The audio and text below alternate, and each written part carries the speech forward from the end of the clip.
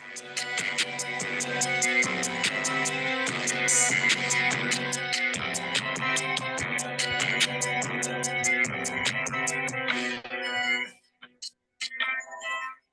to the Mizzle show, where they not supposed. If you want to know about sports, this is where you go. Welcome to the Mizzle show, where they not supposed. If you want to know about sports, this is where you go.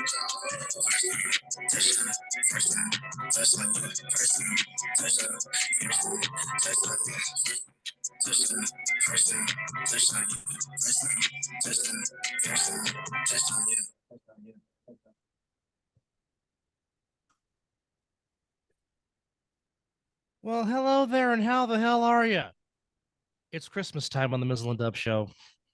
You've been waiting for it. You've been wanting it. So here it is. It is our yearly show to where we dive into the 104th season of the National Football League, which will kick off in less than 72 hours in Arrowhead Is this Stadium. our 104th show as well? I think this is 104. I think this is 104. You might be correct there. So actually, let's go to the archives. Yes. Let's be accurate about this. Hold on, ladies and gentlemen. But yes. Welcome to the football edition, to where we ramp up our shows, and we'll give the people what they want more of, is us talking about football. And yes, you are correct. This is episode 104. Yes. It's just meant to be. It's meant to happen. It's just you are absolutely correct. And while we are as I'm trying to that's not what I'm trying to do. Yes. I'm trying to invite, damn it. That gummit. Yes, this is the show to where it's an open roundtable. We can have multiple guests popping in and out. Hope you guys have your sports attire on. As you see, it's always Raider Nation. I already got it on every day, all day. I sleep with Raider Nation on. This is true. I'm pretty sure if they had Raider Nation condoms, you would wear those too before you got married. That is. Well, or I could be wrong. I don't. There's an open joke for that I'll keep to myself. Got it. Alrighty then. Well, it is what it is. So, but yeah, as Mizzle just clearly said, we are in our team gear, representing, if you will. So, for those that come in, we appreciate you coming in and joining us on the show. Yes. And, just dropping in your football knowledge. Like I said, we will try to cover every award possible, from MVP to Rookie of the Years, defensively and offensively. Coach of the year. Well, I don't know about Coach of the Year, but certainly those. And of course, as always, we will give. Let's give our own version of Coach of the Year. Okay. Let's just figure out who you think will be a good coach. I'm down for that one. Fair enough. Yes. But I will say this: I think there is no head coach in the hot seat in the NFL more than Brandon Staley of the Inglewood Chargers. That's just my take. Because there is too much talent on that team to be as underachieving as they've had almost for the last decade. And that's even going back to when Anthony Lynn, who is a solid football guy, and I'm glad he's on my coaching staff, solid coach. Even when Phillip Rivers was still the quarterback.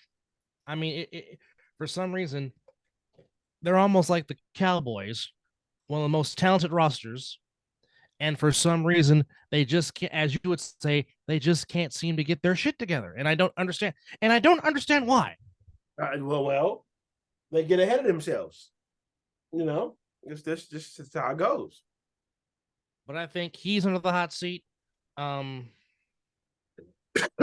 What about Mike McCarthy, since we're on the Cowboys?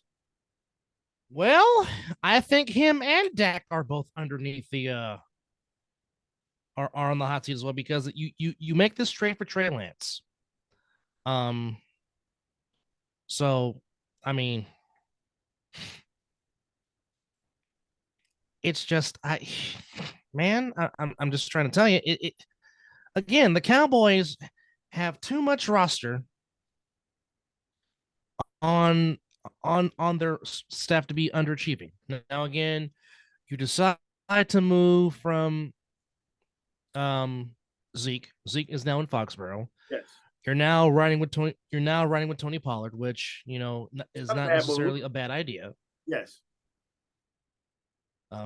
Tony Pollard was giving us fits in that playoff game until, unfortunately, he got hurt, which is unfortunate. And we're going to see how he can be effective when he comes back.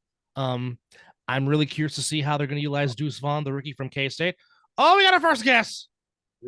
Ladies and gentlemen, by way of Sacramento, California, and also this is my Aflac symbol in the background. I got with the Aflac. I got to change that up. That was for business meetings and shit. That is perfect, my man. You don't have to change nothing. That is awesome. We know what anyhow, also a sponsor. So anyhow, to our many viewers, this is my very good friend and also my co-host for our Thursday wrestling podcast called the Wrestling Psychology 2.0, which is something he started years ago, but now wants to bring it back. And of course, he also has the All Pro Joffos, the highly elevated sports talk for the highly elevated sports fan that you can catch on Wednesdays and Fridays. My good buddy, Mr. Tuesdays JP and Fridays. Brunetta. Tuesdays and Fridays. Okay. Yeah, we have Tuesdays and Fridays. Okay. We changed it up now because one, football season is here, which is obviously why we're talking and everything.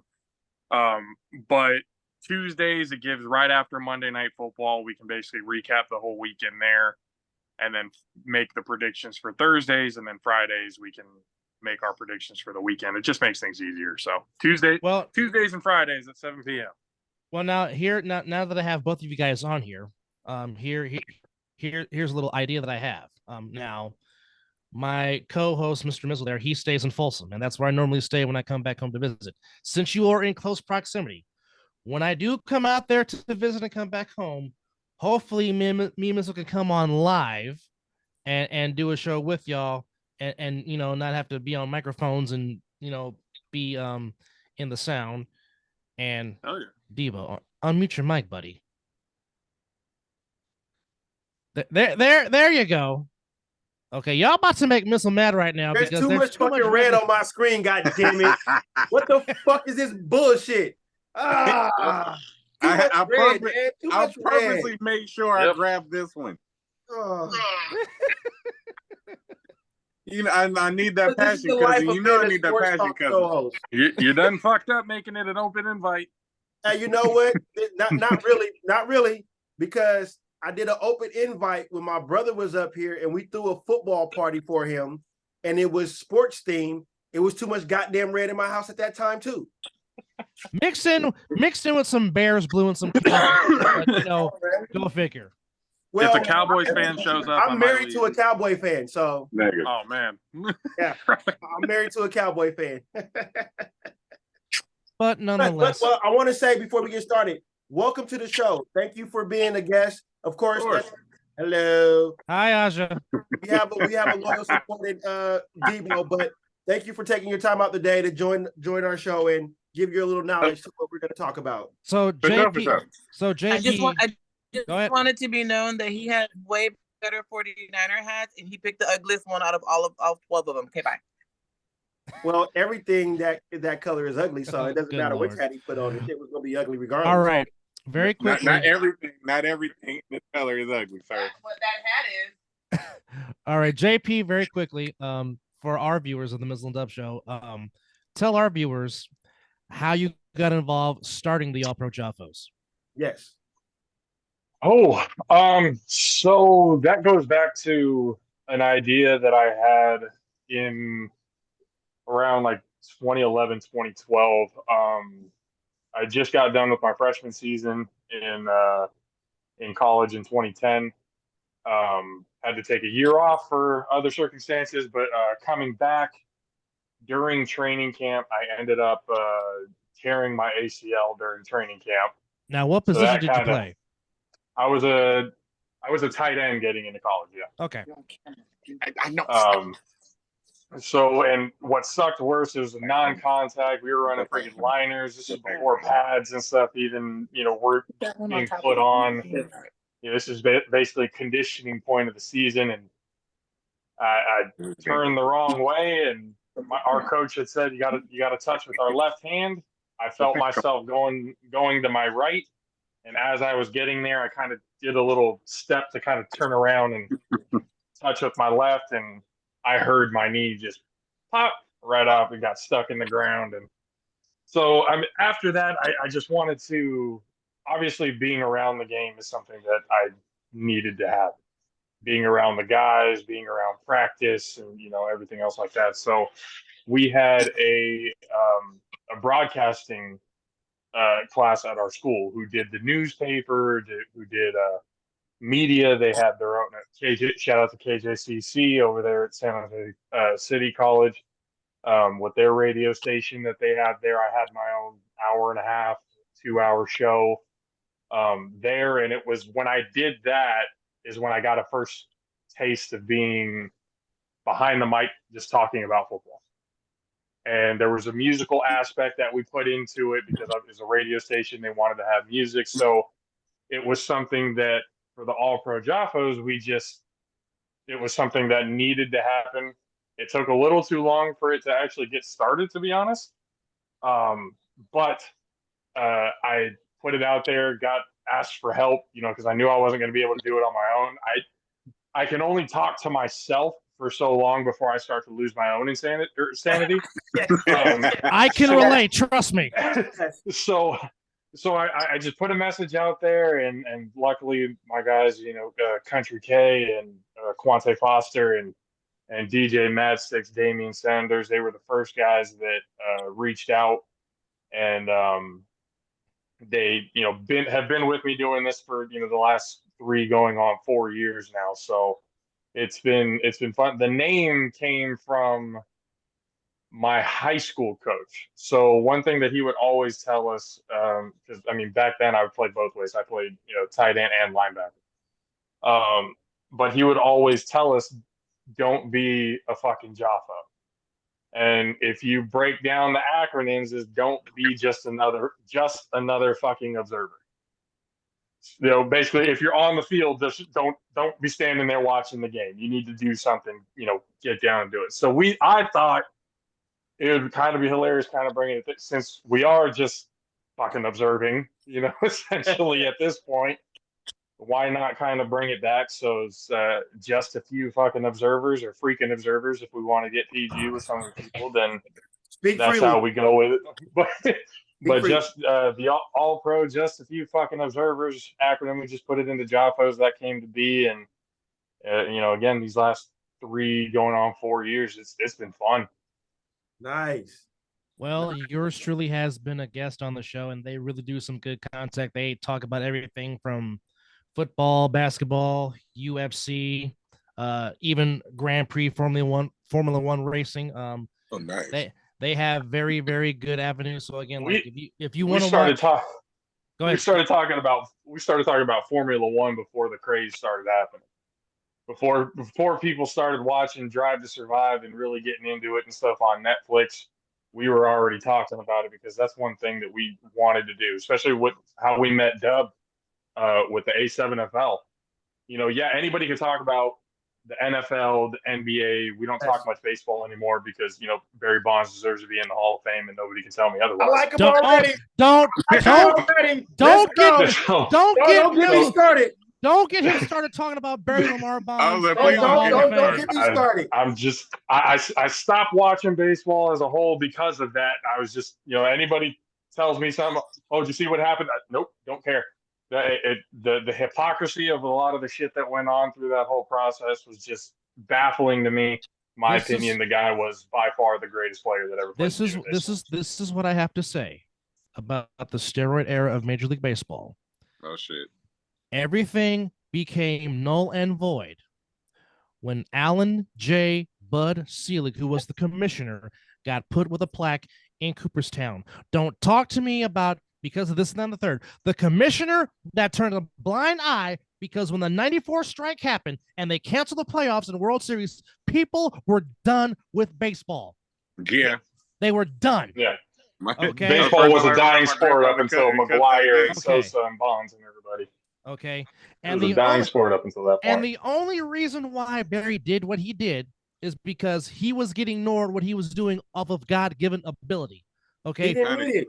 He didn't need it. No, he didn't. He was already a four-time MVP before he even showed up in San Francisco.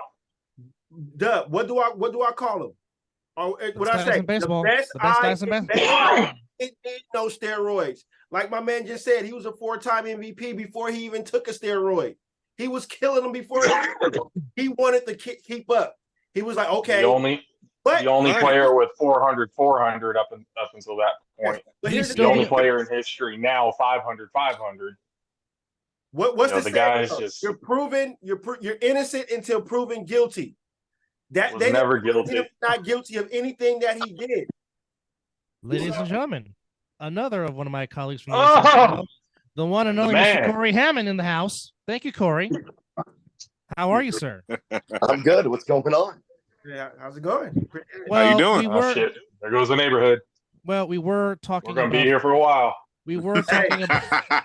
Let's roll.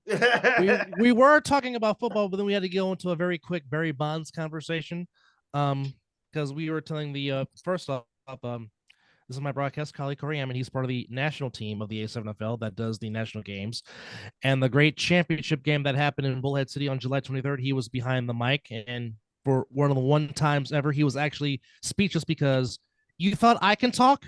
Corey Hammond can talk, ladies and gentlemen.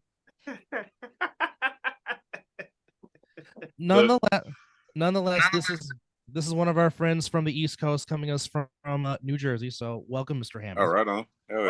Welcome. Okay. Well, thanks for having me. I saw a Zoom link and I was like, let's go down this rabbit hole. And here we go.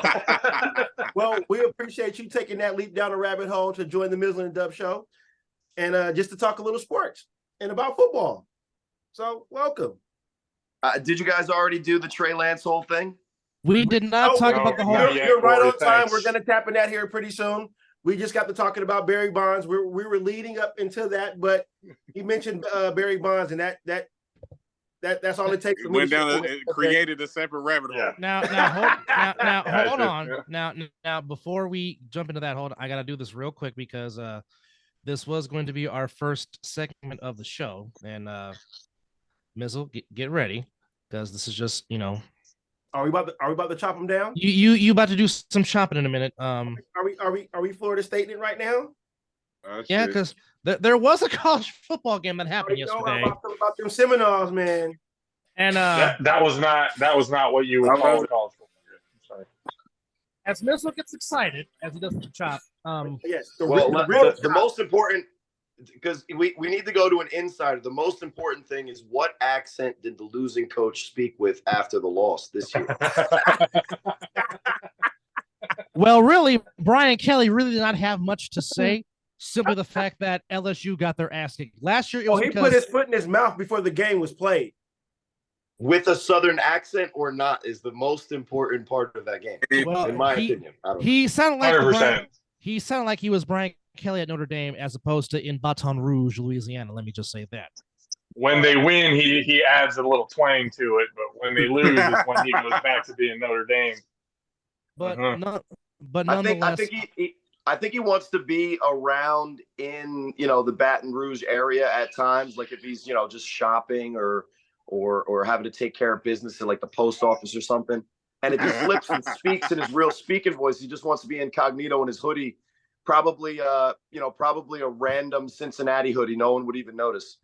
Honestly, they keep this up, he'll be out of LSU midseason. And that's going to be my next question: is if he struggles again, does Baton Rouge kick the tires on him after 2 seasons because they paid him a lot of money to leave South Bend to come to Baton Rouge? Because this is awesome because Josh is here and I'm supposed to be his college football guy. So, but I'll say this: in week 0, whenever it's a week 0 anything, we do have to pump the brakes a little bit. Now, the way that the college football game is structured, since all of these fan bases have, maybe they have more drinks than chromosomes usually. But the fact is that early in the season, in a college football season, yes, your championship hopes can be over. But like, look at Oregon last year. They started off the season getting absolutely embarrassed on national television. Bo Nix left the SEC last year, and then, oh shit. And then he couldn't get away from Georgia. He couldn't get away from fucking Georgia, even the Pac-12. He was a whole fucking 3 time zones away. Excuse me. Can I curse on here? I just want to make sure. Yes, you can. Freely. Okay, so and, he was and he was a whole 3 time zones away. Georgia still got him. Now, how did Oregon? Corey, what's up? And not to mention, if you want to dabble in the herb, you're welcome to, because a lot of these guys on here are potheads, with the exception of me. So if you need to dabble in the herb, go ahead. To each his or her own. And Dub's just asking out of politeness. He can neither confirm nor deny that that's something that I ever take part in. I'll say it for you. Yes, it is. So how did Oregon's season last year end? And how is it beginning as far as hype goes this year? Because in the beginning of the season, you take that tough loss. It's almost like a preseason or a scrimmage, because it's very rare that these teams actually get a chance to be a full unit play, a full game style situation, unless it's the spring game, which is garbage anyway. I mean, in spring games, a lot of times it's the greatest moment is when the team is doing something for charity for a little kid and nobody's trying on that play, which is against everything that Corey Hammond stands for, but it's for the kids, so I understand. Corey Hammond would be the guy, the safety, who would come out of nowhere and just nail the fucking Yes, he would. Yes, he would. Yeah, but no 3 points versus the kids. The mascot. No, I would be Peyton Manning in the commercial. If a kid came on the field to get the Corey Hammond experience, I wouldn't take the slip off the ball. I would fire that thing, because the only thing more debilitating kids' chest than that kid's got going on is me treating him any different than I would any other kid in that situation. So just like when I coach Pop Warner, I'm firing it, 67 miles an hour, and that's the top end. I don't even throw that in the A7FL. Yeah, just like Peyton Rub some dirt on it, you're fine. Just like Peyton Manning on SNL, throwing it right in the chest. Yes, got it. Yeah, but that's dead serious. That's like literally my life. But Oregon last year lost embarrassing fashion to Georgia, non-conference game. Correct. It didn't really matter at the end. Oregon, if they won the game against USC, I believe they would have been the Pac-12 representative, or the Pac, 3.5 at this point. Now the Pac-2. Yeah, the Pacific ends, right? Yes. It's going to be the Mountain West is the new Pacific. It's the Mountain Pacific. Correct. So when you look at LSU, conference, if you look at LSU and they can get it together, I mean, Daniels as their quarterback is pretty good. I think that they can figure out a couple of the other things, because they have the talent there. It's not like they didn't recruit. And Brian Kelly usually does have those situations where it takes a little bit to ramp up. But if they have another SEC regular season like they did last year, he's not going to get fired. Brian Kelly to me is that coach at LSU since Coach Bo's gone, that they needed to figure out some sort of splash hire, because if you're a Notre Dame head coach, that's what it is. It's one of the most, top 5 sought after head coaching jobs in all of college football. Brian Kelly had a history at Notre Dame. A decent season, never won a damn thing. Won a couple bowl games, but nothing, national titles or anything like that. Got to the championship game, but there was a guy named Derrick Henry that had a little bit something to do with that in that championship game. He went undefeated in the regular season and lost to Alabama. Urban Meyer was famous for doing that. Maybe not specifically Urban Meyer, but you know the joke. I don't know. I wouldn't look at LSU hiring Brian Kelly as a mistake.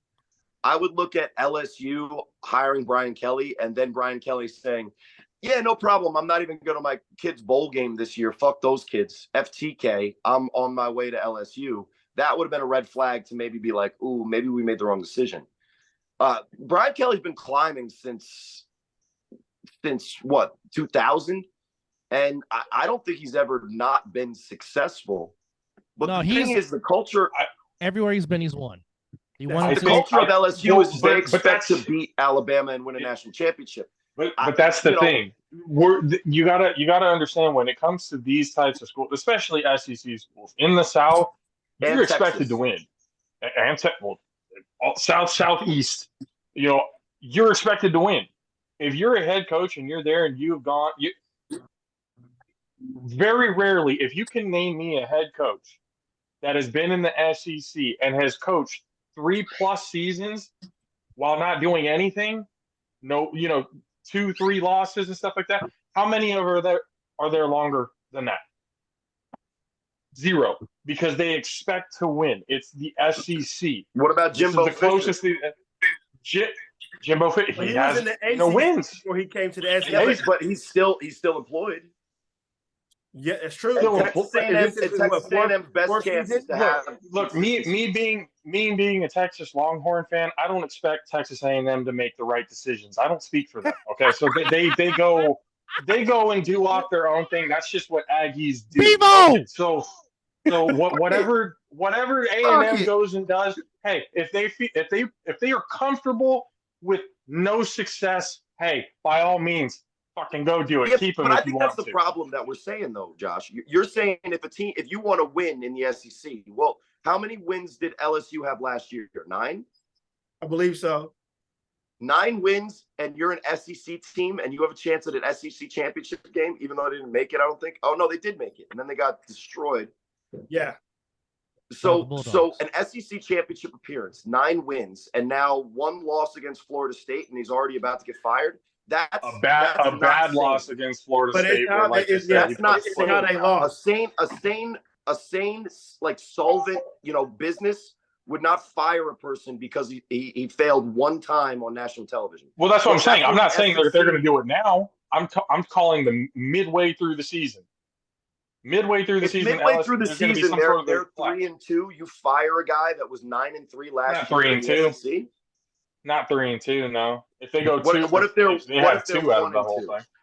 What if they? No, not 1. What I'm saying is, if he goes if he goes like 2-5, the first 7 games of the season, he's gone. And then what happens when you hire San Diego State's head coach, and you were like, he's the new guy, and you go 5-6? No, what I'm not going to make that decision for. I'm not saying that's the decision that they're going to make either. Since at that point, you bite the bullet. Since Mac Brown, how many coaches has Texas had? Ooh, too many. It's impossible to count. Too many. It's impossible. Too many.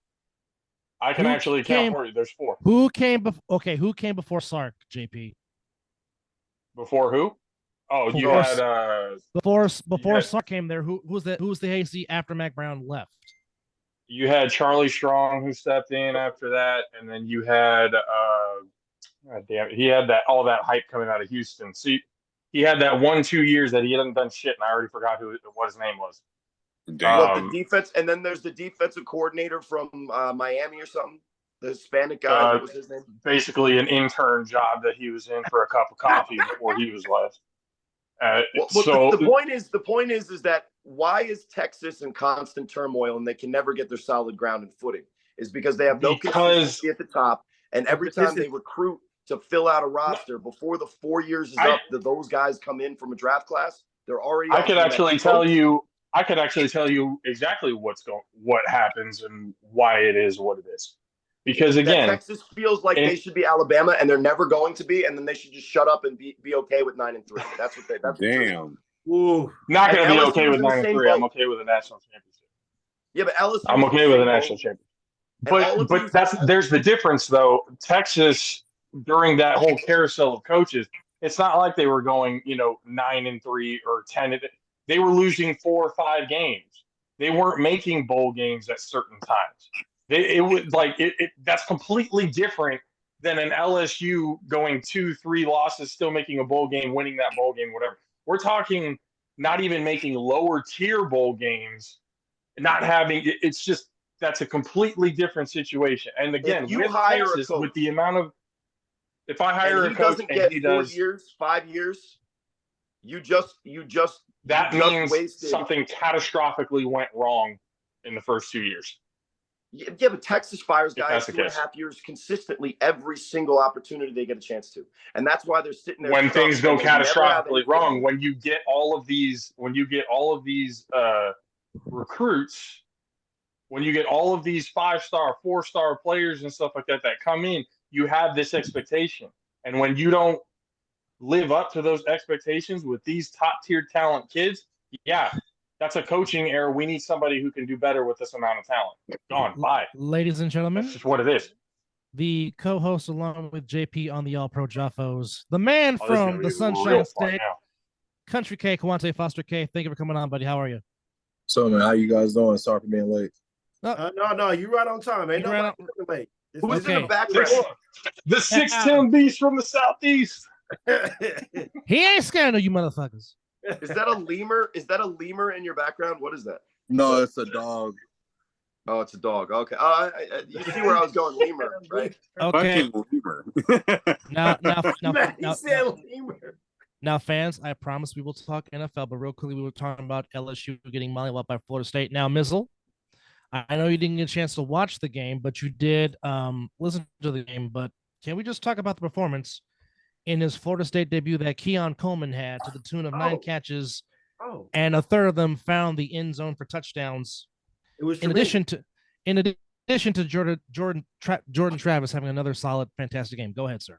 It was just tremendous. Just the announcer that was, because I was listening to the Florida State broadcast. I believe it was I can't think of his name right now. Matt Ryan. It was Matt Ryan. It was Matt Ryan. Okay. And who was the other one? Well, Matt Ryan. I'm pretty sure Matt Ryan could do a very good Gene Deckerhoff. Fire the cannons! Oh, Matt Ryan would be perfect. They said they need to throw it to Coleman a little bit more. They wasn't using them properly. Well, and somebody so heard him. Yeah. So in the second half, he came out and some adjustments was made. But just Florida State is just picking up from where they left off last year. I just hope that they can keep it together. You know, last year I only had them winning 6 games, maybe no. Correct. 3 games. I don't win 3 games last year. You had them going 4 to 5 wins, and they told you to hold my fucking beer, and they went with 10 wins last year. So well now we didn't took down the number 5 team in the nation. I'm having big vision now. If Jordan Travis, all right, but does a preseason number 5 mean much more than a preseason All-American? No. To me, right now, what they did is they beat a powerhouse team. I don't care about the rankings. It's about how they look about who you beat early in the year. We did not take no scrub team. We didn't give them a check like come play us first. We played a powerhouse team. Now we're giving the team next week a check to come play us because that's a home opener. But I do like what we did with the number 1 game is that we showed the nation that, okay, we played a top SEC team and we're an ACC team and we're not fucking around. So I believe that Florida State, our biggest problem is always going to be Clemson. Clemson gives us fits every year, no matter what the fuck the quarterback, coach, whoever. It's just since Jimbo left, Clemson is starting to run this division. So if we can handle them and Louisville, because they're sneakily good as well too. But that was just a dominant performance by how they played last night, and I was very proud to listen to that and hear that. It was the chant was going loud last night. That's all I heard in my ear. We was chopping them down. By the way, Duke is up 6-0 over Clemson with 12:06 to go I got eyes on it as well. In the second quarter. Just keeping that in mind. Okay, so Kay, you look like you have something on your mind, buddy. What's going on down there? Go ahead, sir. I got to sit here and take the Florida State criminal fandom and let it just go. You know, that's all that's going on. You know. Okay, but this is why.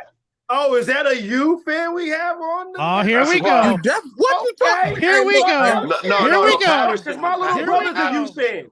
We don't talk to each other when game time. I don't text him.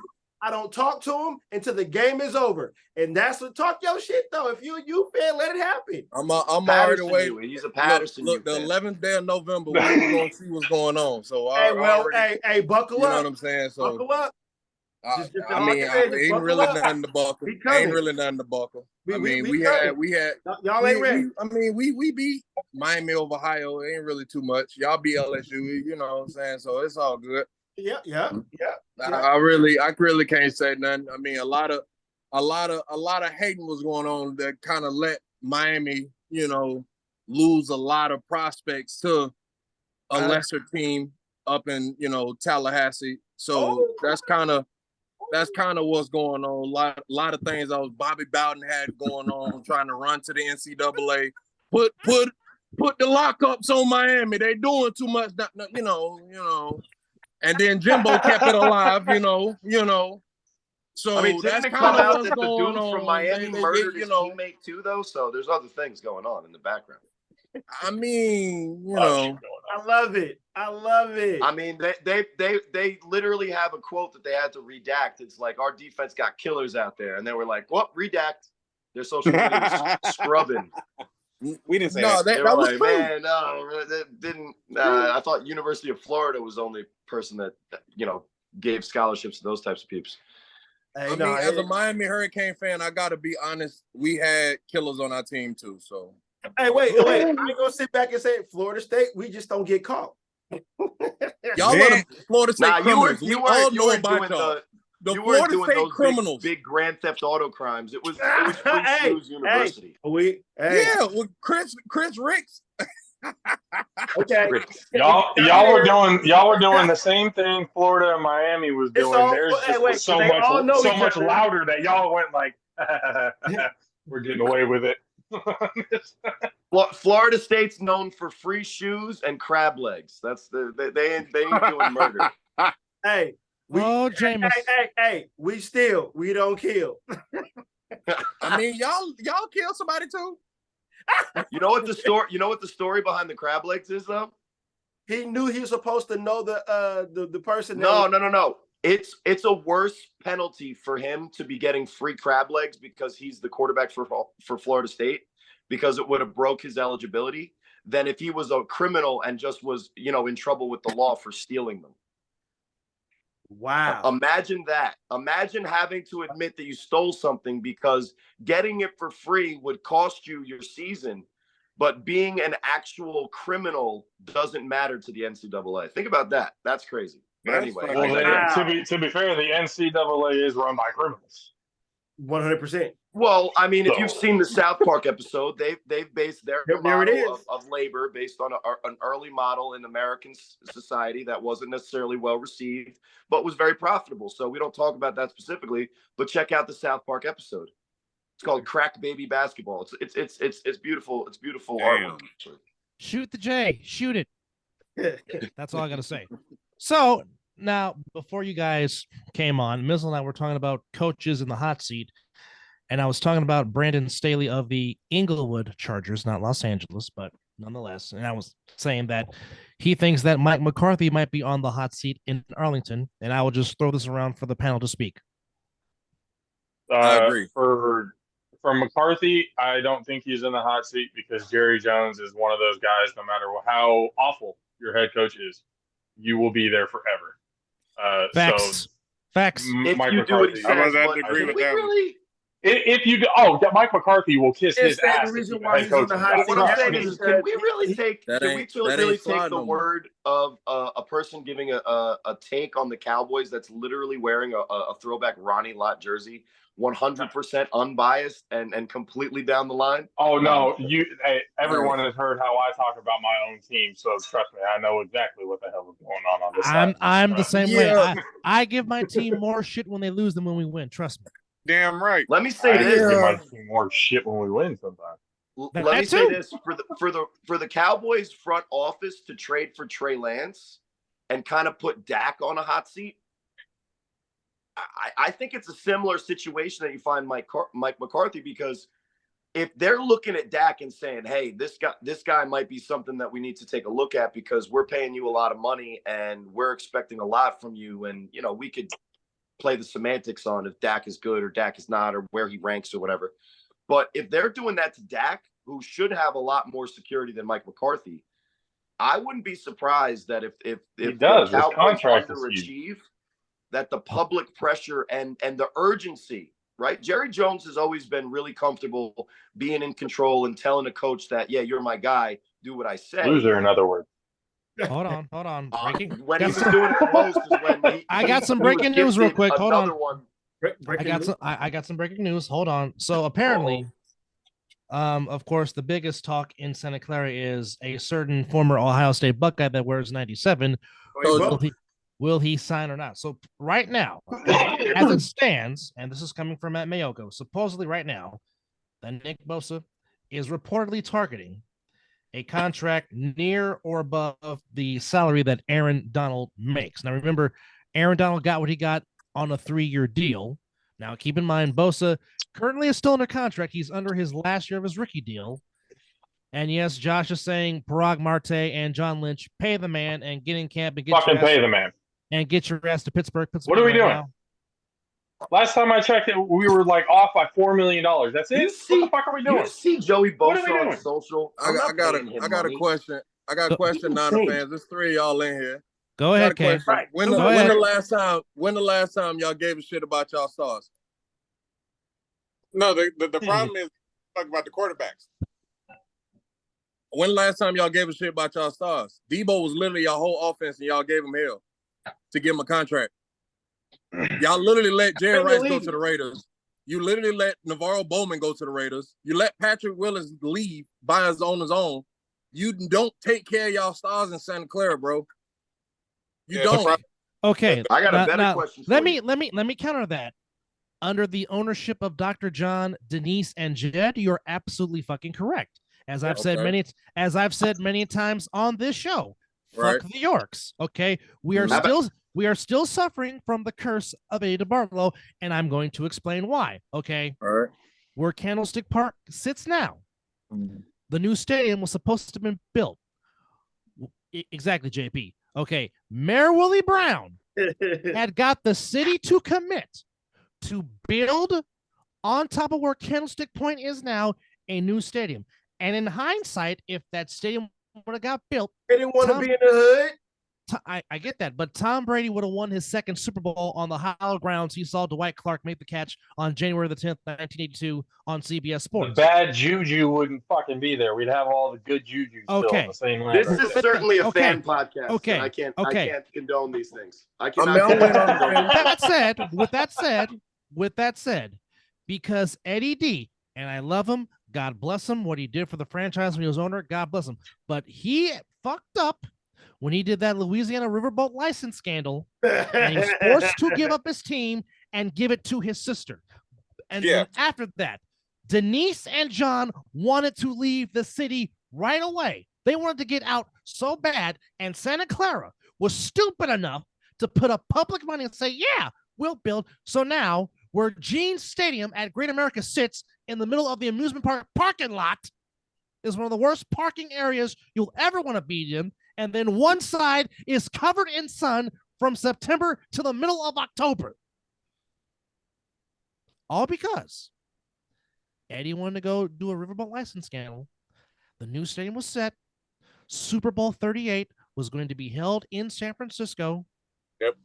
Instead, we had to wait until Super Bowl 50 when all the crap was held in San Francisco. But no, you got to go 50 miles down south to play the game in Santa Clara. And I'm like, no, since you want to be in Santa Clara so goddamn bad, have all your crap in San Jose and in Santa Clara, not in the city. So why do you think Niner fans turn out else but to fucking Gene Stadium? I mean, I hear all that, but my first example was Debo Samuels, which was last year.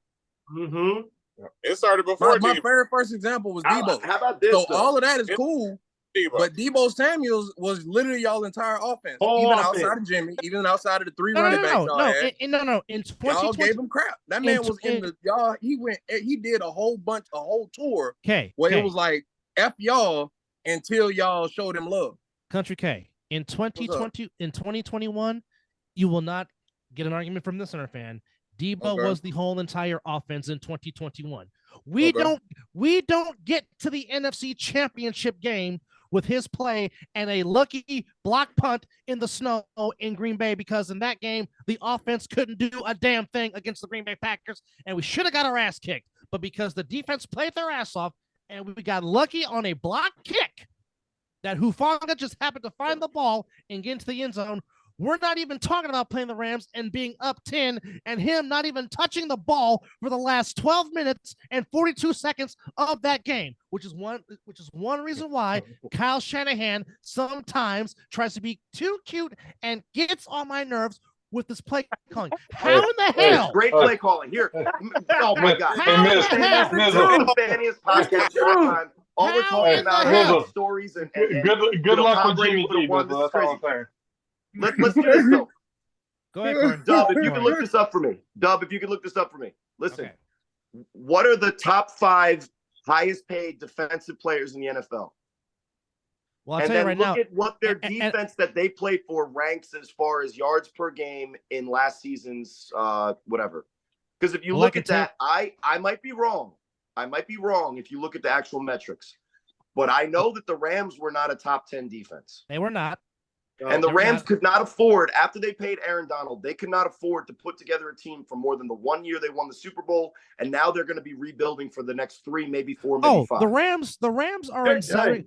The Rams are in salary cap hell because they put all their things in that one season when they traded for Stafford, when they traded for Jordan Ramsey. They basically sold their soul to get that one. And it started by them paying Aaron Donald that contract that everything's being compared to. No, now they paid him after they won the Super Bowl. They paid him after they won the Super Bowl, and that's where they paid him first too. They paid him first a big, huge contract, and that's what put them in trouble.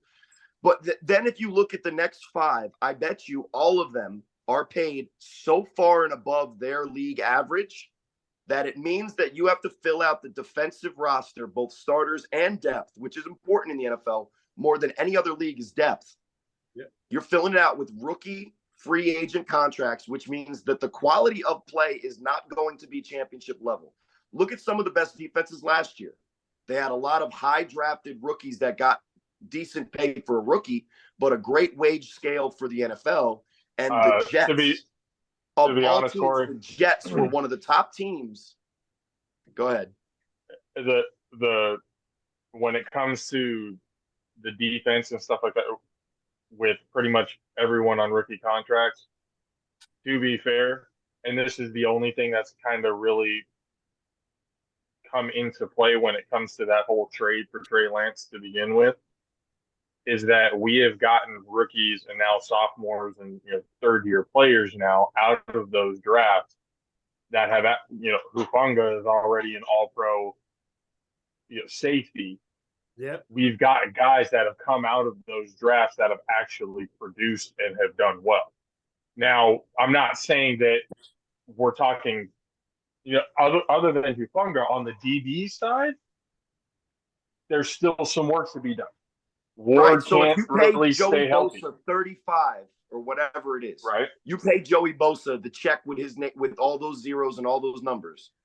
How do you afford to improve your defense that with Joey Bosa was good? Nick. With Joey Bosa is good. But now you're saying you got to pay him to now be better? It's not going to happen. Now, I mean, the only way you could kind of hope for that is to hope that you keep hitting on these rookie contracts and picks. Well, that's the only way you'd be able to save the money. We talked about it on your show, guys. Yeah. The GM for the 49ers made one mistake, and that was Trey Lance, and everything else that he's done has basically been solid gold because he did the cardinal sin that you can never do, which was miss on a quarterback in the top 5. And his team last year was what made it how far in the NFL? I don't remember. They got to the NFC Championship game. And if Brock Purdy, their third quarterback, 7th round pick doesn't get hurt, what is the San Francisco 49er fan going to say? Here's the thing. That game, okay, in the record books, it will stand as the Eagles won 31-7. But in reality, it was an NC, a non-complete, because there wasn't a quarterback. You have Christian McCaffrey trying to throw the goddamn ball, and all Brock Purdy. But what I'm saying is that the team that you're talking about has a general manager that made the Cardinals is so good that he committed the cardinal sin of any general manager could make in the NFL, and instead of getting fired, he was able to build a team that made it to the second highest platform in the league that we're discussing. Correct. And yes. So the fact is that John Lynch knows what he's doing, and what I'll say is that if you do not pay Joey Bosa, what is he going to do? Go to Trump rallies? Yes. He would go to truck rallies. Go ahead, Ken. Go ahead. All right, one question off of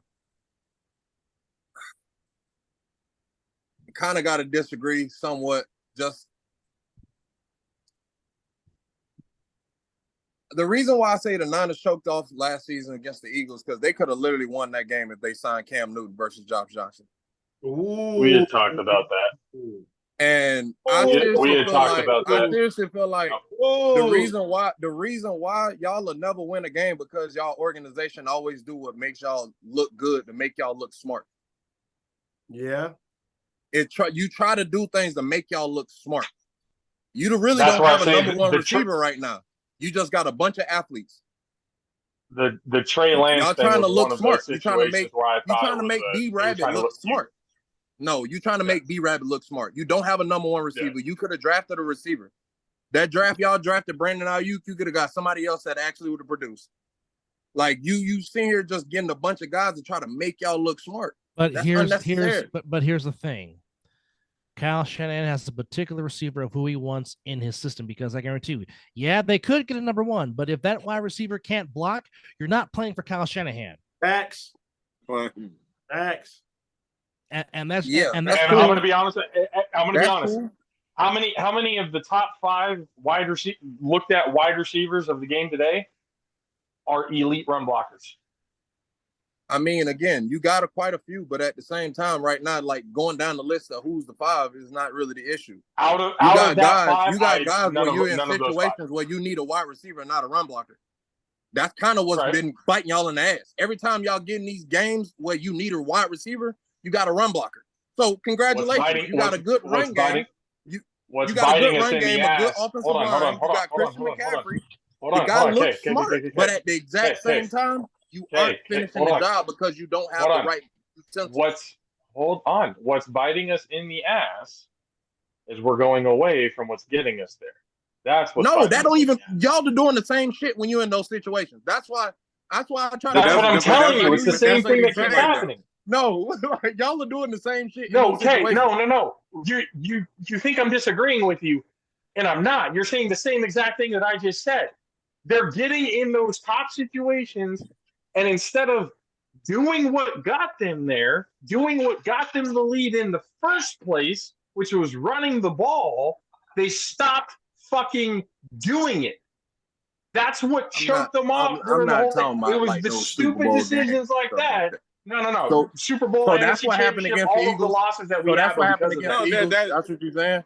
The Eagles was another. That's the last Eagles. We had that's what he's saying. It's throughout the whole season that they were doing shit like that. They weren't doing they kept stopping the running game. They would have a really good game doing literally run game. Get them a fucking W. Very next fucking game, they decided to throw the fucking ball. They decided to literally go against what got them the W in the first fucking place. Well, yeah, but y'all had a pretty solid record last season, though. Yeah, right? yeah, solid record. It's more of the fact. But hey, it's never been the situation when you get these big moments. But that's what I'm saying. That's never been the argument, though. You need certain utensils, and you try to run. It's you don't the, have that's the never been the argument. It's the same hamster wheel. We'll have a good season, get to the playoffs. All of a sudden, it'll fuck up. Go right back to the next season. Somehow get back to the playoffs. Fuck that up. It's been the same hamster wheel. They haven't learned from any motherfucking mistake. They keep making the same goddamn mistake. Three out of the last 4 years, the Niners have been in the Final Four. They've either lost in the Super Bowl or have lost in the conference championship game. And I can say in 2 of those 3 games, it has been because of quarterback play in the fourth quarter. I'll go back to Super Bowl 54. Garoppolo was 3 for 10 for 26 yards in that Super Bowl. Good luck with that, Mizzle. With a late interception. What's that? Okay. I go back. Good luck with Jimmy G on your squad, my guy. I go back. You'll feel the pain I felt. Thank God Raider fans get to feel the pain that I felt. Go back to 2021 NFC title game. The Niners were up 10 for most of that game. In the fourth quarter, Garoppolo was 3 for 10 for 30 yards and 1 costly interception that Jamaica Hyde tipped up in the air and it just landed into the hands of a Rams defender. The one thing that has held this team back 3 out of the last 4 years has been the damn quarterback position. Now, we will never know what happens if Brock Purdy does not back, not the quarterback position. Well, when you need a Garoppolo to make a throw, he cannot make the doggone throw because one, that's true. That goes hand in hand. That's true. You had Aaron Donald chasing your ass in the championship game, and then in Super Bowl 54, you had Frank Clark chasing your ass. Which, by the way, he still has not signed yet in Kansas City. Which we will get to that game talking about the Chiefs and the Lions as the 104th season of the NFL kicks off this upcoming Thursday. So, with that said, getting off all the Snyder talk for a minute, how do you guys see the open? Thank you. Got it. Hold on, Kay. How do we see this opening game between the Chiefs and the Lions this upcoming Thursday? Who wants to take the floor first? I got the. I'll just say that we need to fire Shanahan. He's only made it to the NFC Championship game. He schemes guys open, which isn't enough. They got to catch it, and that's his fault. So let's fire Shanahan and then go. All right. Okay, you had a concern. He described it as rich people problems on our show. Got it.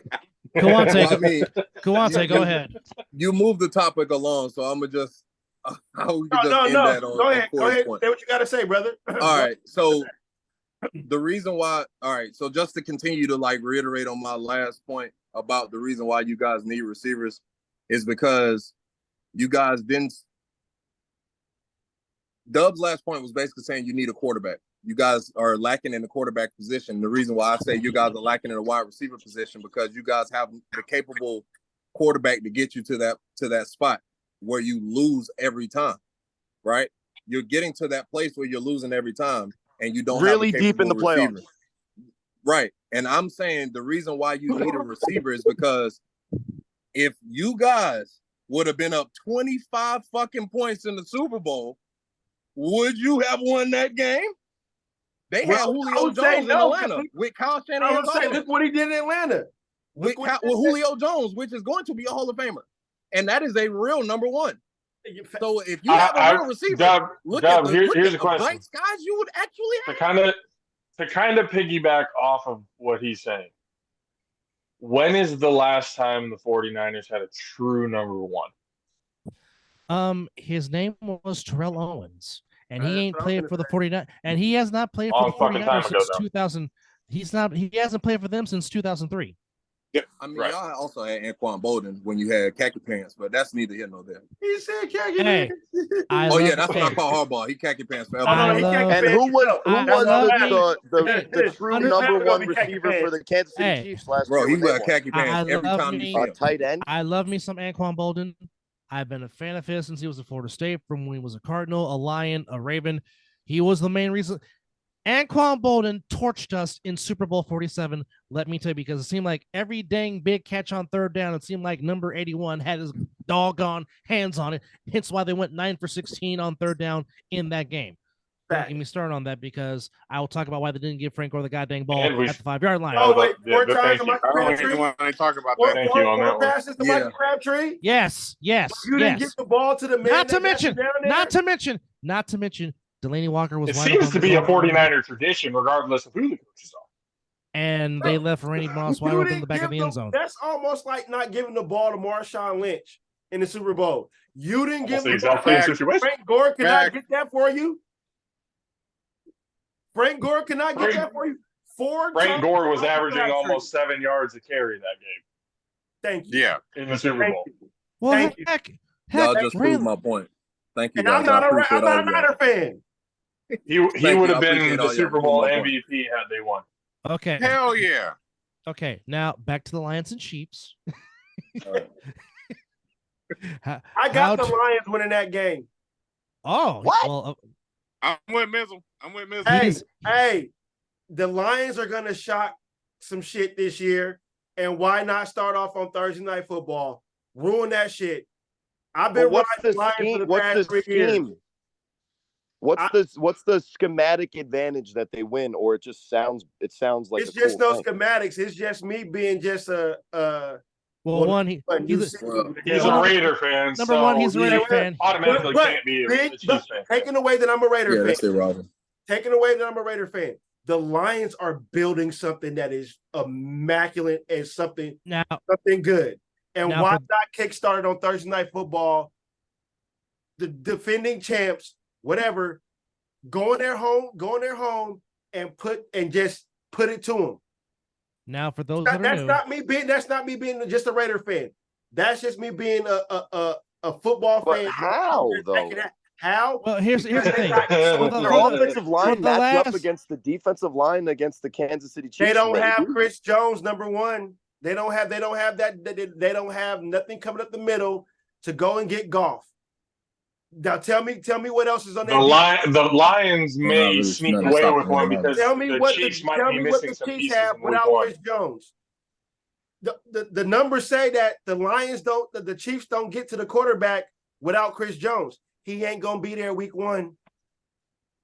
The Lions have a good running game. Their passing game is somewhat decent. If they ain't getting and Goff that's any quarterback. You give any quarterback time, they'll carve you up. If they honestly, I like the Lions. I like Goff. I like what they're building. I just, especially week one, I don't remember the last time the Chiefs started a season off with a winning percentage lower than 90%. Hey, the Chiefs come out of the gate hot. Everybody's healthy. They're coming out of camp all rested and ready to go because Andy Reid's been doing that since he's been an Eagles head coach. And I think Patrick Mahomes, you got to look this up, Dub. Patrick Mahomes has 1 or 2 in his entire career losses in the months of September and October. So maybe against the spread, maybe the based on the spread and the over inflation of the love for the Kansas City Chiefs and Kermit the Frog. I mean Patrick Mahomes. There might be a good spread there to maybe take. I mean, like it's not easy being green, but when you're red and yellow, it's been easy in the early parts of the season. So I mean. Listen, I love the Lions. I'm sorry. Anybody who puts ketchup on their fucking steak is a psychopath. You stole my thunder. Thank you. You stole my thunder. Thank you. I'm just saying. But with that game, right? But what's worse? What's worse? Him doing that or Will Levis putting mayonnaise in his coffee and getting a lifetime mayonnaise deal for the rest of his life? Will Levis putting mayonnaise in his coffee. I mean, Will Levis thinking that anything he does is interesting to any of us. That's what Will Levis is. No. We don't care, Will Levis. You're a second-round pick, number one. Number two, nobody cares at all that one time in a dome you threw an accurate pass to a receiver on TikTok. Like what are we talking about here? Will Levis. But back to the game. Less than a week away, which is crazy. Football's back, guys. Let's go. Yes. All right. So, Chiefs. The Lions to me are, if you did a tier list, they're B+. Right? They're not an A tier team yet. You can't tell me that the Lions have a go-to unit on their roster where you say this part of their roster is going to dominate and win the game for them. If I look at the Chiefs, look at the Chiefs, their passing game is an A+. It's that unit that, look, if you're going to beat the Chiefs, you either have to score more points than them or have the defensive pass rush that you're getting to them every time. And I don't think I don't think that the Lions have that. But here's what I think the Lions could. Now, by no means do I think the Lions, if they're going to escape with a win, it's going to be because of the run game. The only way the Lions end up winning this game is if they use that 1-2 punch that they have and keep Patrick Mahomes off of him. It's the only way they get away with it. Because the defense hasn't shown me anything yet to think that they're going to be able to keep up with the Chiefs' offense. So the Lions' offense needs to slow them down. So would you shape, or form. It has to be the running game. So would you say limit the possessions? And Raw going for 150 yards. So you're saying limit the possessions for Kansas City on offense to where the Lions can just chew up most of the clock is what you're trying to say. That's how it's going to have to happen. 25 minutes. Feel like very underwhelming ifs to me, right? For you to say that the champs are going to lose to a team that didn't make the playoffs last I year. didn't say that. I would love to I'm just hear saying that this I'm is just going thing, with and the like, Lions oh, okay, shocking the you world. That's more what I'm going with, and I believe it can That's happen. your upset for the week. Yeah, that's my Mizzle, you sound like a betting man. against the spread. Well, the Chiefs are minus I 6.5. don't do that spread shit. I just go on what I see and what So I. you're saying that outright Lions dub, book it. Yep. No matter what, Lions dub. No spreadsheet. Okay. No whatever. I'm just Okay. September, October. Patrick Mahomes starts at quarterback, isn't hurt. Book it. Okay, so we've now come to the prediction part of the show, as we're going to predict, as we are going to do. Everyone here gets to predict the winners from week 1, and then we will have you guys give your division winners, your wild card picks, and your homer Super Bowl pick, and your non-homer Super Bowl pick. So, Mizzle has the Lions. Debo, who do you have? Lions. Lions. Okay, Corey, you're picking the Chiefs. Yes. JP. The Muppets. I'm picking the Muppets. JP, who you got? Going with the Chiefs. Country K. We'll go with the Chiefs too, dog. little known fact. If you actually shave off the mustache from Andy Reid, he looks a little bit like Miss Piggy. So it's Kermit and Miss Piggy, the Muppets. Well, actually, Corey, Andy Reid is already the Kool-Aid Man. So you're calling him the Kool-Aid Man / Miss Piggy? He's a large guy. You can make a lot of fat jokes. I don't know. Yeah, well, he is the Kool-Aid Man. I mean, he kind of looked like the pizza dude from Sesame Street already. I can't stand you. I can't stand you. Okay, now, spoiler alert. That is a human walrus if I've ever seen it. Jesus if Christ. I've ever seen it. Or he can be that Geico commercial with manatees and novelty teas. There we go. But I digress. Okay, spoiler alert. I'm picking the Lions to win the division. But as far as week 1, yep, I'm picking them to win the division as well. I'm going with Kansas City in the game. Okay, moving on to the next game. Texans at Baltimore against the Ravens. Ravens are -10. Lamar Jackson has offensive weapons. Really? -10? That's it? Yeah, -10. -10. That's it. They're being generous. I got the Ravens winning that game. By like 20. Exactly. So, well, I think it sounds like a consensus. Everybody has the Baltimore Ravens. All right. Yeah. Battle of Ohio. Bengals and Browns at the Dog Pound. So this time we actually get a full season from Deshaun Watson against Joe Burrow and the Bengals. And Browns? Bengals and Browns at the Dog Pound. Is Burrow playing? As far as I know, Burrow is playing. Even though he's questionable, more than likely he's going to play. I got the Bengals. But also Alex Wright, defensive end for the Browns, he's questionable. Denzel Ward, the cornerback, he's questionable. Schwartz and Kunetsky, they're on IR. But as far as the Bengals go, Tavion Williams and Burrow are questionable. I'm pretty sure number 9 is going to play. I got the Bengals. What's the spread for that game? It is, to answer your question, Mr. Hammond, it is Bengals -3.5. 2.5. Cincinnati -2.5. See, that's sketchy, right? Because Vegas always knows something, right? So no, seriously. Like if I knew nothing about anything in football, and I knew that everybody was going to probably feel that the Bengals are the better team going in, regardless of what you feel about Deshaun Weinstein as a person, with a full off season. What did I say? That was pretty good. One. His name is Deshaun Watson, right? That's the quarterback, right? Correct. Yes. Right. So Deshaun Huxtable is as a quarterback is taking that one too. Wait. What did I say? I'm talking about the right quarterback, right? We're talking about Deshaun Watson, the Clemson quarterback. To make sure you don't forget the second point. He has points on his name. He said Huxtable. All right. So our Kelly Watson. Stop it. You're trying too hard. Stop All right, but listen. I'm saying now. Other than You've already being got the tuna, a not great human being, in his career, he was a great quarterback. Now, I don't know if that's gone. It might be. It could have got pulled from him, over and over again with all of the things that he's been facing, or, the faces that have been facing. But not to joke, he hasn't had a full offseason with the Browns. And until this year, when you look at what the Browns are, if they can establish the run, they can win football games. The other thing that I don't necessarily like is under their coach, the Bengals to me always start slow. I was just talking about the Chiefs. They always start fast. The Bengals last year, they were in a Super Bowl hangover. This, throw this team in the trash. They're garbage. Yep. And then when you look at the spread, right? You look at that spread, 2.5. That's sketchy.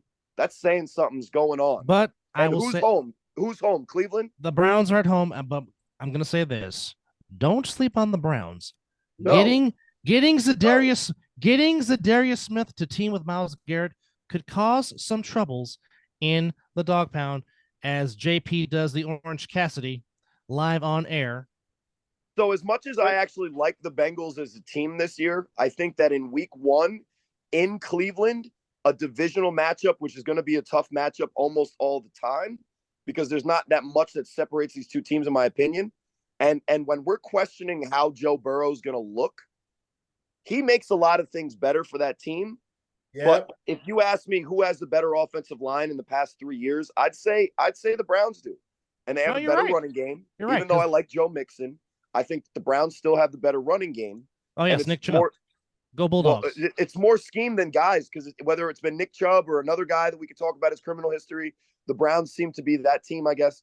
But I think the most important thing is if Deshaun Watson has a full offseason to be the quarterback, he's not going to look like he did last year, kind of being forced in the middle of the season.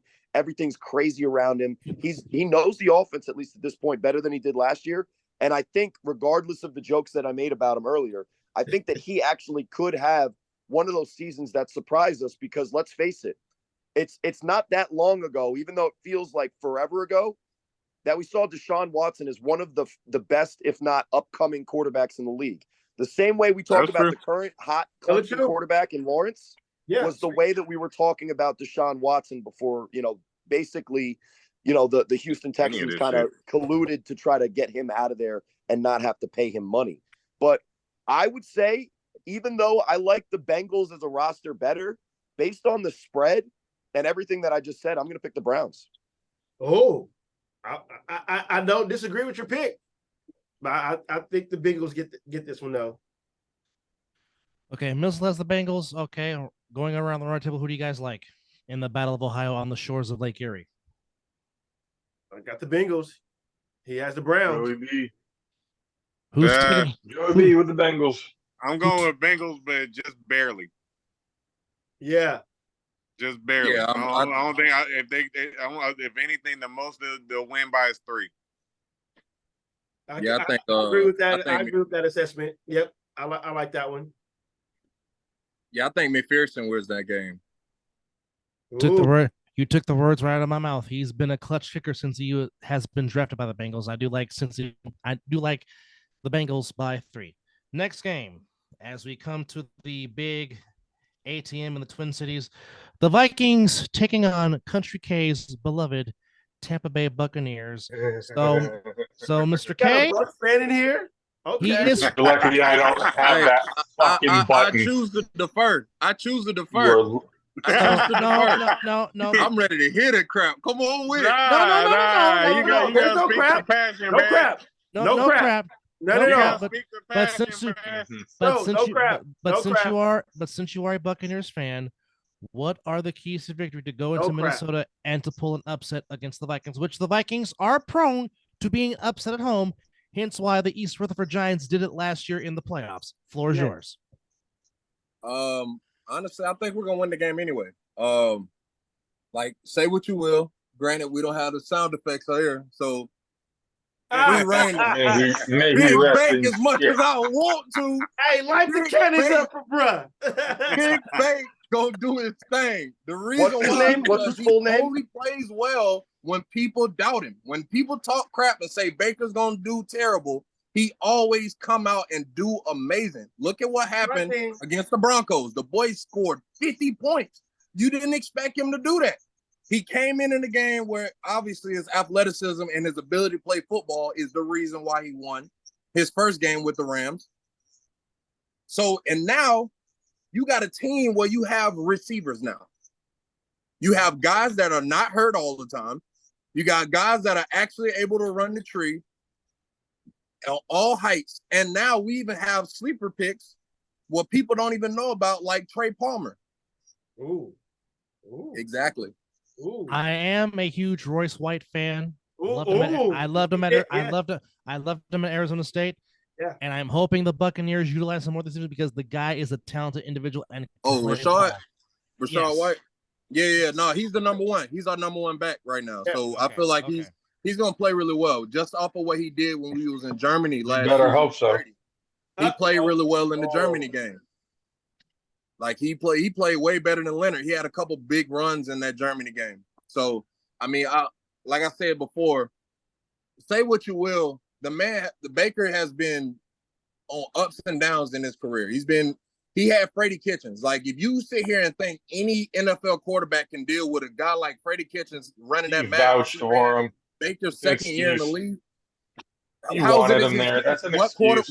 What guy is going to be able to flourish in that situation? You're just expecting apparently the guy who asked him to be there. Baker Mayfield wanted him to be there, so that's again, like I said to you on our episode, Josh, your Texas. What do you want a second-year quarterback to say? No, I don't want him. Get the hell out of here, man. Like, no, he's his second year in the league. Like, no, I don't want him. Give me somebody else. You start making demands. Come on, bro. They literally had you on national TV the year before talking about you're gonna be the backup. Like, what you expect? They treated Baker like a stepchild the whole time he been there. Then you want him to sit here and not co-sign as they should. That was his friend. Like, that's his friend. That was the only person that was showing him love his rookie year when they was doing him crazy. So, and then my boy got hurt, and then he got in the game. Then he took him to the playoffs against, Mr. Touch It, Bring It. You keep forgetting about you know what I mean? That big tall boy that was in doggone Pittsburgh that was touching on all them girls in Georgia. Yeah, no, I ain't forgot about you, buddy. You talking about Baker went over there and beat them. He beat them back to back. And like Corey's point on our show, when the last time somebody did that? And you can't even think about it. And if it wasn't, like I said, you can't sit here and slander a guy that had nobody like Mike Evans. There's only 5 guys that have ever played in the NFL like Mike Evans, and they ain't on the Niners. One of them was. So again, like I said, you don't have receivers like we have in Tampa.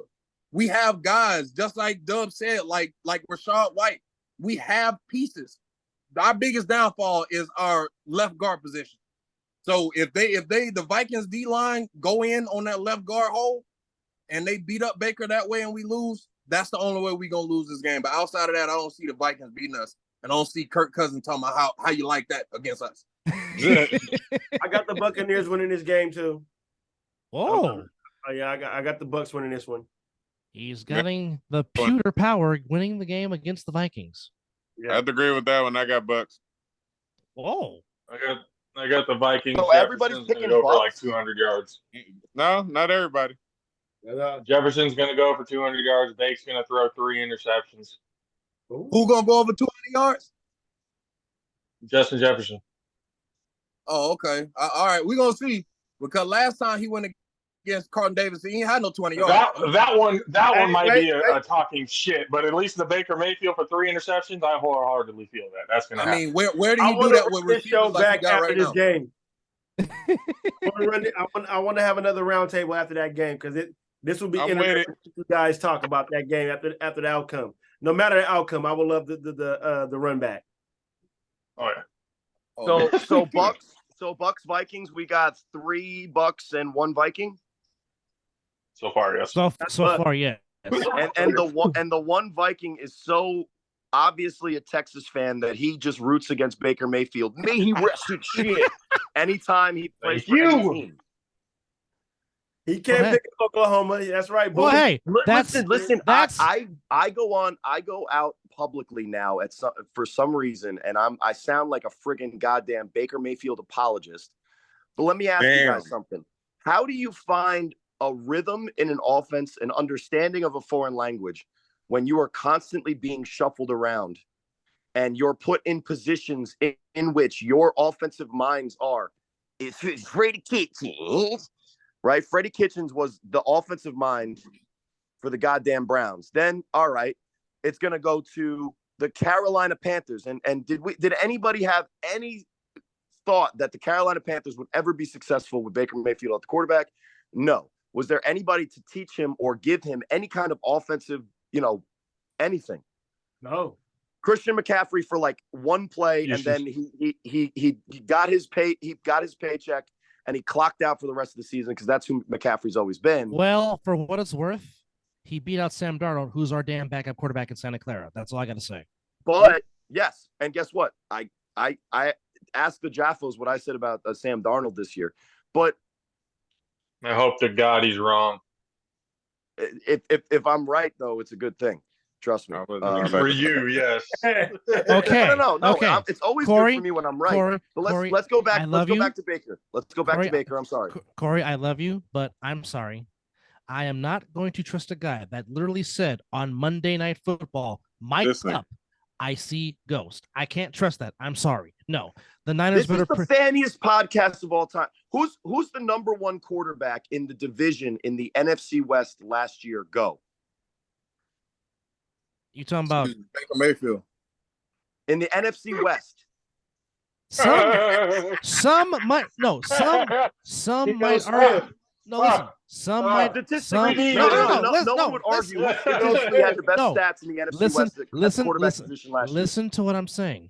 Some people might argue Geno Smith because Geno Smith was comeback player of the year and had a fantastic season in getting the Seahawks to the playoffs. But it's actually Brock Purdy, and we got his offensive coordinator in Tampa. What were Brock Purdy's numbers? What were Brock Purdy's numbers compared to Geno Smith, by the way? Because they weren't the same.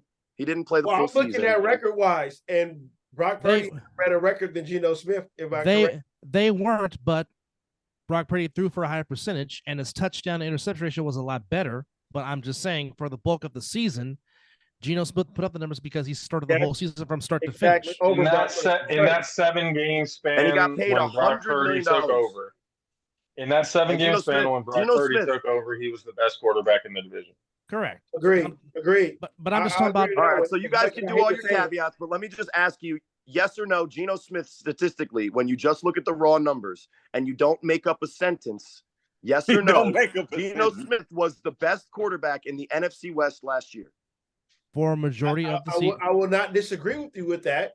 So Geno Smith is the same quarterback, and correct me if I'm wrong, that when he had the opportunity to start for the Jets, punched DK Ian-Pally in the fucking face, got suspended, and had to learn how to be a professional human being at the NFL level before he was able to even be given a chance at a starting role again, right? Correct.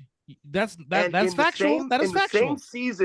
In the same season that Super Bowl winning quarterback Russell Wilson leaves and looks like an asshole, Geno Smith steps in and looks like a guy that a team committed $100 million of money towards, right? Why can't that happen with the top pick, one of the top picks in the draft that was said to have needed extra time in college before he got drafted, that was drafted to a New York Jets organization that threw him the keys to the car with now a good offensive coordinator, a good offensive line, or one representative offensive target on offense.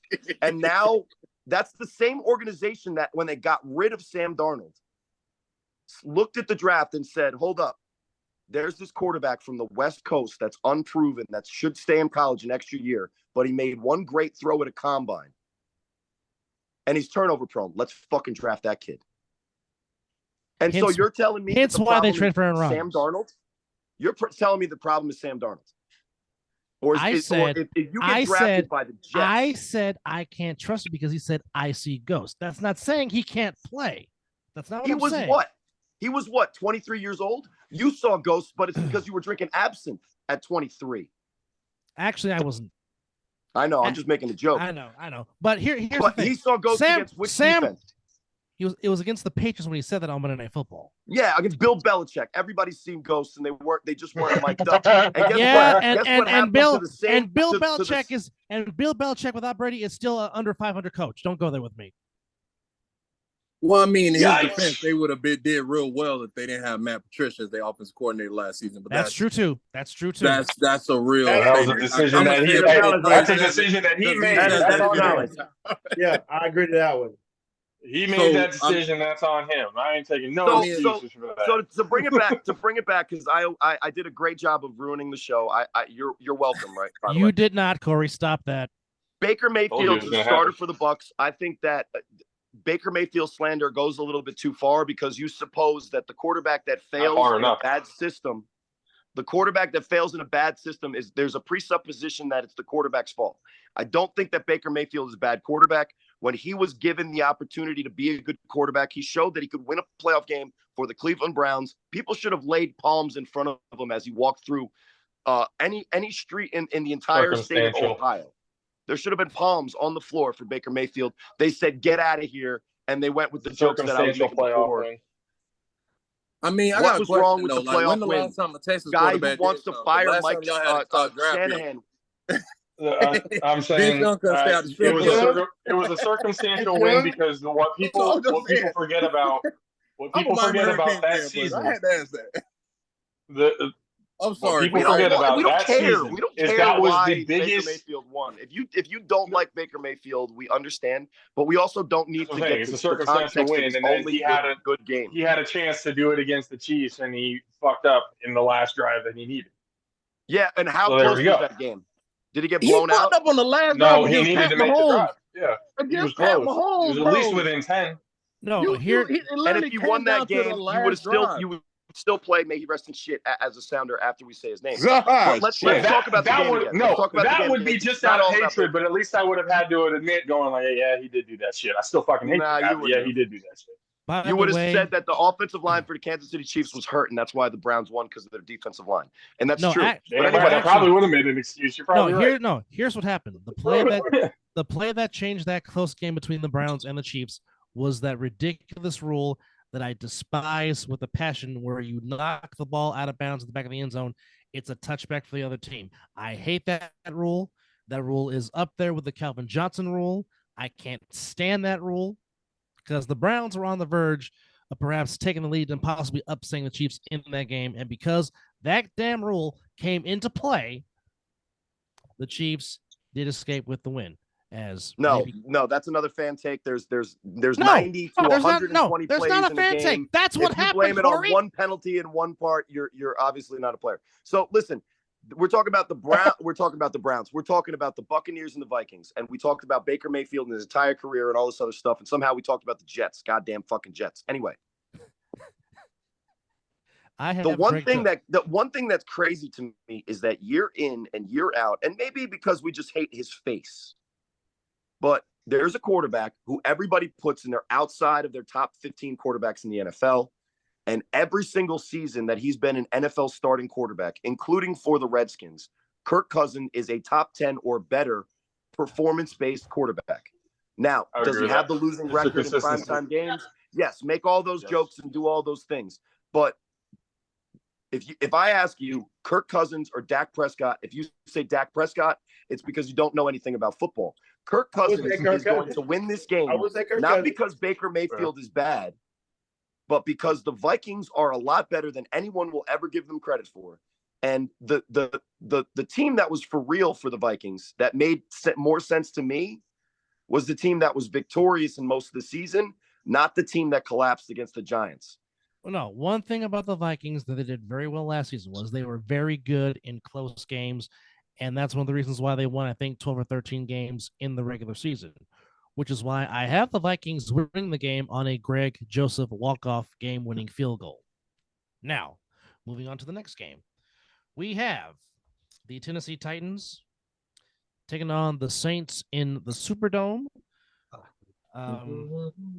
Some Southern flavor with Louisiana and Tennessee.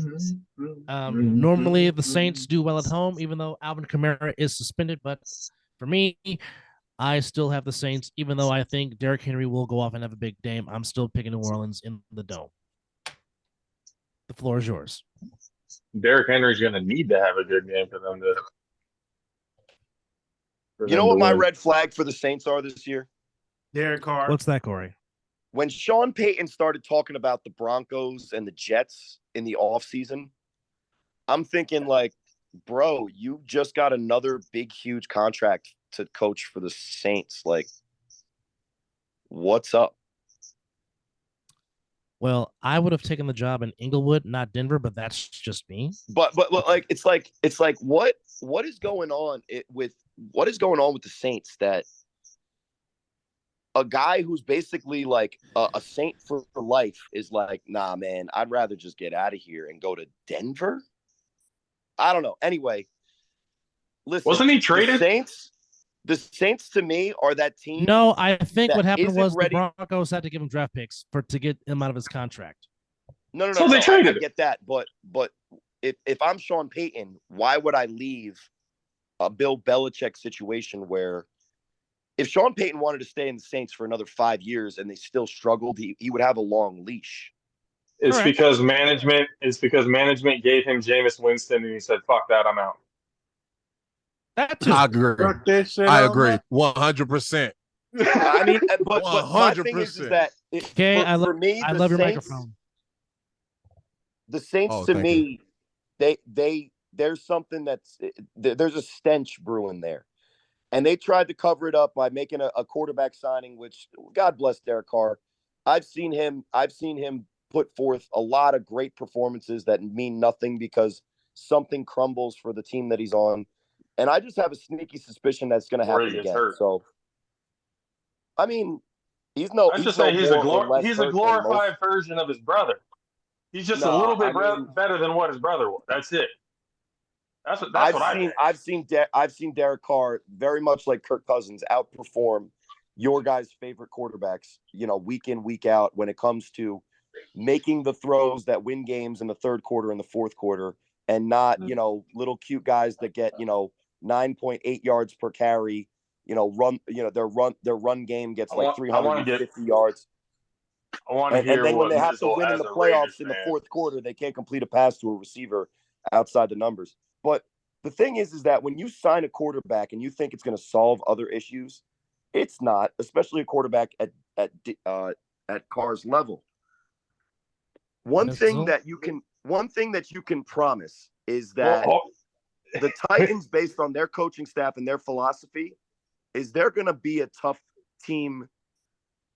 They're not going to lose the game. They might not win, but they're not going to give games away. And I think the Saints have become an organization for me where against a team like the Titans, they're going to make the mistake. They're going to turn the ball over. They're going to have a missed coverage, or they're going to have a missed, gap assignment, and there's going to be a huge hole. And I think the Titans are going to come out with that one. Mizzle, what's your opinion on Derek Carr? I really would like to know. I feel like there's a lot of Raider fans who actually agree with me, but I could be wrong. We didn't give Derek Carr a defense. That is just one thing that I would say. Derek Carr, you traded your defense away. Exactly. We didn't give him. I mean, you never want to have the record that says you have the most fourth quarter comebacks. That I know that's a glorified kind of stat, but you really kind of don't. You kind of don't want that stat. 2016 was the best year the Raiders had, where they had a defense that matched what Derek Carr was doing with the offense. We had a good team that year. I blame that year on Jack Del Rio because I was at the game where he broke his leg. He should not have been in that game. We had that game won. There was nothing that was needed for anybody to do. It was so comfortable how I felt with that game. Me and my dad left early to catch the train back home to Fairfield. I'm like, we got this game. That's where it happened, man. You had to stay there and watch. No, I understand that, but I get it. But Derek Carr should not have been in that game. We still end up winning that game even after he broke his leg and left. There was no point for him to be in there. But I would say one thing: Derek Carr was something the franchise needed to get it to back to where it needed to be. What he said in interviews, he made tremendous throws. I mean, the best thing I think he had is when he had Michael Crabtree.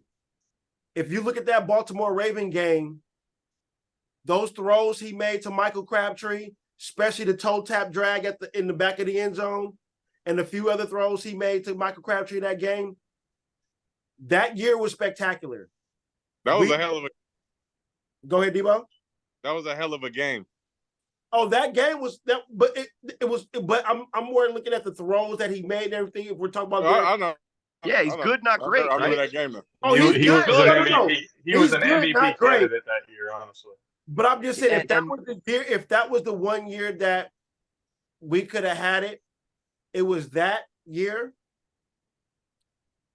Now, the last year we had with him, there was no excuses. I mean, the man had arguably the best receiver in the fucking game. And the leading rusher. And the leading rusher. And now, yes, he had a different offense. He had a different offense to learn.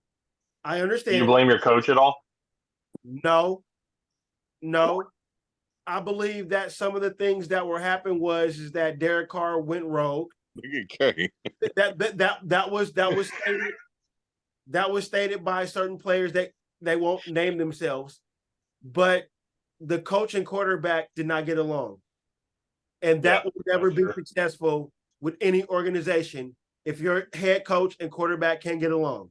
So that's why Derek Carr is gone, because our owner believes in the Patriot way now. We are now the Patriots of the AFC West. Yeah. Tom Brady is the part owner. And now you see that right there. That deal got rejected. So now I'm not mad at that, because you're trying to bring in a winning tradition. Now, at it be the Patriots, I hate it, because we all know about the Tuck rule and everything else. But the Patriots have been one of the predominant franchises for years. The last 20 years. I'm about to say last 20 years. If that's what we're trying to build and try to go with, fuck it. Who am I to say, wow, we're trying to bring a winning organization here, and it's the Patriots? Big dog Bill ain't walking in them doors no time soon, bro. I promise you. Like, I hear what you're saying, but Josh McDaniels is an absolute trash coach. He was trash when Tim Tebow won his only playoff win. And then everybody slandered Tebow. Hold on. But what I was saying, Josh McDaniels was all head coaches deserve a second chance, and sometimes with their second chance, they do good. Now, I didn't want Josh McDaniels as the head coach. I'm gonna come out and say that he did not. I am gonna ride with it, because I told my brother he has 3 fucking years. 3 fucking years to try to. We're on year 2. So I need to see what he's going to do this year. But I'm more on the thing that a second chance. Now, Derek Carr is the best quarterback y'all had in the last 20 years. I ain't trying to cut you off, my bad. I fucking agree with you. But when your head coach and your quarterback can't get along, somebody got to go. And it was not going to be Josh McDaniels, because Mark Davis is sick and tired of losing. What's going on. He did not want to fire Gruden. Let's just go ahead and throw that out there. But it was so much that he had to fire Gruden, because the NFL pushed him to do that. So now that he hired McDaniels, he's trying to do something that's stability. And that stability is going to be the Patriot way, because for the past few years, the Patriot way has been winning. That's what he's trying to do. Now, well, I hear that, but the for Patriot Carr, way though, is big deal. For Carr, though, where do you rate Carr if you were to Madden scale rate him, right? Like, your general impression of Derek Carr, not one season or next season, but like 0 to 99, where do you put Derek Carr? As in, like, are we talking top 10, or are we just saying like? Well, no, like what's your Madden? I will give Derek Carr at least 88, 89. I will not give him. that's a guy that what would you put Jimmy Garoppolo? Wait, healthy Jimmy? I'm just the word is Jimmy Garoppolo. You know multiple so phases of Jimmy. So it's healthy Jimmy, all right, Jimmy. You know when could you ever assume health with Jimmy Garoppolo? I feel like his middle name is unhealthy. So 2019. Jimmy Glass is what I call him. Here's what I'm gonna say with this.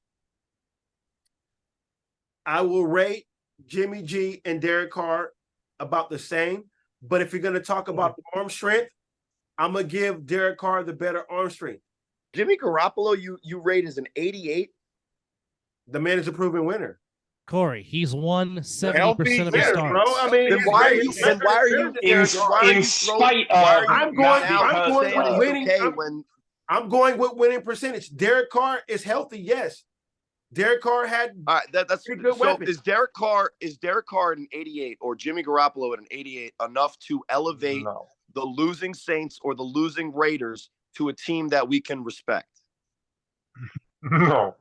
You're kind of reaching with your question. That's a big ass what if. That's a big ass what if. But it's a very simple question. It's a very simple question because both of those. It's a question with holes in it. It's a question with kind of holes in it. It's a big ass what if question. It's a big ass what if question. Fine. Jimmy Garoppolo is healthy.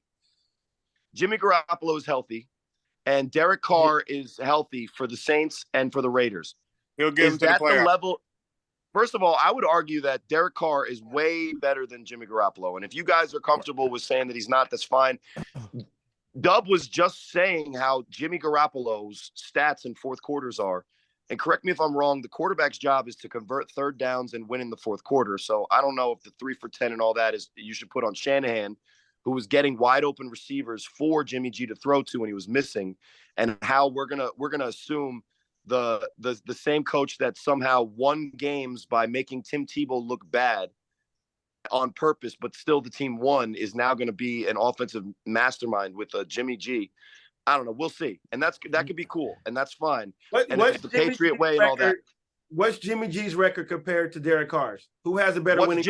What is Jimmy G's record next year with the Raiders? All I care about is W's, bro. I don't care about W's. The game of football, unless you guys are going to keep this a fan podcast and we're not going to talk statistics or actual analysis that matters the way the game is broken down. So W's don't matter? The Jimmy G record W's don't matter. The 49ers. Are you sitting here telling me that W's don't matter? Can I say this real quick? But no, because let me answer. Hold on. One at a time. I want to hear him say that W's don't matter. W's don't matter. It's not when you're analyzing an individual player and you're assuming that the rest of the team that won those games with that player is going to come with him. You are assuming, like we were talking about the question that I asked you before, that's an assumption that you're saying that Jimmy Garoppolo is also going to have the San Francisco 49ers roster to win with the Raiders, which he doesn't. No. You're talking the Patriots roster, which he's going to win with, or which he doesn't. He has a better winning percentage than Derek Carr. So that supposes that Derek Carr would have a worse winning percentage on the Patriots and 49ers than Jimmy G would have. Let's not get into the weeds here. I'm saying make an analysis on the quarterback. Hold on. This is from having him on the team and from what I've seen and everything else. I just want to make this very clear. Mizzle, look, I understand where you're coming from with the winning percentage and all of that, but when you break it down to what actually happened.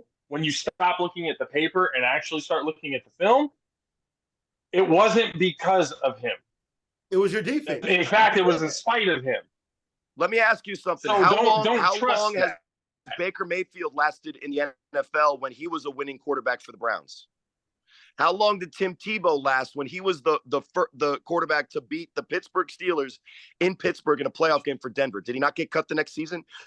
What a true person that looks at a football team and does is they evaluate talent based on the actual output of the player and not the wins and losses, especially if you're just looking at the quarterback position. Because if you're telling me that Jimmy G Jimmy G is going to elevate the Raiders to be a better team than when they had Derek Carr, who, in my opinion, is a better player. And when you were talking about him, it seemed like you were saying that he was not the problem. I would say that the Saints are in the same position as the Raiders. They're looking at a quarterback and saying, hey, could you fix this? And I don't think the Saints can do it. I'm looking at that Jimmy G knows McDaniel's offense, and he's a better fit for the coach. I need my head coach and quarterback to be on the same page. And that's what I'm looking at right now. Fair. Jimmy G knows. How many wins does your winning percentage guy get this year for the Raiders? How many wins did he have? Honestly, the first year, I believe we'll be in the same boat if Derek Carr will be in the same situation as Derek Carr's season last year. I believe we'll be a little more competitive because it's the head coach and the quarterback knowing each other, and Garoppolo he arguably has the best 1-2 punch in the NFL. He has the leading rusher in the NFL and Devontae Adams. You can work with that. The only problem I have with Jimmy Garoppolo over Derek Carr, those long passes that you saw with Devontae Adams, those are gone. And that's Devontae Adams' bread and butter. Even though he's tremendous between the 10 and 15, but he wins on those deep routes. We lost that getting rid of Derek Carr. So now we have to tailor the offense around his arm strength, which he does not have the deep ball, but he wins 10, 15 yards. So having Josh Jacobs there, that's going to help out a little bit. Does he elevate this team a little bit more because he understands what Josh McDaniels wants to do? Let me ask you this. What was the issue with the Raiders more their offense last year or their defense? I'll say defense, because then how does the shuffling of the quarterback make a difference? Because they get along. Team? They get along. But their offense wasn't the issue last year. They will understand each other, as in Baker Mayfield and Freddie Kitchens understood each other. That's come on, bro. You're going a little. But what I'm saying is that if you look at I understand what you're saying and where you're trying to go, but what Josh McDaniels want to do, Derek Carr was not on board with that. So you bring in a quarterback that is on board, is going to understand your terminology and what you want to do with the offense. And that's what Jimmy G is. Now, does that elevate the offense? Maybe about a smidge, because head coach and quarterback is going to be getting along with each other. I don't believe Jimmy G plays the whole fucking season. I'm more focused on what they're going to do with Aiden O'Connell, because that young man is a fucking stud. And if I was about to say, you might as well get comfortable with him, because he's going to be your guy. I think we're sitting here talking about Jimmy G. I have no confidence that Jimmy G will ever play a full fucking season his whole career. I think what the Raiders are in for, and the Jimmy G thing looks to me more like a Band-Aid that is kind of crusty and old, that you're going to peel off. And the quarterback for the Raiders is more likely, to me, going to be a guy that right now has class in 2 weeks than is a guy that's going to the meeting room in 2 weeks. And I believe I believe that. What that means is that you better hope that Jimmy G is worse, because the best thing for the Raiders, in my opinion, is if their assessment of quarterbacks was correct and they went with one of the worst options on the free agent market, so that they can get one of the best options in the draft in 2024. So back to the Saints and Titans. I have the Saints winning. Who do you guys have? To the Saints and Titans? I said going back to the Saints and Titans. I got back to the Saints and Titans. That's where it was originally. To answer your question, in the Superdome. I'll give it really. Derek Carr he'll get a W at home. He'll get that one. Yeah, they can be in Timbuktu for all I care. I'm never picking the Aints for anything. You got the Titans. So I got the Titans. Of course, that's the Buccaneer in them. I totally get it. JP, who do you got? My mom's a Titans fan. Let's go with the Titans. Corey, who do you got? Oh, I started this whole nonsense, but what I said is that the Saints, there seems like there's a stench that they're trying to cover up. It's like like the Carolina Panthers were pissed off and they pulled a prank. They put like fish underneath the Saints couch. They put like some fish under there. We don't know where it is, and there's like, what's that stench? And so they tried to cover it up with Derek Carr, and they're going to lose to the Titans. All right. So we got 3 Titans, 2 Saints. Debo, who do you got? I'm probably gonna go with the Aints just because I don't even have a good reason. Just because honestly, I fuck both teams. I'll probably rock with the Aints just because. On to the next game, and I'm pretty sure Country K hope this game ends in a tie because it is an all NFC South matchup. As we look at Bryce Young making his debut with the Panthers, taking on the Atlanta Falcons in the ATL. I'm going with my alma mater because my high school mascot was a Falcon. And spoiler alert, the offensive rookie of the year is going to have a big year. And I'm talking about that man that went to the University of Texas by way of Arizona. I'm talking about Bijan Robinson, who is my pick for rookie of the year. I think he'll have a big day, nice debut. I like Atlanta. Atlanta over the Panthers, huh? I do. I'm going with the alma mater, yes. Yeah, so Bijan's gonna have a strong game. Everybody else can say with that. I'll ride with Atlanta on that one as well. I'll go with that one. yeah, I'm gonna slide with the Dirty Birds too. Fuck the Panthers. That's just how I feel. Like I'm That's cool with that. Southwise. Yeah, like I mean, like I understand it's a matchup like that, but I mean, I feel like the Falcons is like a little brother to the Bucks. Like I really don't fear them. Julio Jones is gone, so I have nothing to fear. He is gone. He's never coming back, so I have nothing to fear. I will say this: the Tampa 2 always gave Michael Vick fits, and credit to the Tampa 2 because Michael Vick could not figure that out for nothing to save his life. Yeah, to be fair, Michael Vick struggled with a lot of defenses, reading them anyway. And most teams struggled with the Tampa 2 in its heyday. So you are correct. Shout outs to Monty Kiffin. You are correct. If you were lining up as a quarterback against Monty Kiffin, you were going to have a tough day. Facts. Most definitely. But here's the one point I will disagree with you on. Bijan, I don't think Bijan going to be the offensive rookie of the year. I think it's going to be Addison in Minnesota because that's a good pick. That's a very good pick because Jay Jetter's going to get the double teams. He's going to fly, one-on-one, and Addison finna go crazy. He would be my next pick under Bijan, but I've been a Bijan fan. That's a pretty good pick. I'm not gonna lie. I've been a Bijan fan since his Alamo Bowl game against Colorado when he went batshit crazy. That made me a fan of his. But again, Addison would have been my next pick under Bijan. No question about that. Addison is talented. No, I'm saying the only reason why I can't pick Bijan because they don't have nothing else offensively in Atlanta. They got Kyle Pitts and they got Drake London. If they can utilize those two they did their rookie seasons. Kyle Pitts can't get the ball. Kyle Pitts can't get the ball. So he's ineffective. Like you might well George Kittle him. You might well just have him run blocking. Like you know what I mean? He gonna get the ball. So I was gonna say, who's their quarterback? Desmond Ridder? Yes. The Cincinnati Bearcat, yes. They not they're Drake London and Kyle Pitts as not much getting the as ball. they possibly can to go and get Caleb Williams. You get Caleb Williams on the fucking Atlanta Falcons offense, that might be actually something pretty fucking scary. Yeah, that'll be fire, but they're not gonna lose that much. You know what I'm saying? Yeah, no, because they're not in line like the Raiders are. No, some people they're not gonna lose that much. Some people actually have the Falcons possibly winning the division. That's a tough division to look at and say there's a good team. They huff and glue. That division's gonna probably come down to the Bucks and he say said they're huff and glue. The division winner in that. The division winner is going to have 6 wins. I believe 6 wins for the division winner. It'll be the Bucks and Saints. Look, hold on, whoa. Oh, we're you gonna already get know to that way, bro. I know you're ready. 6? We're gonna get to that. Let Dub continue with the game. All right, go ahead. I mean, as far as the game that we was talking about, Atlanta don't really have much offensively because of the quarterback, but he got to show me something. You know what I'm saying? He got to show me something. He ain't showed me nothing.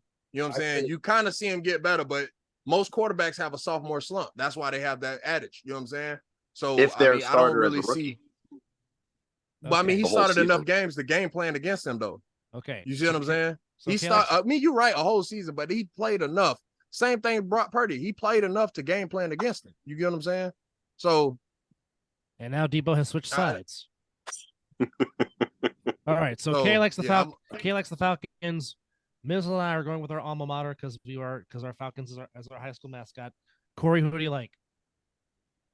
When you saw the Falcons draft Bijan Robinson, what they're doing is they're admitting that they know who they are, especially on offense, right? They know that last year they have 1,000-yard rushing season from a running back, and then they say, well, we must have a good enough offensive line to feature a running back. So let's get one of the best running backs we've seen come out of college, maybe since Saquon Barkley, and maybe even better because Saquon Barkley is a very good back, and when he's been healthy, he's been very productive. But when you look at the bulk of his career, there's a lot of hype as well as actual performance from him. So I feel like you're right on the Bijan Robinson thing, and whether he gets the touches and the consistency to win the Rookie of the Year, I don't know. But that means that now they have 2 running backs and an offensive line that they can trust. And when you have a running game, especially in today's NFL, what that does is how do you build a defense in the NFL to be successful if you want to beat the top teams? You build a team with linebackers that can stay on the field and third down and cover, pass rushers that are a little bit lighter when you have pass rushing defensive linemen. And that means that a team that's committed to running the ball has that unique advantage that they're kind of like a niche type of team in this season's NFL. Maybe I look at that game and see a team in the Carolina Panthers that still is trying to figure out who even probably is the starter at most of the fifth, who's even the starter at most of the 22 positions on their field. And the only one that they have solidified is a kid who's never played it down in the NFL, right? And I love that kid from Alabama, but I'm going to say in week 1 against a team that at least has an identity on offense, the Atlanta Falcons may not be world beaters, but they win week 1 against Carolina Panthers. Who you like? Dirty Birds. All right, so mainly a whole pack of Falcons. On to the next game, to the big horseshoe in Indianapolis, Indiana. The Colts taking on their daddies, Duval, the Jacksonville Jaguars. And why I said that is because Jacksonville has had the Colts by the hind parts for a long, long time. And spoiler alert, I'll say that for later. But can I just say this out loud? As all of us fall into the category of hearing that the Jacksonville Jaguars own the Indianapolis Colts, sounds like we live in Marvel 583, where Doctor Strange is Tony Stark. Like, what the fuck is going on? The Jaguars own the Colts? Is Peyton Manning 70? Josh, do you have a wheelchair? Like, how old are we but anyway, Anthony Richardson might set records this year. He might. And he's going to set the interception record this year for 53, okay? It's going to be ugly. Every game the Indianapolis Colts have is going to be only shown to their fans in the 6 highlights of their quarterback jumping and throwing a completion for 8 yards, but the ball will travel 70 in the air. So you're saying you're predicting good hang time. No, I'm predicting that their quarterback can do some things athletically that no human being should consider ever trying for fear of death. For fear of death. Fair assessment. Right? Okay. How many times did we watch a guy like, and just enter name here, I'm going to say Jamarcus Russell because it works perfectly. Wow, look at this guy play football on a field with no rush. He's saying Anthony Richardson is like Jamarcus Russell. Oh. No, I'm saying he's a raw, talented product. And tell me the last time a raw, talented product on a team that was struggling and suffering won in the NFL. If you're telling me Anthony Richardson was Andrew Luck come again, a guy who knows football, who knows how to read defenses, that is going to go in earlier than everybody else and study the opposing defenses with an understanding of what he's looking at and actually be able to raise the level of talent around him, sure. How many games did you see him do that at Florida last year? Go. Valid point. Okay, so he's going to do that now. Point. Not for Florida, not against Kentucky. And let's credit, he played in the SEC, fair. But Anthony Richardson, when he was more athletic than other people, was better. And when he was less athletic than other people, he was worse. And now he's in a league where everybody can do the same thing athletically that he can, except for what he can do when he does a Derek Jeter throw where he's jumping and throwing at 70 yards. And I'll ask you guys this. How many times a game is that going to be the right decision, not the cool thing that we'll watch a highlight of? Might be the only decision because he'll be in trouble the whole fucking time. And if that's the case, might are have they to winning make a lot of games this year, crazy or is he throws. setting a pick record? I mean, Oh that no, was they're not. important. Look, let's be very clear. Choices, Even with 10-50. Anthony Richardson and everything else like that, Jonathan Taylor coming back in week 4 or 5 after being on the pup list, even with all of that, by no means do the Colts think they're about to do anything this season. Not this year. They know for damn sure they will be a top 5. A top 5 pick in the draft for sure.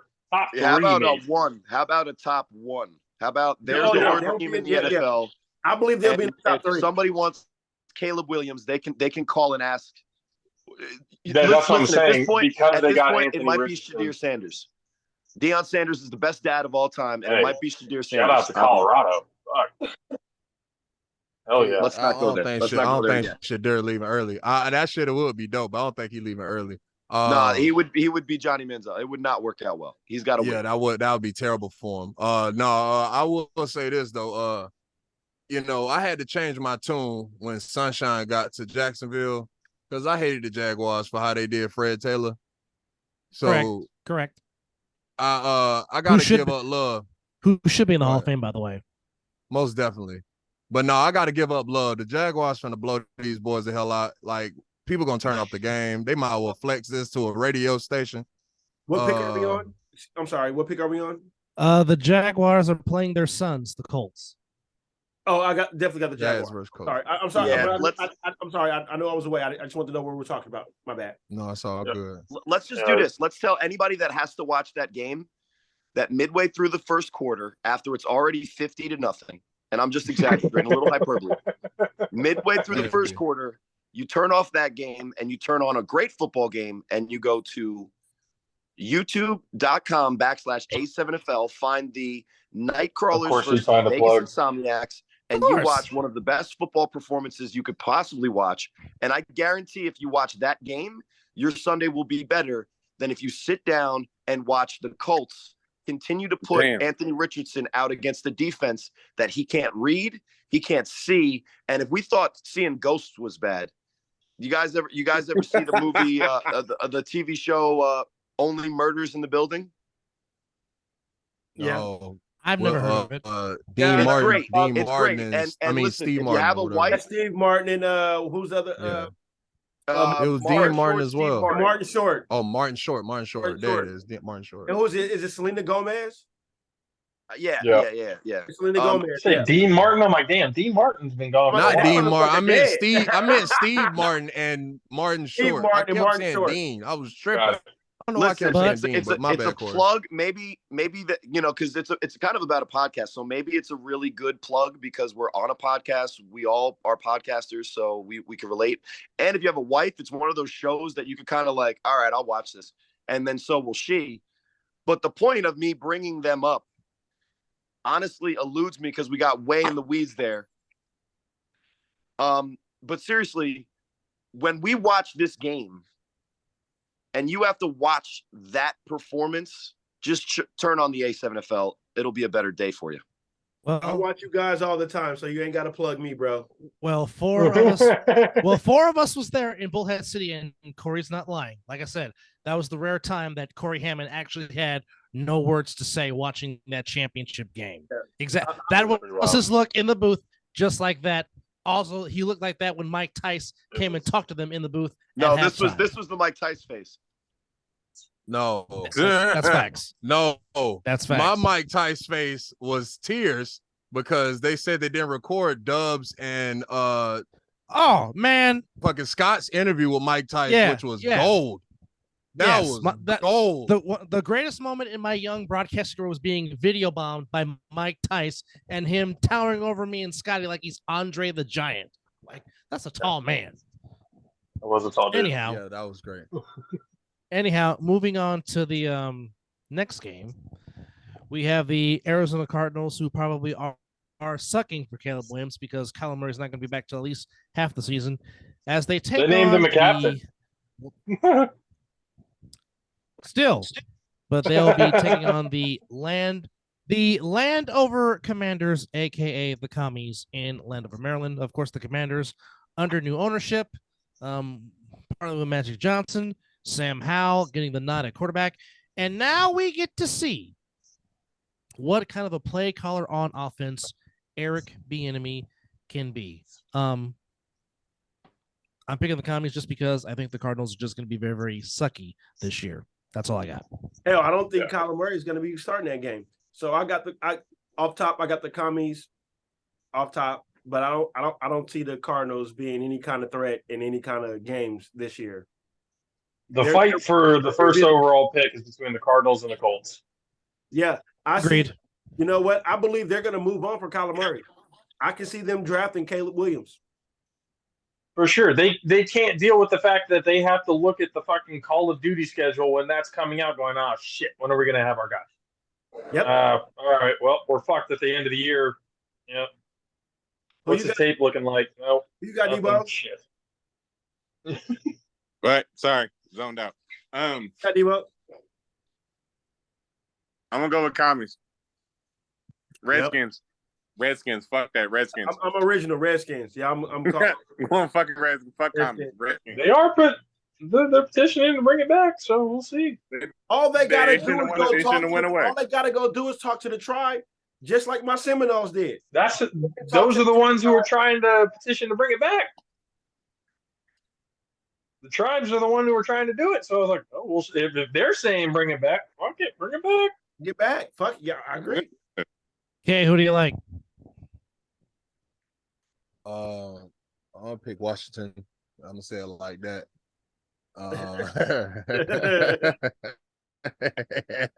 All right. I'll go Commanders too. Yeah. Corey Hammond, who do you like between the Commanders and the Cardinals? Corey left. Before he left, he said Commanders. I heard it. Okay. Yeah, he said, yeah. All right, Mizzle. Time to put your coach cap on because it is your guys against the John Elways. Well, this is the homer pick. You already know who the fuck I'm gonna pick. Oh, I know who you're picking. But if you want my analysis of the game is yes, how do you beat the John Elways? The moment we signed 8 and we got Josh Jacobs back, who is a Denver Bronco killer, I knew. So I believe we'll win the game. It'll be close. I believe it's going to come down to Money Carlson kicking the field goal for us to win the game because it is in Denver and it's a new regime going there. But I just believe that our continuity and our consistency will prevail and we'll win the game. And I'll just keep it at that. I won't be a super homer. So he's saying Money Carlson will kick in high altitude and win the game at the end of the fourth quarter. Got it. Okay, yeah. Go ahead. Yeah, that was a lot. I thought it was 2001 again, and they had Rich Gannon walking through the door. Yeah, so here's the thing. Sean Payton ain't going for none of that shit. I'm sorry. Sean Payton ain't going for none of that. Sean Payton ain't going for none of that. And he got a small, fast quarterback. He does well with those. But 2 of his top star receivers is on IR. That don't mean nothing. It ain't like the Raiders got DBs anyway. Oh, ooh, bro. I mean, I'm just being real. So we got Marcus Peters out there. I mean, and y'all don't have Darren Waller. Darren Waller said, "Hey, Marcus Peters ain't no pushover." You said we ain't got not a pushover, Marcus Peters is 60. Marcus Peters 60. I love Marcus Peters. Who was he going up against? Like you said, you thinking that Denver got a number 1 receiver out there. Jerry Jeudy ain't playing. Man, he ain't playing either. They got Cortland Sutton ain't playing. Yeah, he ain't playing. Jeudy ain't playing. So, I mean, it don't really matter. Y'all, again, you got a 60-year-old as your number 1. So we'll revisit this. We'll revisit this. You got the ARPT back there, DB. Hey, ARP, wait. Do you know we drafted corners, right? You know we That's what I'm saying. Like, Kenny over here just talking shit just to bring back up the fucking Super Bowl again back in the day. That's what he wants to do. Honestly, That's like what he's doing right now. no, not at all. I'm not doing that to bring up the Super Bowl. I'm morally just being honest. The same way I be telling you with the Niners, y'all don't got no DBs. Like, it's the exact same thing. Kuminga, I had to give Kuminga credit last year. I said 1. You had 1 out of 4. Why do you keep calling him Kuminga? Because why do you I'm keep not saying giving him his real name. What? That's why. You ain't realize that Cowabunga ain't never getting his real name, bro. What are you talking about? Well, anyway, I picked the Raiders to win this game. Of course, that's the homer pick against the Broncos. So I'm calling him Cowabunga from now on. bro. Talanoa, hey, bro, nice Talanoa Cowabunga Hufunga. Hey, look, there you go. Works. And I'm telling you, hey, it works. Take that with you. the Raiders. Look, I like the Raiders roster. I don't like the Raiders head coach. That's the reason why I'm picking the Broncos. The Broncos had a number 3 defense last year, and we with a bunch of rookies and guys. And we swept them last year. So what's that? Yeah, with Derek Carr. With Derek Carr and Devontae. That was the connection y'all had. Wait, we still got Devontae and Josh Jacobs minus Derek Carr. Yeah, that's the problem. You don't have the connection between receiver and quarterback. You got the connection between quarterback and coach, but that don't matter. Jimmy going on the field with Devontae, not Josh. So that's cool. You can know the offense all you want to. Now, Devontae don't like you because it seems like he requested a trade pretty soon. Now, that bullshit, huh? So you reading to that bullshit. Okay, Devontae. I mean, I'm just being real, dog. Devontae came out and said he want to retire a Raider. So if you going on, look, let me get mine out the way. The Mike Evans thing. Be a Buck fan, bro. No, I'm saying you're right. But look, my number one receiver right now is on the hot seat. Nobody mentioned it because I let it be. I was going to. We can't hear you, Kay. We can't hear you. Going to. I wasn't gonna get into Mike Evans either. I wasn't gonna be, I know he won a contract. But okay, I'm back on. All right. Go ahead, finish your point. No, you back off. You're back off again. Can't hear you. Because that means what he's trying to say is irrelevant. That's all that means. About that other game his comments is irrelevant right now. That's all. What was your question, Corey? Are we done talking about that other game? I just had to sign off. We were talking about that other game. I was like, we can't actually talk about this. So what game are you talking about? Because he was talking about the Commanders and the Cardinals. Oh, we're on to the Raiders and Broncos now, Brad. We're on the Broncos and the Raiders Broncos game. and Raiders. And you already know, well, I don't have to say much. You already Listen, know. I'm just going for the Broncos. I wanted to finish the joke of me my phone dying, which is what really happened, but I'm going to act like I was so disgusted by you asking me my valuable opinion on a game so lowly as the Arizona Cardinals without their starting quarterback and a team which I will not name because every name that they come up with is trash. If they wanted to not be the Redskins, they could have been the Comanche or the Apache or some give somebody some kind. They went Commander. What is that? They were better when they were the Washington football team. That was Daniel Snyder. That was all Daniel Snyder. So they made him pick a name. Yeah, I'm about to hang up again. I started to talk about that team again. I'm about to hang up on myself. Okay. I'm sitting here. My wife's mad at me talking about that game. Listen, I went on Josh and Country K's show. And honestly, as a quarterback, right, I said that, you know what? Guys struggle in their first year with a new situation all the time. And I sat there and said, as weird and as horribly, awkwardly cringy that Russell Wilson is, I've seen him make more great plays than boneheaded ones. And then the rest of last year happened. And look, you're on probation. You were on probation. You passed, you failed your test. And if fucking Russell Wilson doesn't start off this season like an actually decent quarterback, because if you look at the wide receiver room that he throws to, it makes sense that he has guys that he can make work. Like Jerry Jeudy, the way he runs routes, people should talk about him the way we talk about Devontae Adams. He ain't playing week. But I digress. My thing is about the Raiders is when you say, okay, we're good on Derek Carr.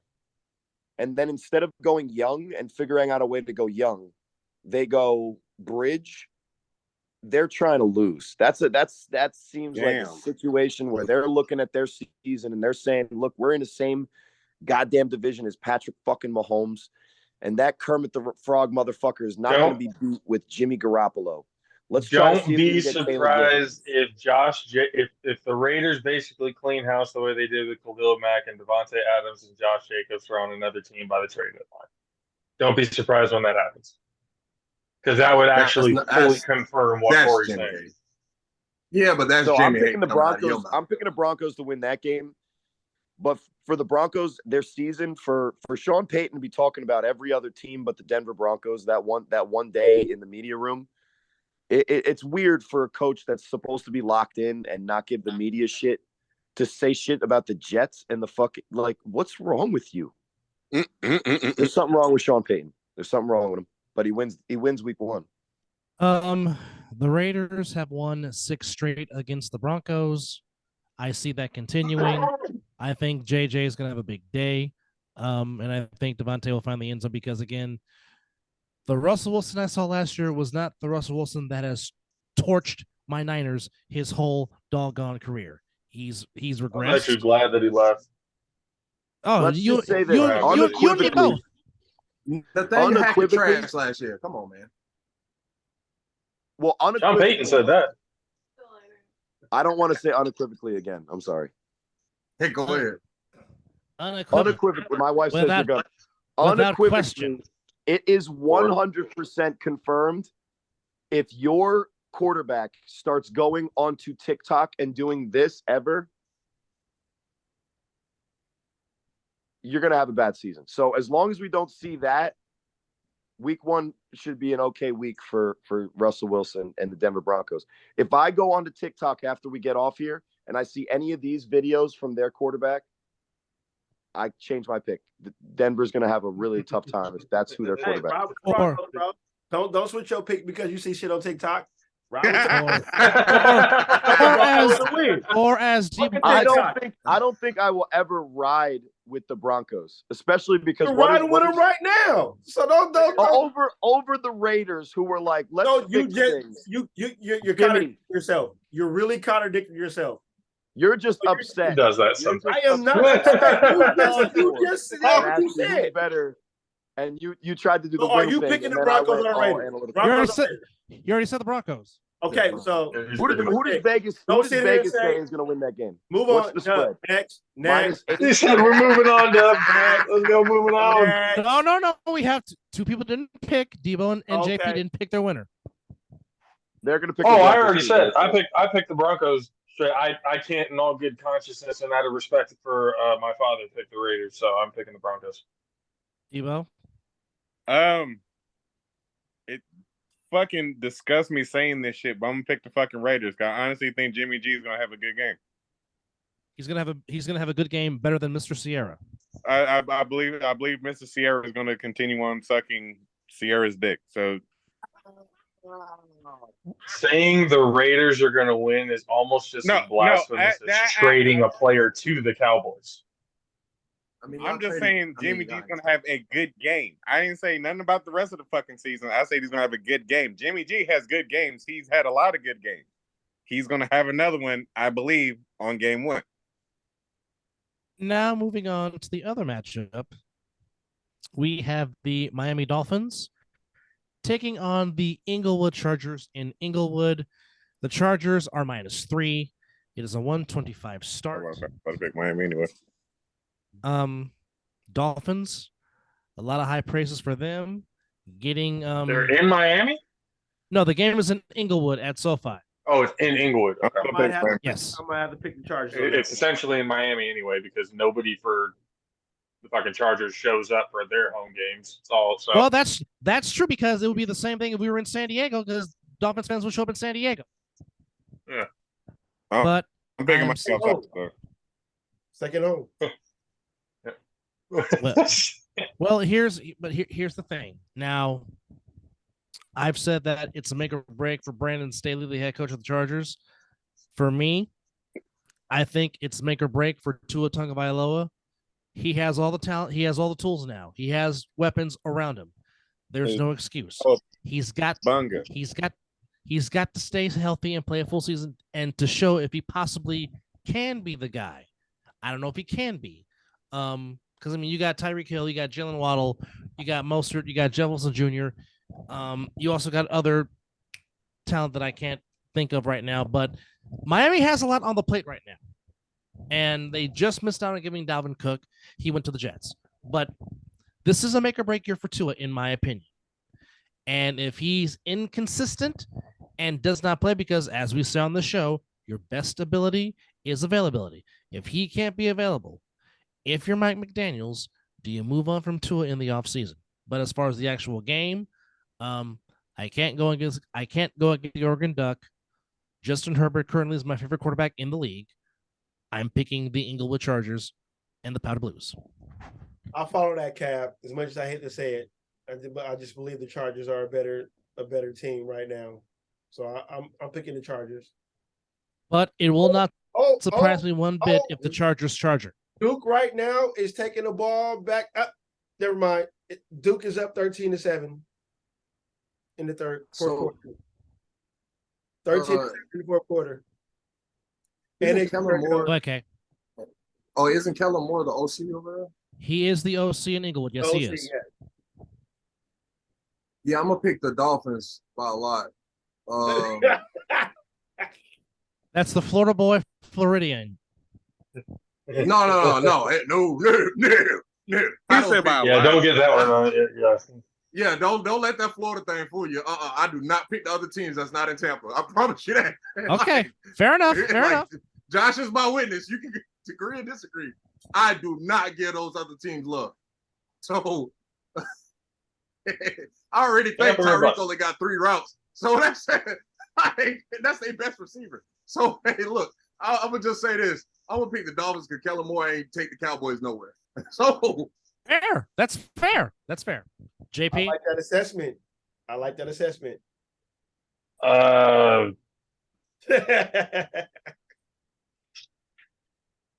I mean, that's pretty much. Thank you, Trey, for making my decision for me. But essentially when it comes to that, it's definitely I think Miami. The Chargers, I feel like there's something missing. I don't know what it is. It might be a couple of position, offensive linemen, maybe, the quarterback needs to mature a little bit more in certain situations. But the thing with the Chargers is they've always been that team that always shows that potential and promise. Correct. But never have really finish. They can't finish. They've never got over the hump. Yeah. And there's really nothing that they've done this offseason or anything in this preseason that's really kind of changed my mind about that. Individually, I know what you're missing, Josh. They don't have a number one receiver either. Kellen Moore. I mean, not Kellen Moore, but what's the boy name? Keenan Allen is also he's injury prone. If he was healthy. If he was healthy, it'd be a different story because Keenan Allen, healthy wise, he's up there, especially route running ability and everything like that. Yes. We also got Mike Williams to stay healthy. When has he been healthy? Well, Mike Williams is good too. He needs to stay healthy as well. But Mike Williams, honestly, if you put Mike Williams on another team, he's still a wide receiver too, in my opinion. I don't know if Mike Williams. He's a good compliment. Yes, borderline, but I think he's a good complementary receiver. I agree with that. But that's okay. It's okay to have that role. But there's no disagreement with that. He's a better complementary receiver than anything else. Yeah, but they don't have a number one. That's what they missed. If they had a number one, Herbert would be like a top 5 quarterback for sure. Because he's a beast. Herbert is a beast. Herbert nice. Oh yeah. Him and Eckler is nice. They just need that wire. They need a number one to go with him and Eckler, and they'll be fine. But Eckler don't want to be there. That is true too. But I go with Miami because with Tua,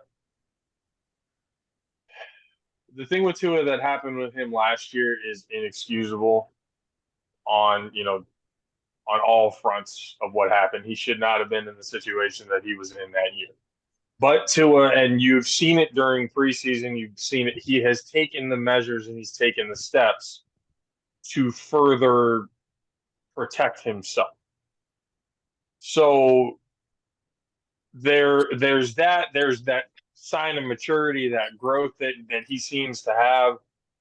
And I think Tua is one of the more underrated quarterbacks that people aren't talking about. Maybe it's because he's left-handed. I don't know. Maybe that might be the only reason. If he was right-handed, Tua Tagovailoa would be looked at somewhat differently. But I think with him, like Dub said, it is kind of one of those, there's no really any excuses. You have things around you to be able to do good. Now, unless the coach, which, Mike McDaniels being a former 49ers coach, I mean, he's in decent hands.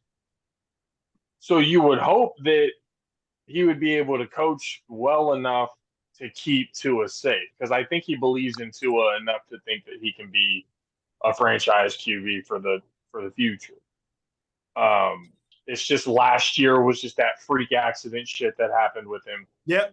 And people have been questioning Tua since coming out of Alabama. So that's nothing new when it comes to him. So he's got a good team. He's got a good coach. It's an up and coming team that a lot of people have on their dark horse boards.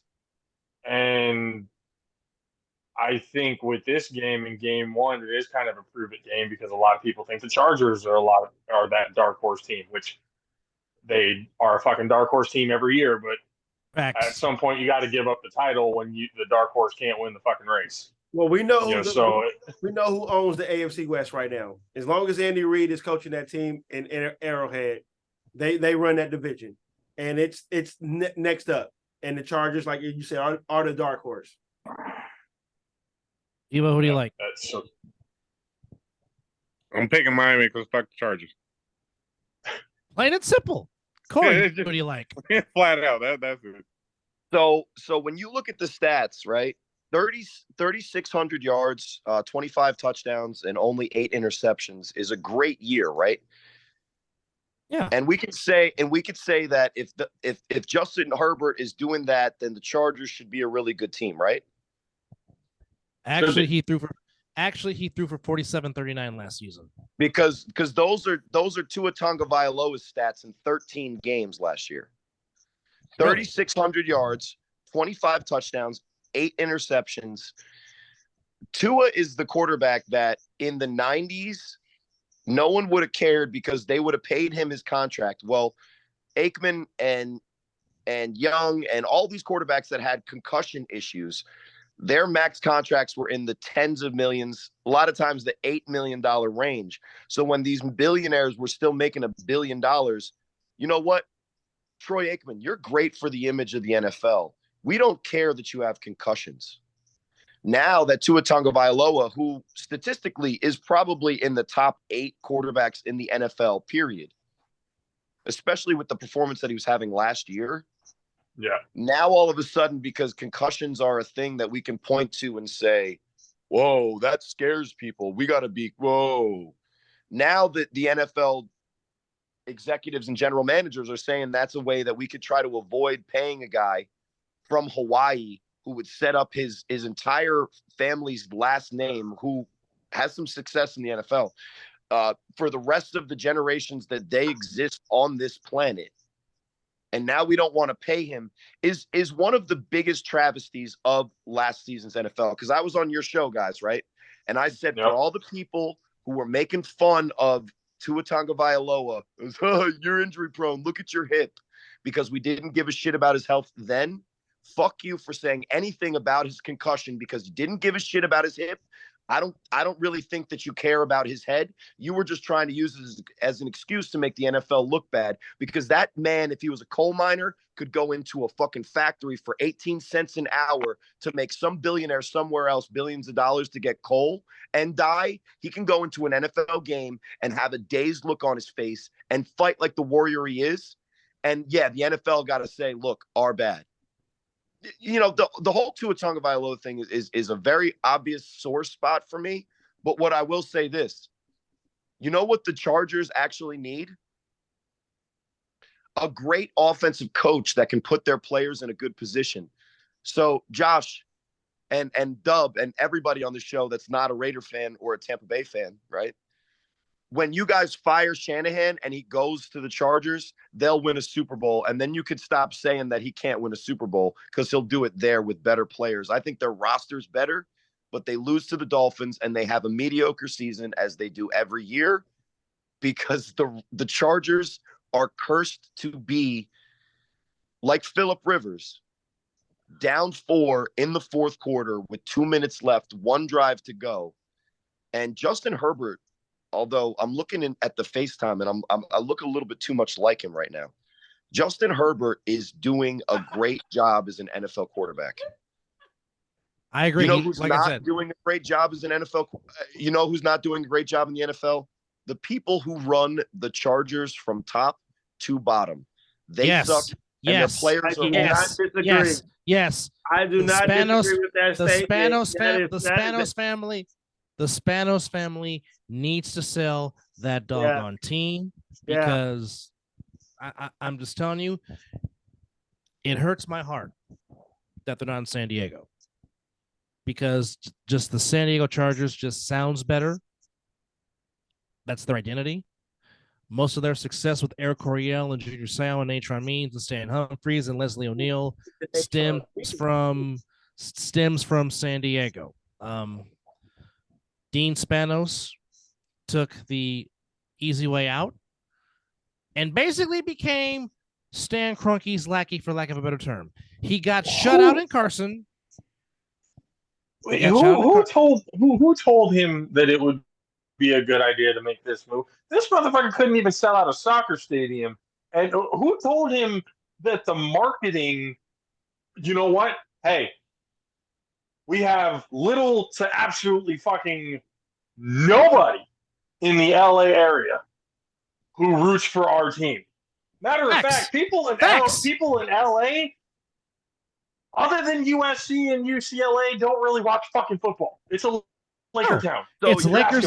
It's Lakers. Question. It's Josh, Lakers and Dodgers. Josh, you answered the question. Where does an owner in a league where the residual TV money is shared equally between all teams, regardless of outcome, where does an NFL owner want to go and put his franchise other than a place that already has another team that's trying to win or was trying to win, that has more going on entertainment-wise than anywhere else in the world? And the Chargers could literally stand in Mediocreville on into infinitum forever. They could just be ass or mid or just above mid. And you know who wouldn't care? Almost anybody in the fucking world, because nobody's gonna storm SoFi to say fire the coach in LA. You know why? Because they have fucking 70,000 better things to do than give a shit about the fucking Chargers. And that's why he moved there. Look at their parade. They barely give a shit about the Rams. When they won the Super Bowl, they had no fans at their parade. And that's because they wanted the Raiders to come back to LA, not the Chargers, not the Rams. They wanted the Raiders to come back to LA because they were trying to get the deal. They were trying to get the deal. Raiders to overrun LA, and the second team would be just how they are now. Is that a California thing? Is that a California thing? When you have a successful team, you say, "Oh, it's not good enough." So the Rams win, and what you're saying is LA was like, "We wanted the Raiders." You got a winner, dog. They did. The Rams should have kept theirs in St. Louis. We run LA, bro. That's he blows it. Doesn't matter. We may not be a winning organization, but our fan base is very higher than the Rams in Oh, LA. I I was get like, that. Rams fan base is not Marketability based out wise, of they probably California. would have done better. I get that, but as a Raiders fan, and they were telling you you're moving to Vegas, did you say, "Oh, I'll take it," or, "Well, we should have got an Annapolis, Maryland"? Like you were like, "All right, I'm gonna take what I get," right? Okay, what I'm gonna tell you is, me personally as a Raider fan, I'm happy they got Allegiant Stadium because Oakland wasn't going to give it to them. They needed a new stadium. The stadium in Oakland was a piece of shit. Right, It was falling apart. Coliseum was They bad. were the last team in the NFL to share a baseball stadium with a team. I'm just happy that they didn't move to like fucking. And you're grateful. And you're grateful, I'm grateful to have for Vegas. nice, You goddamn right, I'm grateful. I'm not, because my tax money, as a fan, my tax money is going to that stadium. I'm paying taxes on that stadium. I'm just happy that they got something that was needed. They needed a new stadium, and unfortunately, it was Vegas that wanted to give it to them. Right. And then somewhere in Los Angeles, football fans are saying, as the Rams have a parade for winning the Super Bowl, somewhere in Los Angeles, people are saying, well, if it was the Raiders that came to town, we'd go to the Super Bowl parade, but it's the Rams. And you're speaking absolutely fucking fact. Corey. You're speaking fact, bro. Yeah, I was about to say, like, there really is. Yes, no, really. That's how LA is. The fandom that the Raiders would have had in LA would have been the same, if not more, that they had. They had faithful fans in Oakland, no matter how shitty they were. That's one thing that I had to give about that team. I don't like the team. No, when it comes, I'm a fucking 49er fan. I'm supposed to despise this team.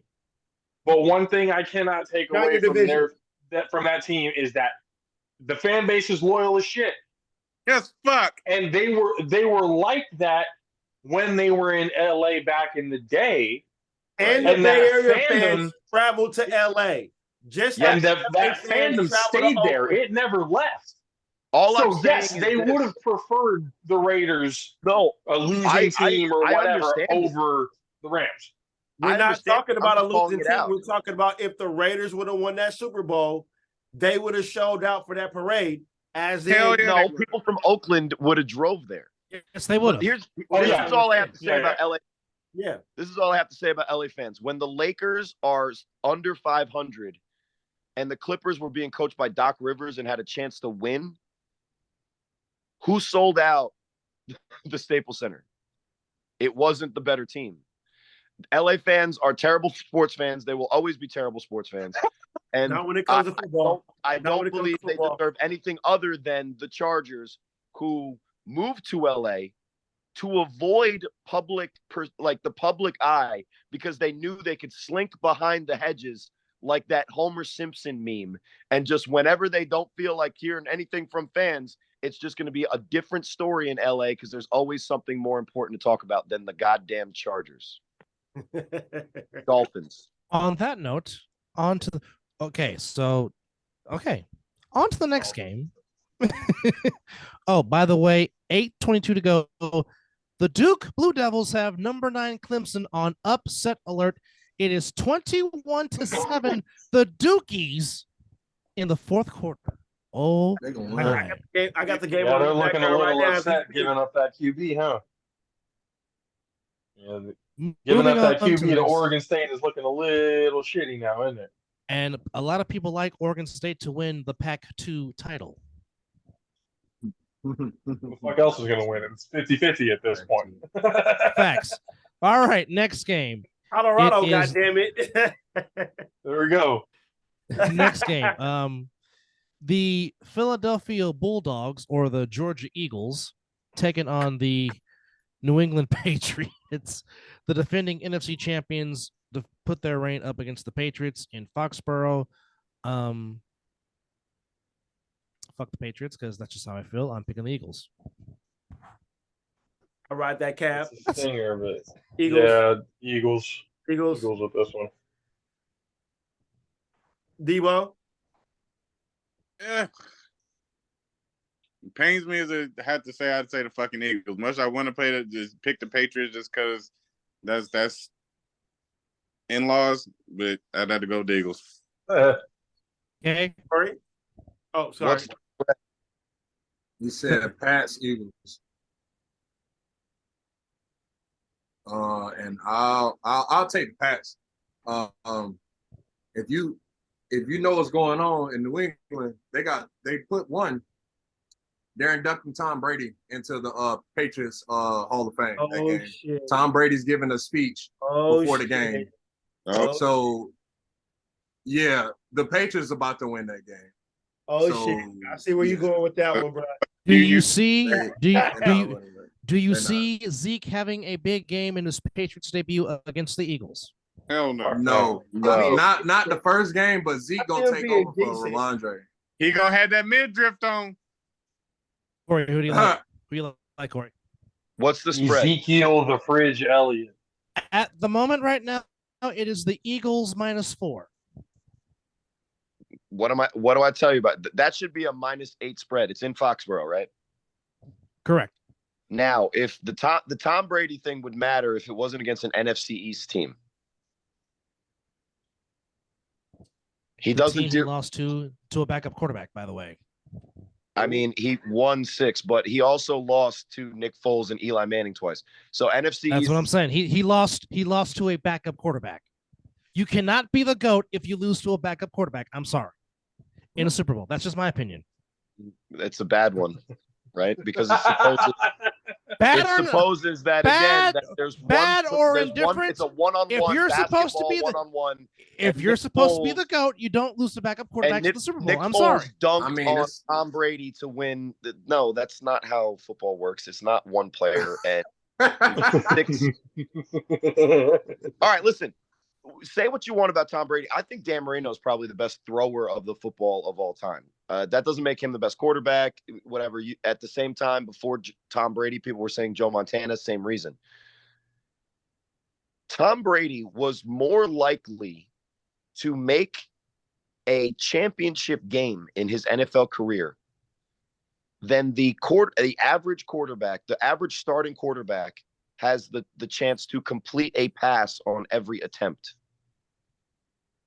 Just put that into perspective. The average quarterback goes into a game and he has a lower percentage of completing the pass that he's attempting, which is approximately 60%, than Tom Brady had of entering an NFL season and making the division championship, the conference championship game of that full season. I was gonna say it's just popped into my head going, and it took me a while to kind of to realize this too, because again I was on the big Joe Montana hype train, never lost, never threw an interception, everything else like that. but then I thought about the fact, yes, he lost to Eli Manning twice. He lost to Nick Foles in the Super Bowl, a high scoring Super Bowl that honestly at that point could have gone either way. He threw for 500 yards that game. Tom Brady threw for 500 yards that game. The fact that literally you can go back through history and there's only one player and it's before the merger even happened. Otto Graham was the only player up until this point who literally his entirety of his career he was playing in the NFC Championship game. Correct. That was way before the actual merger. And a lot Tom of Brady is the only one since then in a 20-plus year career, in half of his career, think about this. Every single year, it was 50-50 that Tom Brady was going to be in the Super Bowl. In the Super Bowl.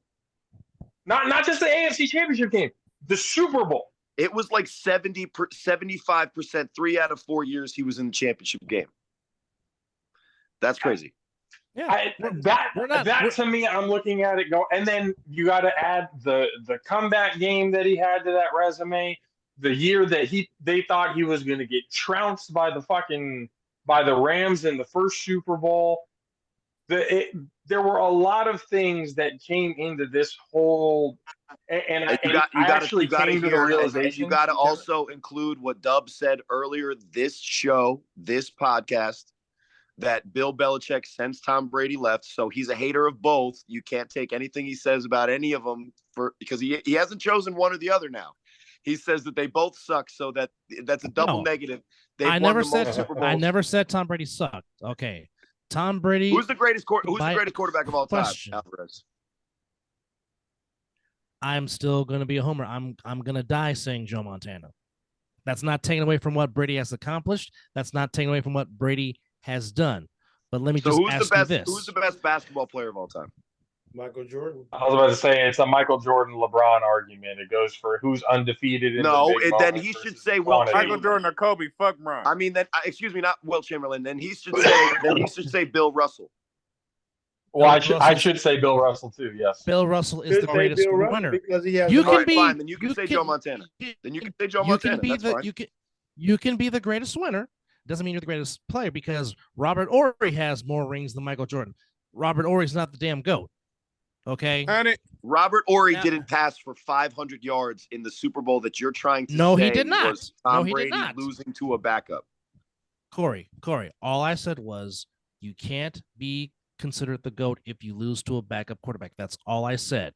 You can't judge a player's career based on a matchup that never even takes place because neither player is on the field at the same time.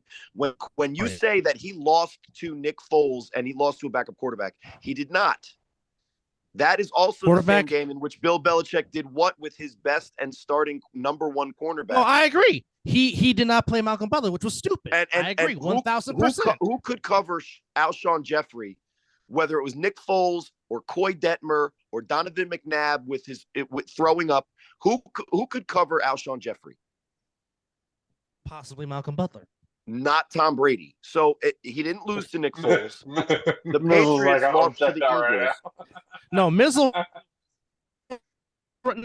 right now is doing the Orange Cassidy right now. That's what he's doing. Because first off, we're talking about Brady and him being the Raider fan involving the damn. Look, the Tuck rule was cheating. The Tuck rule was cheating. So was Deflategate. So was them filming the Rams in Super Bowl 36. The filming was cheating. Deflategate's cheating. Really? No, you're squeezing men's balls before games to decide what's going on. That's what they said, Corey. No, you're squeezing men's balls. That's what they said. Stop squeezing men's balls. No. Those are his own personal balls. You're squeezing them. Only Scott McCorkle. Yes, only the Viking Scott McCorkle will do that. Love you, Scotty. And usually when he does it, he gets away with it, right? Let's be honest.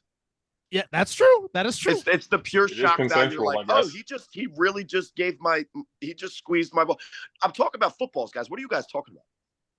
Deflate game. Corey. So many jokes. I can throw. Anyhow, so Patriots for K, Eagles for Devo. I'm picking the Eagles. Mizzle's picking the Eagles. Josh, who are you picking? I'm going Eagles. Eagles because I like sleeping in my bed. Is the wife an Eagles fan? Know. Got it.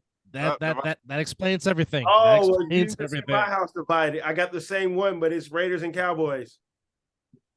Oh man, how do you have? Oh God. My dad would light my apartment play in the playoffs in the NFC Championship. Both of those teams on it. House divided or not, if I had both those teams on one flag, my dad would burn this motherfucker down. Who do you like, Corey? My wife's a Cowboy fan, and that's where I'm gonna leave it. Corey, you say you're picking the Patriots? Well, my thing is that when you look at that game and you look at those rosters, you're like, yeah, the Eagles should win that game. But there's this thing that always happens with the Super Bowl loser where it's almost like they forgot how to win. I've always noticed that. Correct. It's weird. And I always noticed that. And then when you told me what the spread was, that's one of those situations like when I was talking about the Browns Bengals. It's like, shouldn't the Eagles be favored by at least like 6? Now 4 is a decent amount of points on the road, but do we really think that the Patriots are a good team? They don't still get points spread because based on the everybody loving them because they don't have the quarterback anymore. I think that them fixing the coordinator position is going to make a difference for them. I think they're also going to be that team that's tough to beat. But I don't know. Something's telling me that that's a game that the Patriots can win, and I think I'm going to go Patriots. All right. Moving I on feel to that real quick, that's a game that Tom Brady is going to make his speech in the beginning. They're going to put him in there, and by halftime, the score is going to be so unbearable. He said, "Fuck that! No wonder I'm a part owner in Las Vegas. I'm going to fucking be with my team." That's the kind of season the Vegas Raiders are set to have. That on week one, and no disrespect, because I come on your guys' show and I appreciate it, and no disrespect to the Raiders, because maybe the best thing that they can do is just take care of business and do the right thing and get the right quarterback. But if you're a part owner of the Raiders and you're in New England week one, I mean, I get that he's being inducted to the Hall of Fame, but they do that all types of different times of the season. Maybe that's another sign that Caleb Williams might be wearing black and silver next year. I like their silver jersey, by the way. But silver anyway, and black. By the way, I understand that you're not a Raider fan, but the proper pronunciation is silver and black, not black and silver. All right, yeah. I almost said black and gold, so I caught myself there. But you're right; it's absolutely silver and black. Yeah. But underrated jersey in the NFL, the alternate silver Raiders jersey, like the actual jersey silver, straight fire. I wish they had a quarterback that I could just wear. Jersey in the NFL. I'm sorry. I'm sorry. moving on. I think so. I think the silver one is maybe the best alternate in the NFL. The oldest rivalry in the history of the National Football League. Ooh. The Green Bay Packers and the Chicago Bears at Pass. Now I was so Corey is gonna pass on that. You guys gush how great of a quarterback Justin Fields is, and then I want to see all of your faces when he doesn't get his second contract and gets cut. You're assuming that we're all gonna just gush over Justin Fields. No, I'm just saying anybody that does the quarterback. But if we want to talk about it, I believe he's talking to one person in particular is what he's talking to. Oh, okay. I'm sorry, I'm not. Yeah, he's talking to Josh. He's only talking to Josh. I seem to be the only one to believe that Justin Fields is actually just remember a decent quarterback. But I don't know. Maybe he's good. I don't know. I'm just a hater, I guess. I used to love Soldier Field, the old version of Soldier Field. The new version of Soldier Field sucks. I don't like the design at all. I don't like that it takes away from the original pillars that still sit outside. But as far as the actual game, the Packers have had their number. I don't see that changing. I am picking the Green Bay Packers to beat the Chicago Bears at Soldier Field. I'm also riding with the Go Pack Go. I think Jordan Love is going to have somewhat of a decent season. I'm not going to say he's going to have a tremendous season. I think he'll have a good enough this season to understand the reason why they're okay with moving on from Aaron Rodgers as a future quarterback. So I'm picking the Packers as well. I wish that more teams would have taken the Packers route and just basically refurbished the old stadium, modify it, make it more modern and brand new. Yes. That's 100% what I think they should have done with the Niners and, because there's history in those buildings. You don't just fucking topple history in buildings like that. So that's why the fans own that stadium. That is the fans. So I feel like that more teams should have taken that route. That's just my personal opinion. But in this case, me being somebody who is I don't want to say apologist because I don't think there's anything really to apologize about. He's in a situation currently where last year it's like, well, he didn't do anything last year. Well, throwing the ball, no, because who did he really have last year? Nobody. But when it talks about weapons that they had on the Chicago Bears, it was virtually nobody there. The run game was non-existent other than with his own legs. He's the leading rusher on your team. That's how it's a problem. That's how they basically cleaned house and got him weapons this year. DJ Moore being one of them, who is a pretty underrated, wide receiver in my opinion. Agreed. He is very talented. You give him that. I think Kmet at the tight end position. I mean, he's not a world burner, but he's decent enough to where he can be effective and be a good third down type of option for Justin Fields. And I think he's one of those players that's actually going to – I don't want to necessarily say that it's going to happen this year because still by looking at the roster, there's still a lot of holes that need to be filled. But I think Justin Fields has been put in a position where no matter how good he really does, because if you look at how he did in fantasy, last year and everything, he had to run most of the time. He was his only option. I saw what he did at Ohio State. I know what he can do through the air. He hasn't had necessarily the opportunity nor the time to be able to do that there in Chicago. So they fixed that offensive line. They got him a weapon. His tight end is starting to get a little bit better. The run game, they picked up is starting to get a little bit better. So there's signs for this team to do good. Now, if Justin Fields goes out there this year and just completely shits the bed, in inexcusable moments, just completely, no, that you can't blame that on anybody else but him, then we could be having a different conversation. But I don't think he's been put into enough of those situations for me to think Justin Fields is anywhere near bottom tier as people think he is. And I think he's going to actually beat the Packers. I'm actually taking the Bears with this one. Oh, he's going with the upset. He's taking the Bears. Country K, go ahead. All right, so 2 points. No, go ahead, Debo. You were saying something? Oh no, I'm just saying the Bears. Oh, okay. Yeah, 2 points, real quick. You know how people demean something and they talk down on something. They call it the great value, like the Walmart version or the dollar store version of something. Correct. Right. I think DJ Moore is the Target version of Chase Claypool. I literally saw this man twice a year. He just said DJ Moore is worse than Chase Claypool. No. I said they're the same guy. He just a little bit better. He's just a little bit better version of the same guy. Chase Claypool ain't worth a damn. So what are you saying there? So that's what I'm saying. So I really feel like Justin Fields is gonna be running for his life again. They not gonna do the Packers is gonna win. You know what I mean? I feel like the Packers gonna win for the simple fact they got a complete team in comparison to the Chicago Bears. The Bears traded their best defensive player to the Ravens for no reason at all. So I mainly think Jordan Love is going to collapse under the moment. That's being the starting quarterback of the Green Bay Packers week 1 of the NFL season. That's mainly my decision. I think the Bears are going to win it at home. Based off it helps it being at home too. Based off what? Based off what? What, Jordan Love? Jordan Love?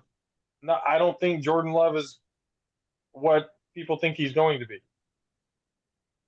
I was watching him back when he was there at Nevada and stuff like that. There's not really much about Jordan Love's game that tells me. Right. So I'm gonna ask one question, because like I told you in 2008, guess who I met? Another Nevada quarterback that took y'all to the Super Bowl. So I got one question for you. You're gonna say about Nevada quarterbacks. I bet money you was on that Colin Kaepernick train. No, I'm not. No. Don't do that about Nevada quarterbacks now. No, I'm not saying just because he went to Nevada, he's not going to be a quarterback. He's not under that category. And I've seen Kaepernick play. When we drafted him, I was like, okay. I see the direction, especially with the run-heavy offense that Harbaugh had. It makes sense why we got Kaepernick. It really did. We got him in a third round or something like that too. It's not like he was a first-round guy. I think it was second or third round. Second round. Yeah. Second.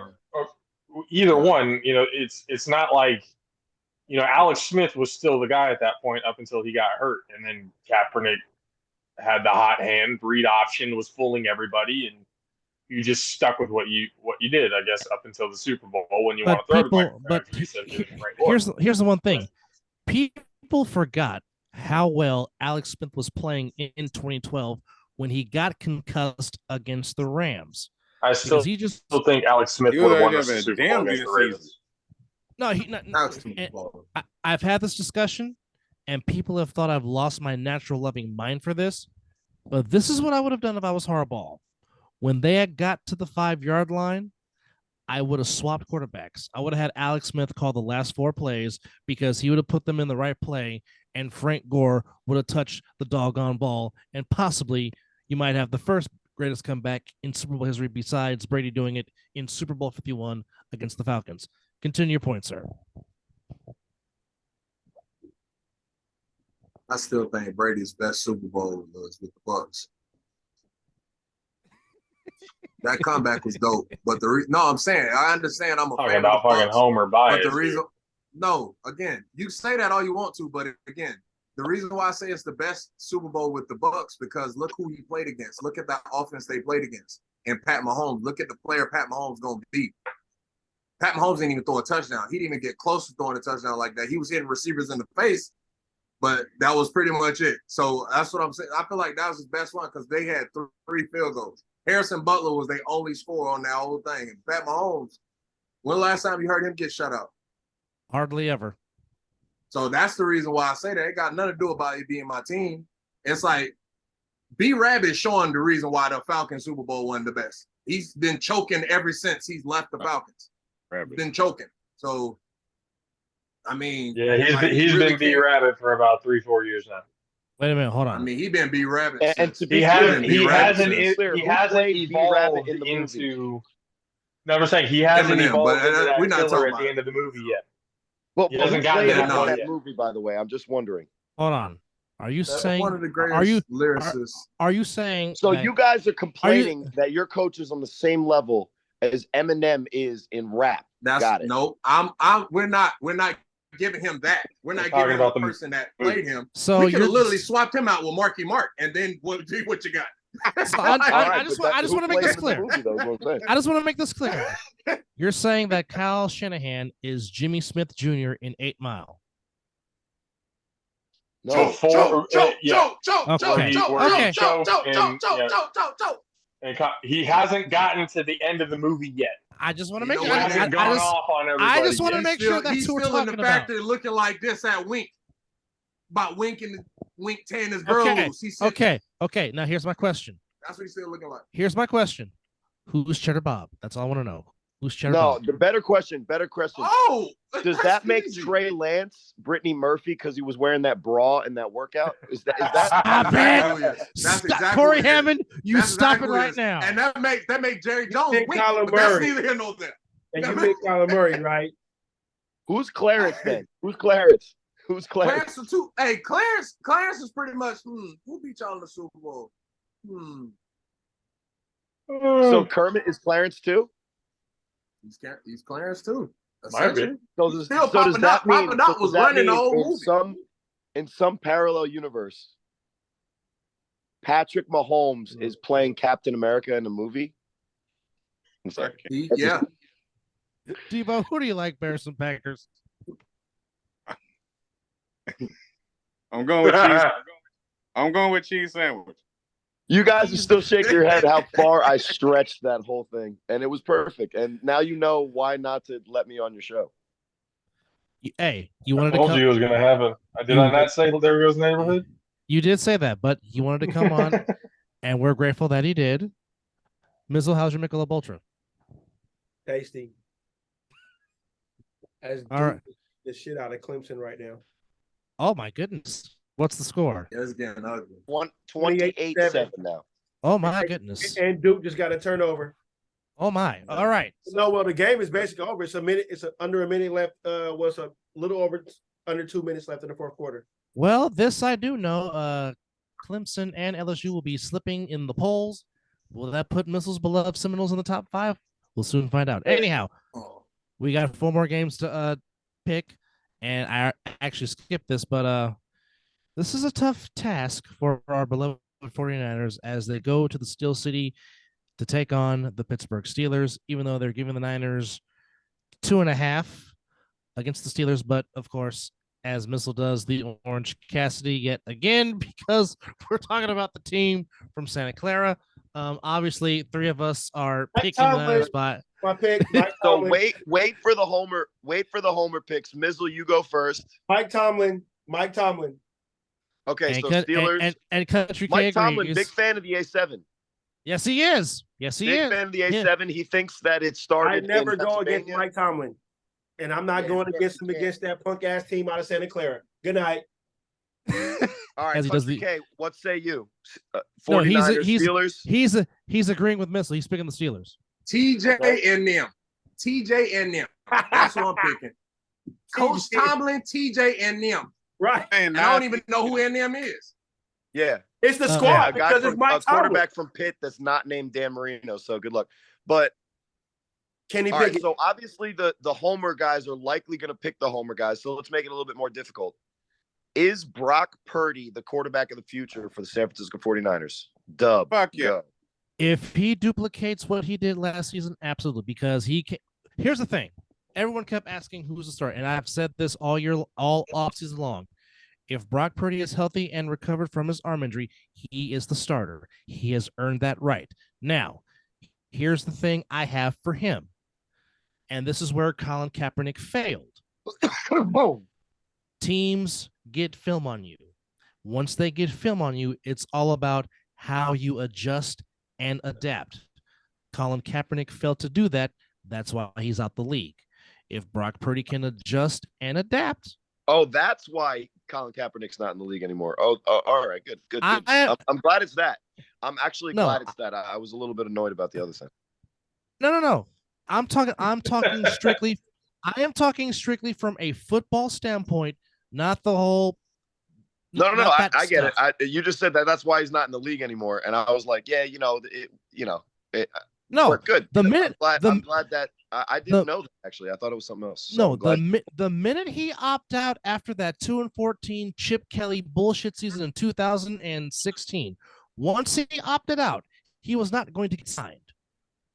Because again, he had a hell of a fastball. He can throw the deep ball, just didn't fucking throw 5 yards in front of him. Yeah, I'm sorry. When you I'm sorry. When you break the huddle and you don't see Torrey Smith butt naked by himself down the sideline, and Torrey Smith is doing jumping jacks, saying, "Snap the damn ball and throw it to me. I can run 75 yards," and you can't see that. You don't deserve to be in the NFL. By the way, the defense didn't do that on accident. That was on purpose. That should tell you everything you need to know at that point. Torrey Smith is an absolute. This sounds like a fan podcast. We're figuring out things that happen in one situation. No, come on, man. That's not why Colin Kaepernick's not in the league. That's not why we for the 49ers. We know that. And every quarterback in the history of the NFL has missed obvious situations where he should have made this play to win, including any of your greatest quarterbacks of all time. I'm not saying he shouldn't be in the league. So to get back to your argument of him, and when I hear somebody say, you know why? It's because of this one thing that I saw, and how could he not see it? It's like there's a lot more going on than us seeing the perfect 11-on-11 view from our couches with nobody breathing on us, and we haven't ran 4 steps the entire day. But Dub, getting back to Brock Purdy. Now the defenses have some film on him. He has the same play caller, and he has a lot of the same playmakers. Is he the quarterback? We already got Debo's answer. He's quick yes, instant yes. I believe he is quarterback in the future. I believe he is. Yes, he's so right. in 2 years, he's going to be due $40 million a year. Now, is he the quarterback of the future for the 49ers? Well, if they don't pick up his 5th-year option, then he's currently under his rookie deal, and him being the quarterback of the future does not mean this season, right? So just to be clear, a quarterback of the future would be like, I don't know, what the Giants apparently think Daniel Jones might be.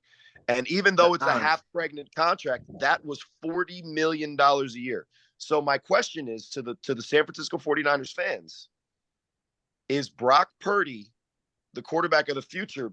And by that, I basically mean in 2 years, do you pay Brock Purdy $40 million a year? Well, that depends on how. It depends on what he does in those 2 years. That depends on. It's not Debo. It's not as quick of a yes now, right? Well, yeah, because that's any fucking quarterback though. And I'm not saying it's not. I'm just saying because what we've seen from Brock Purdy is very impressive. Yeah. Regardless of where a guy is picked, when he succeeds in the National Football League, he's a good player. And now, like you said, let's see what he can do. Now, this is what I would argue. You put Justin Fields on a field for a Kyle Shanahan coached team, and now we're talking about something special. So that's why they drafted Trey Lance. Them trading Trey Lance away is huge, because it means that they know they made the mistake and they're not going to try to force a mistake and ruin a season. But I think that's the biggest question that the San Francisco 49ers need to answer. And I think the answer to that question is, my prediction for the 49ers this year is that Sam Darnold throws for 2,500 yards and 20 touchdowns. Look Sam at Darnold. Look at JP. I already said it on his show. And if it happens, it's a low risk proposition. Let's be honest. If Brock Purdy's elite, Sam Darnold won't touch the field. All right, But Debo and JP. If it happened that way, that would mean something catastrophically went wrong. Yes. It already has, but it just I don't even want to think about that. Okay, you go ahead. 20 touchdowns from a backup quarterback. I don't see Brock Purdy allowing Sam Darnold to touch the field in that regard. No. Is he the only way it happens is if Brock gets hurt again. But here's the go ahead. Purdy everything he can to where if Sam Darnold touched the fucking field, it's going to be in the fourth quarter. But here's my concern about the Niners. My concern is the backup to the offensive line, because if Trent Williams goes down, do you trust Jalen Moore to be what Colton McKivitz was before Colton McKivitz got put to the right tackle spot after Mike McGlinchey went to Denver, which McGlinchey needed to go, no question. And Colton McKivitz has been waiting. He's put in his time, and when he has played well. But my concern is the depth behind offensive line, because if Trent Williams goes down, that's a problem. Because, again, that's protecting your blind side. Even though Purdy is mobile, the offensive line still concerns me, because you still need to find a center of the future and possibly a right tackle. I think Spencer Buford will get better. Alex Banks was a big question mark until last season. Alex Banks balled tremendously last year. So the left side of the O-line, I'm cool with. But my problem is, if an injury was to happen to the offensive line, do they have the depth? That's my question. Because now, do they win? Do they win the game against the Steelers, guys? Well, we're being a homers, yes. No, every game is going to be yes. They're going to win every fucking game. 17-0. Good. I'm going to say I look forward to it. It's going to be a great season. I might be a little bit more realistic depending on the situation, but I mean, when it comes to that, has been one of two things that I've always been worried about the Niners. I've never been worried about the linebackers, never been worried about the defensive line, skill positions, or anything else. I've always been worried about the DBs. Yes. And I've always been worried about the right side of the fucking line, because that's exactly where all of our quarterbacks got hurt last year. Yeah. Okay? From the right side of the fucking line. Correct. Our left side is good. Our right side is what's killed our quarterbacks, literally. And to be completely honest, and let's spread the blame to where it needs to be, when Brock Purdy got hurt, there was no fucking reason why Ross Dwelly needed to be goddamn blocking Hargrave at that Facts. point. Facts. 1,000% There's no reason why your third string tight end should be blocking a premier pass rusher. It's no. And not even double team, not even a chip block. 1-on-1. He never stood a chance. That's a coaching mistake. That's what I'm saying. That's a coaching mistake. There it is. So everything about that whole, yes, right side of the line, DBs, and our coach needs to pull the head out of his fucking ass when the time calls for him to do so. And wide receiver. Wide receiver, I'm okay with the athletes because of how our wide receivers and how we run the offense. I'm actually kind of okay with how everything is. Where everything look, is at and how Kyle Shanahan runs his offense, I'm all right with where it's at. Because Personally, they're wide open. I'm gonna ask They're y'all always Niner wide fans open, the same. no matter their name. personally, I feel it, but I'm gonna ask y'all Niner questions. The same thing I asked the Bucks fans when I were in the Bucks forum about Jameis Winston. How long do we fucking let this shit show go on before we say it's a bust? What do you mean? in regards to Because in regards to this whole Kyle Shanahan, John Lynch bullshit. So here, because y'all are pretty much getting a bunch of talent and then get to that point where y'all make people believe that y'all gonna actually be good, and then you choke off in the same parts every time. So here's the thing, and I've been trying to nail this into K's head, and I don't think he's ever gonna understand. Say your point, bro. Say your point, bro.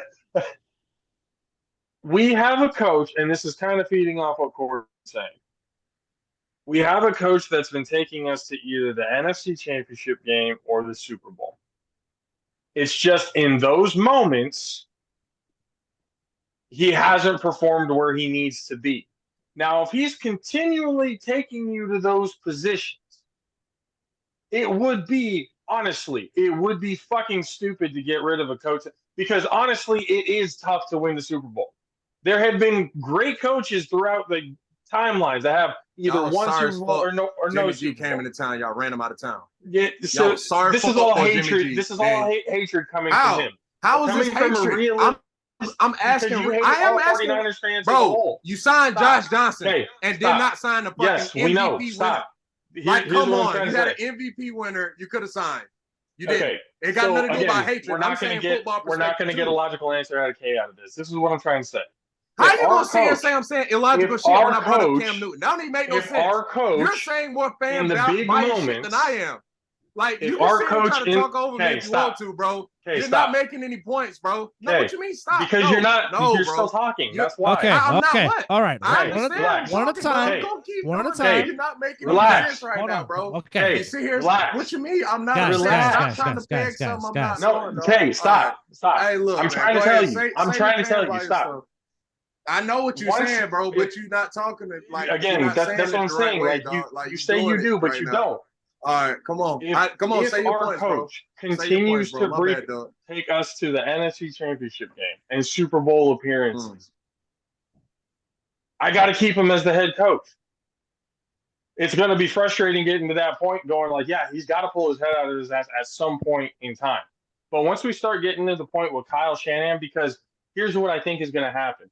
Once you start getting to that point, frustration starts to loom in the front office and on the field. And that'll start to reflect into the team. If you start making 2-3 more appearances in the NFC Championship game or the Super Bowl, and the result has always been the same, you're not doing what you're supposed to be doing in the situation that it calls for, at that point, you're going to start to see the team dissolve, and you're going to start to see them barely making it to the playoffs, and then get to the points where they're going to stop making the playoffs. And then it's really going to be you're showing your ass at this point. That's where I'm going to sit. Like the frustration. You see it with Stephon Diggs when he's over with the Bills. He saw all these Super Bowl dreams and everything else like that. What's he frustrated on right now? The fact that they're not winning. The fact that they're not going to the Super Bowl. That shit starts to leak in players' heads after a certain amount of time. When you become a player, you look at a coach. You trust a coach to make the right fucking decisions for you when it comes to those situations. And if you have your star players continuously getting into those situations and realizing that their coach is putting them in a bad spot, eventually a mutiny is going to occur. And your franchise is going to suffer because of it. So it's literally, when I say it's on Kyle Shanahan to pull his head out of his ass because he has this window to actually pull a couple Lombardis out of it, if he doesn't do it, yeah, he's gone, because that's what's going to happen to the team. Now, if they're not going to make it to 6-7 consecutive championship Super Bowl appearances, because by then it'll be too late. It's not going to make it to that point because the frustration still looms there because the coach is still making the fucked up decisions. You develop that reputation of, yes, kind of like how Aaron Rodgers did. You're a great season quarterback, but once you get into the fucking playoffs, you shit the bed. And he is 1 At and some 4 point, in championship That's what games. I've Aaron been Rodgers. saying the whole fucking. So you That's what basically I'm said a saying. long version of shit of the same shit I just said. You just said a long But version of shit in of a- the exact same point. in a way, I'm trying to get you to understand that I know what you're coming How from. are you trying when to it get me comes to the understand something frustrations in the I said long run. first? How are Okay, you so trying to get me to understand something So- I said first? we have He's- three. He We think have you're- That's what he's trying to get you to understand. we have 3. I mean, I again, picked what was the point 49ers of doing over that the Steelers, when I by was the still making a point? You cut me off to Go ahead, say Corey. the same thing I said. Like, come No, on, bro. Like that's I'm just unnecessary, interrupting you bro. guys. I'm just interrupting you guys by saying I picked the 49ers over the Steelers. Okay, so we have 4 picking the Niners, 2 picking the Steelers. Okay, moving on to another NFC West game. In the Pacific Northwest, we have the Inglewood Rams taking on the Seattle Seahawks. Normally in this matchup, it's normally been the Rams giving the Seahawks fits in this game. Matthew Stafford returns after having an injury, and now Corey and Debo switch sides on the next version of Hollywood Squares. Who do you guys like in this matchup and why? I like the Seahawks. Just I think their consistency, and Matthew Stafford is not happy with his wide receivers, and there's no camaraderie going on right now. So I like the Seahawks in this one. And it doesn't help that Cooper Kupp might not be playing on Sunday. Exactly. Okay. And the Seahawks just picked up that kid from Ohio State. Yeah, Smith Nigma is going to be a problem to go along with Tyler Lockett Him- and DK Metcalf. Exactly. Yeah, that's a fucking.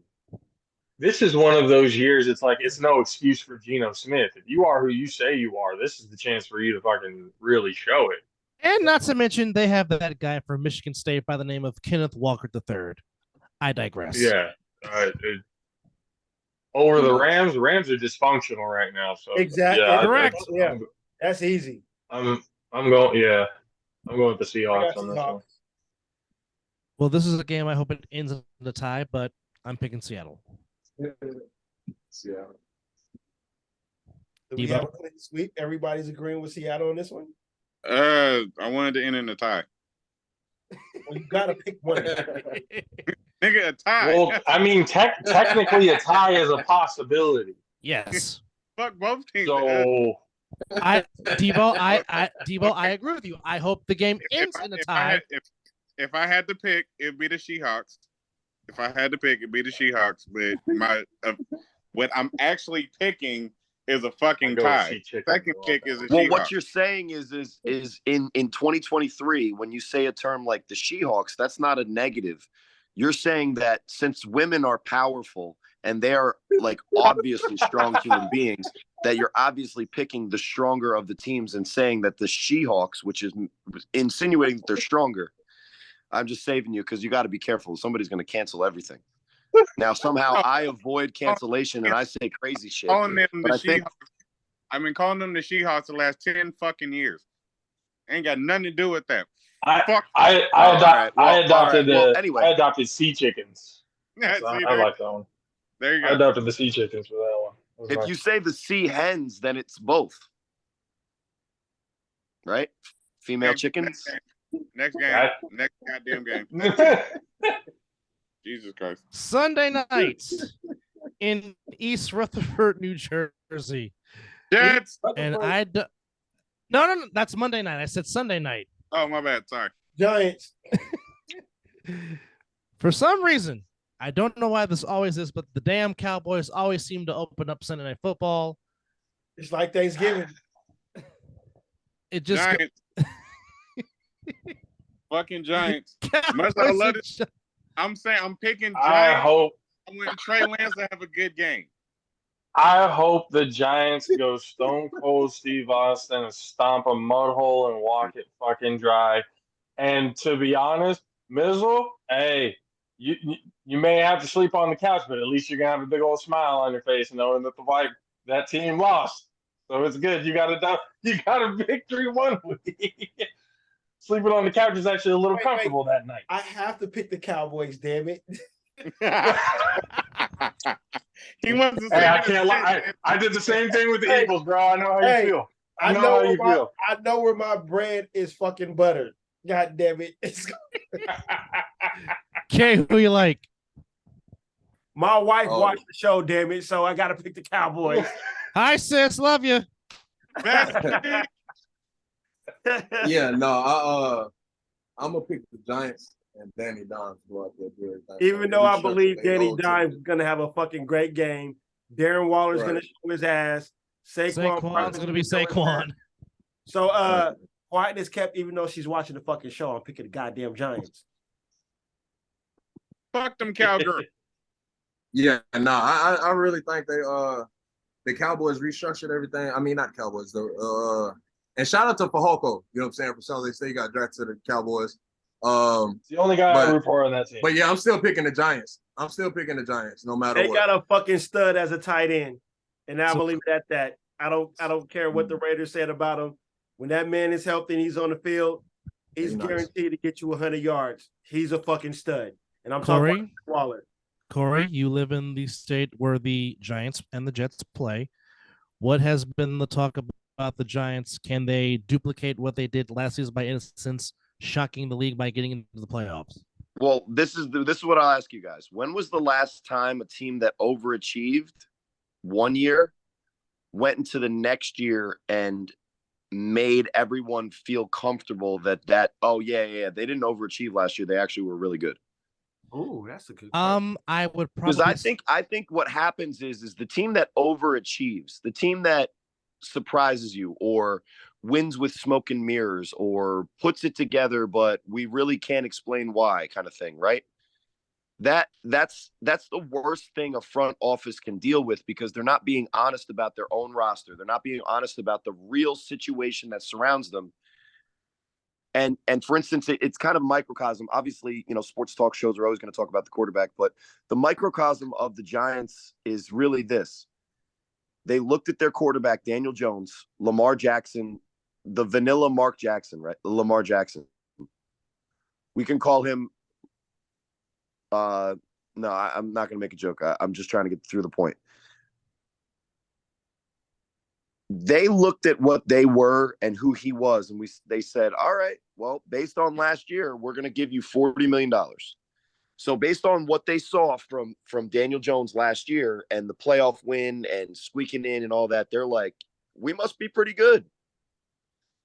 But I think if I asked all of you guys if we're going to, all right, hold up, Brock Purdy, who statistically I think was better than Daniel Jones. Correct. Right? If you're gonna even pump the brakes a little bit with Brock Purdy for $40 million, you're gonna tell me that Daniel Jones is $40 million a year worth of your roster's cap hit payroll? Like, there's a salary cap in the NFL. You gotta manage that. So when I look at the Giants, I'm fearful that they're going to be who we thought they were, to quote a great coach. Rest in peace, Denny Green. Rest in peace, Denny Green, baby. But and thank you for doing that even before I could, because that means that you guys were on top of it, because I was ready to say it. I talk all the time. But the thing is that the team they're playing Sunday night, and to answer your question, why is this always the opening night game? It's the biggest fan base versus the biggest metropolitan area. So that's how dollars work. And even though it's not a game that I think all of us are going to really be super excited to watch, I think that as much as I doubt who the Giants are, I kind of look at the Cowboys the same way, right, guys? And now I can sense that you guys are huge fans of the Cowboys and are rooting hard for them to figure it out this season. But I don't think that they have a good head coach. I don't think that they fix their offense. I don't think that they fix their offense by firing their offensive coordinator. We could joke about Kellen Moore going to the Chargers.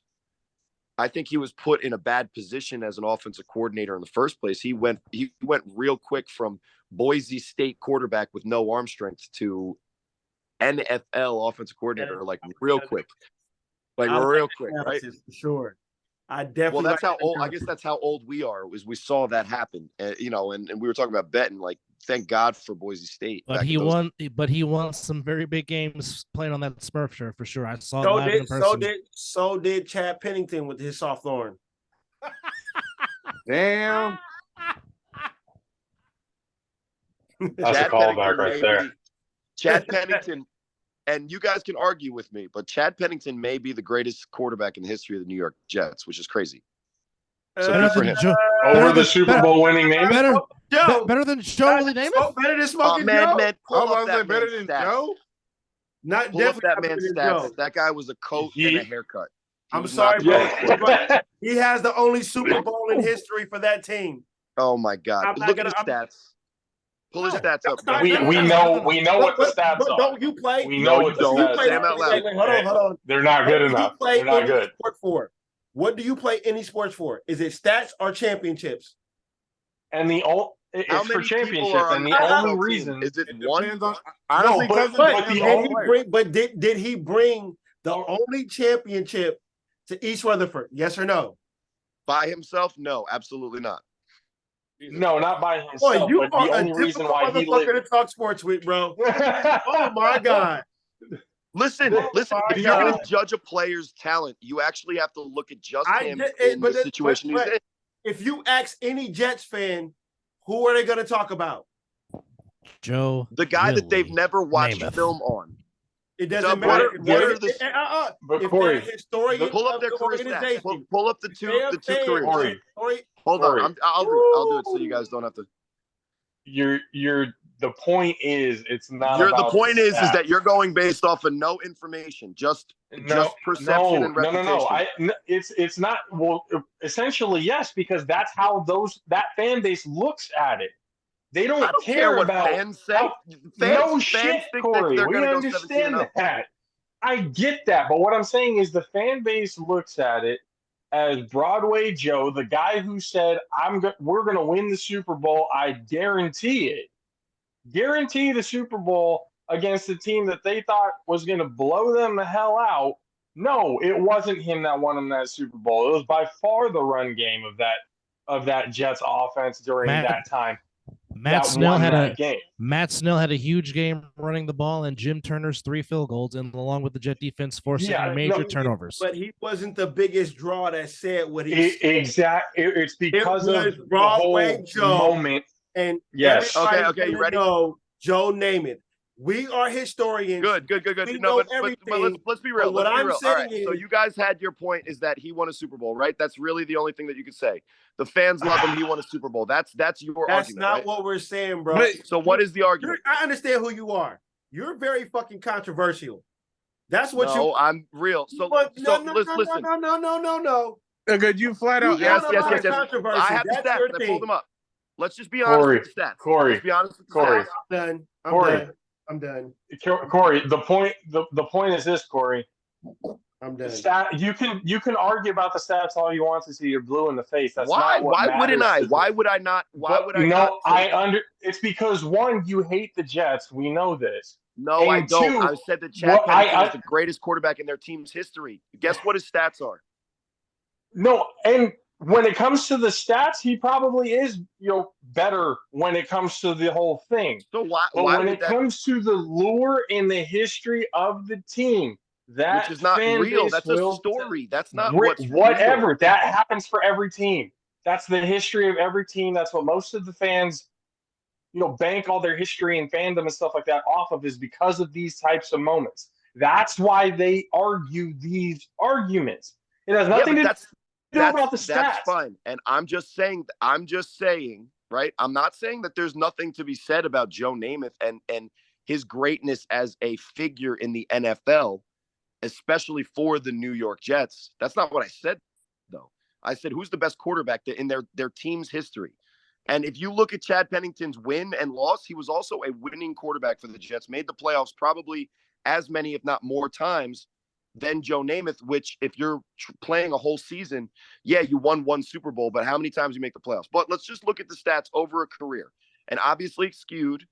So obviously there is going to be a little bit more of a skew towards Pennington's stats over a full career than Namath. But this is more to give Chad Pennington credit for being a great quarterback with 0 arm strength in the NFL. This is Joe Namath's stats. 1886 completions, 3,762 attempts, which is 50% completion percentage, right? So that's a huge metric in football. That's how we kind of judge things, right? Come on, stop doing this. I want to. All right. 27,000 yards over a career, 27,663 to be exact, 173 touchdowns, 220 interceptions. Now, this includes his career with the Rams, and, you know, we don't have to go into all that. But let's just really quick look at the career numbers for. That's a terrible touchdown interception ratio. That's true. But even with all that in said, a league where throwing the football was not necessarily a thing. Well, you can tell that by the stats. Well, hold that. From 1960 to 1969, that was the American Football League, because in the AFL, that's all they did was throw the ball deep. So the original AFL was all about pass, and they had the quarterbacks do it. They had Lance Allworth, Jack Kemp, Darla Monica, Lynn Dawson, Namath, George Blanda, etc. Go ahead, Corey. Continue your point. All right. And so then we look at Chad Pennington, who, let's be clear, his career was shortened due to injury, right? Correct. But when you look at his stats, he has approximately the same completions, 1,632, 2,400 attempts. So that's almost a full, third and a half, 3/7 less, right? So that's a lot less attempts. 66% completion percentage, 17,000 yards, 102 touchdowns, and 64 interceptions. So when you break that out and you look at the career, I'm just saying, as a performer, Chad Pennington's years as the starting quarterback for the Jets were better statistical years than Joe Namath. Now, Joe Namath had a longer career as I look back at it, which is important, and he didn't get hurt as much. And the motherfucker was a god among men in his time. So, look, it is a little crazy to say, but I stand by that when Chad Pennington suited up for the New York Jets, he's one of the greatest quarterbacks that team could ever ask for. Yet the Jets treat him like a joke. I don't know how we got into this, but yes, there it is. So who do you like? Kellen Giants or Moore Cowboys? is how we started down that rabbit hole. So I apologize to the whole panel. Joe Namath is still, even though he's creepy and drunk to Susie Colbert, he's still the greatest quarterback in Jets history. Okay, who do you like, Cowboys or Giants? That's how we did Kellen Moore, huh? Shit. No, who do you like, Cowboys or Giants on Sunday night? I know that's a shitty position to be put in. I think that the Giants have the better coach, so I'm gonna go with the Giants in that one. All right. Last game on the docket. Staying in East Rutherford, it's the Orchard Park Bills against the East Rutherford Jets. Of course, the hype that is Aaron Rodgers coming to East Rutherford/New York to take on the Bills. Some might say this could be a key deciding factor in the AFC East between these two teams. How do you see this game playing out on Monday night on the anniversary of September the 11th?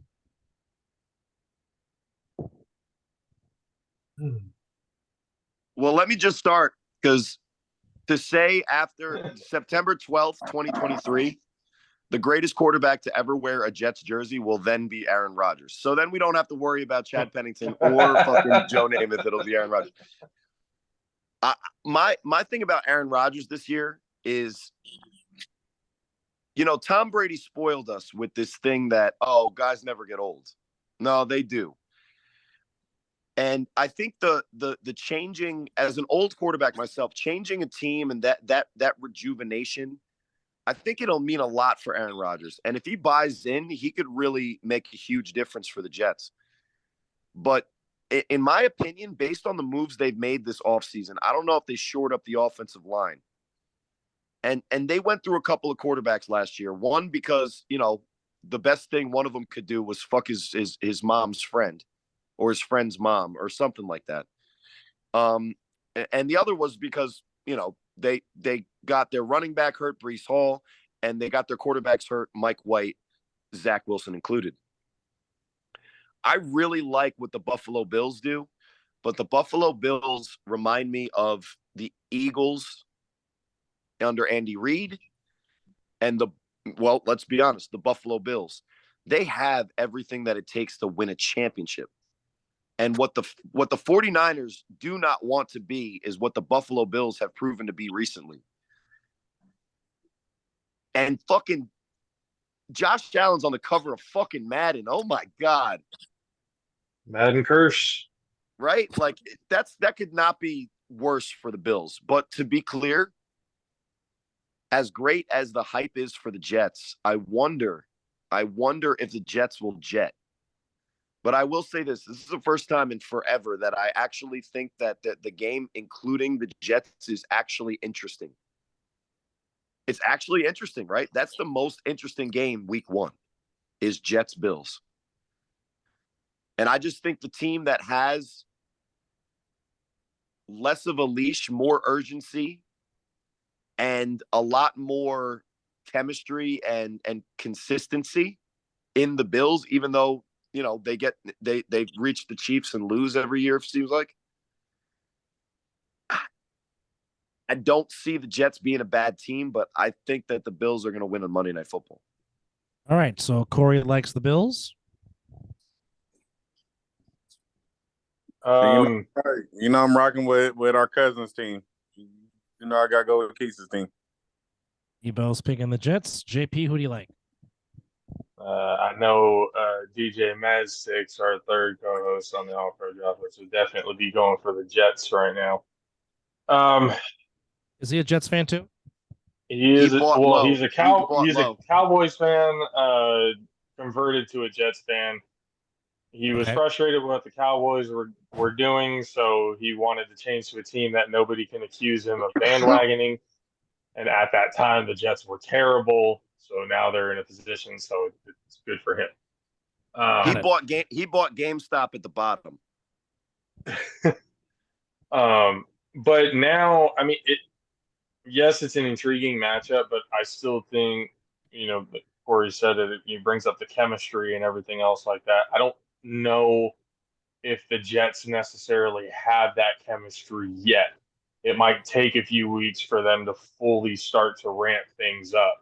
And to start against the Bills team who, for the most part, most of that team has been together the last, 4 or 5 years. There's a difference there. I mean, the only advantage really the Jets might have is the fact that they're at home, and you know that they're going to sell out because everybody in New York's going to want to go and see, Aaron Rodgers on the field. So that might be the only advantage that they have. But when it comes to overall football team, as of week 1, the Bills are the more complete team.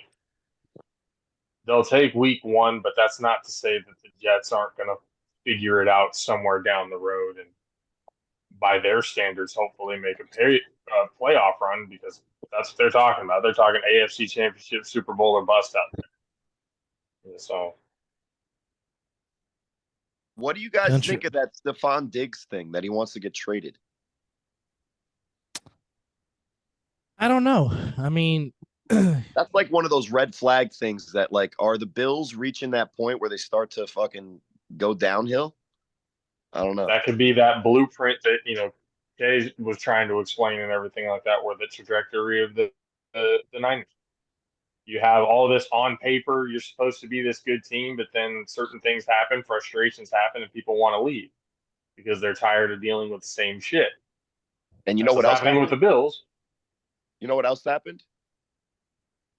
They paid the quarterback. That's also true. And then once you pay the quarterback, then all of a sudden it's like guys are like, "Give me money." Then, like, I don't know. I don't got fucking time.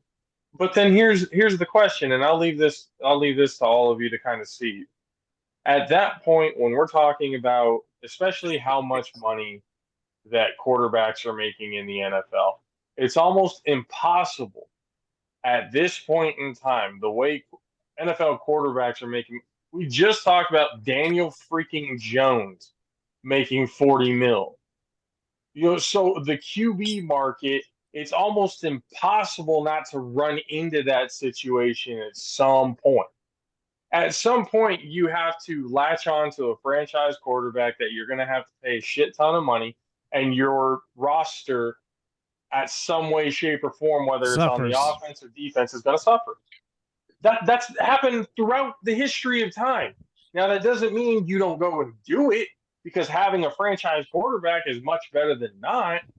But at some point, relying on hitting on these rookie quarterbacks for the first 5 years, 4 or 5 years, and then be done with them after that, that formula runs out after a while.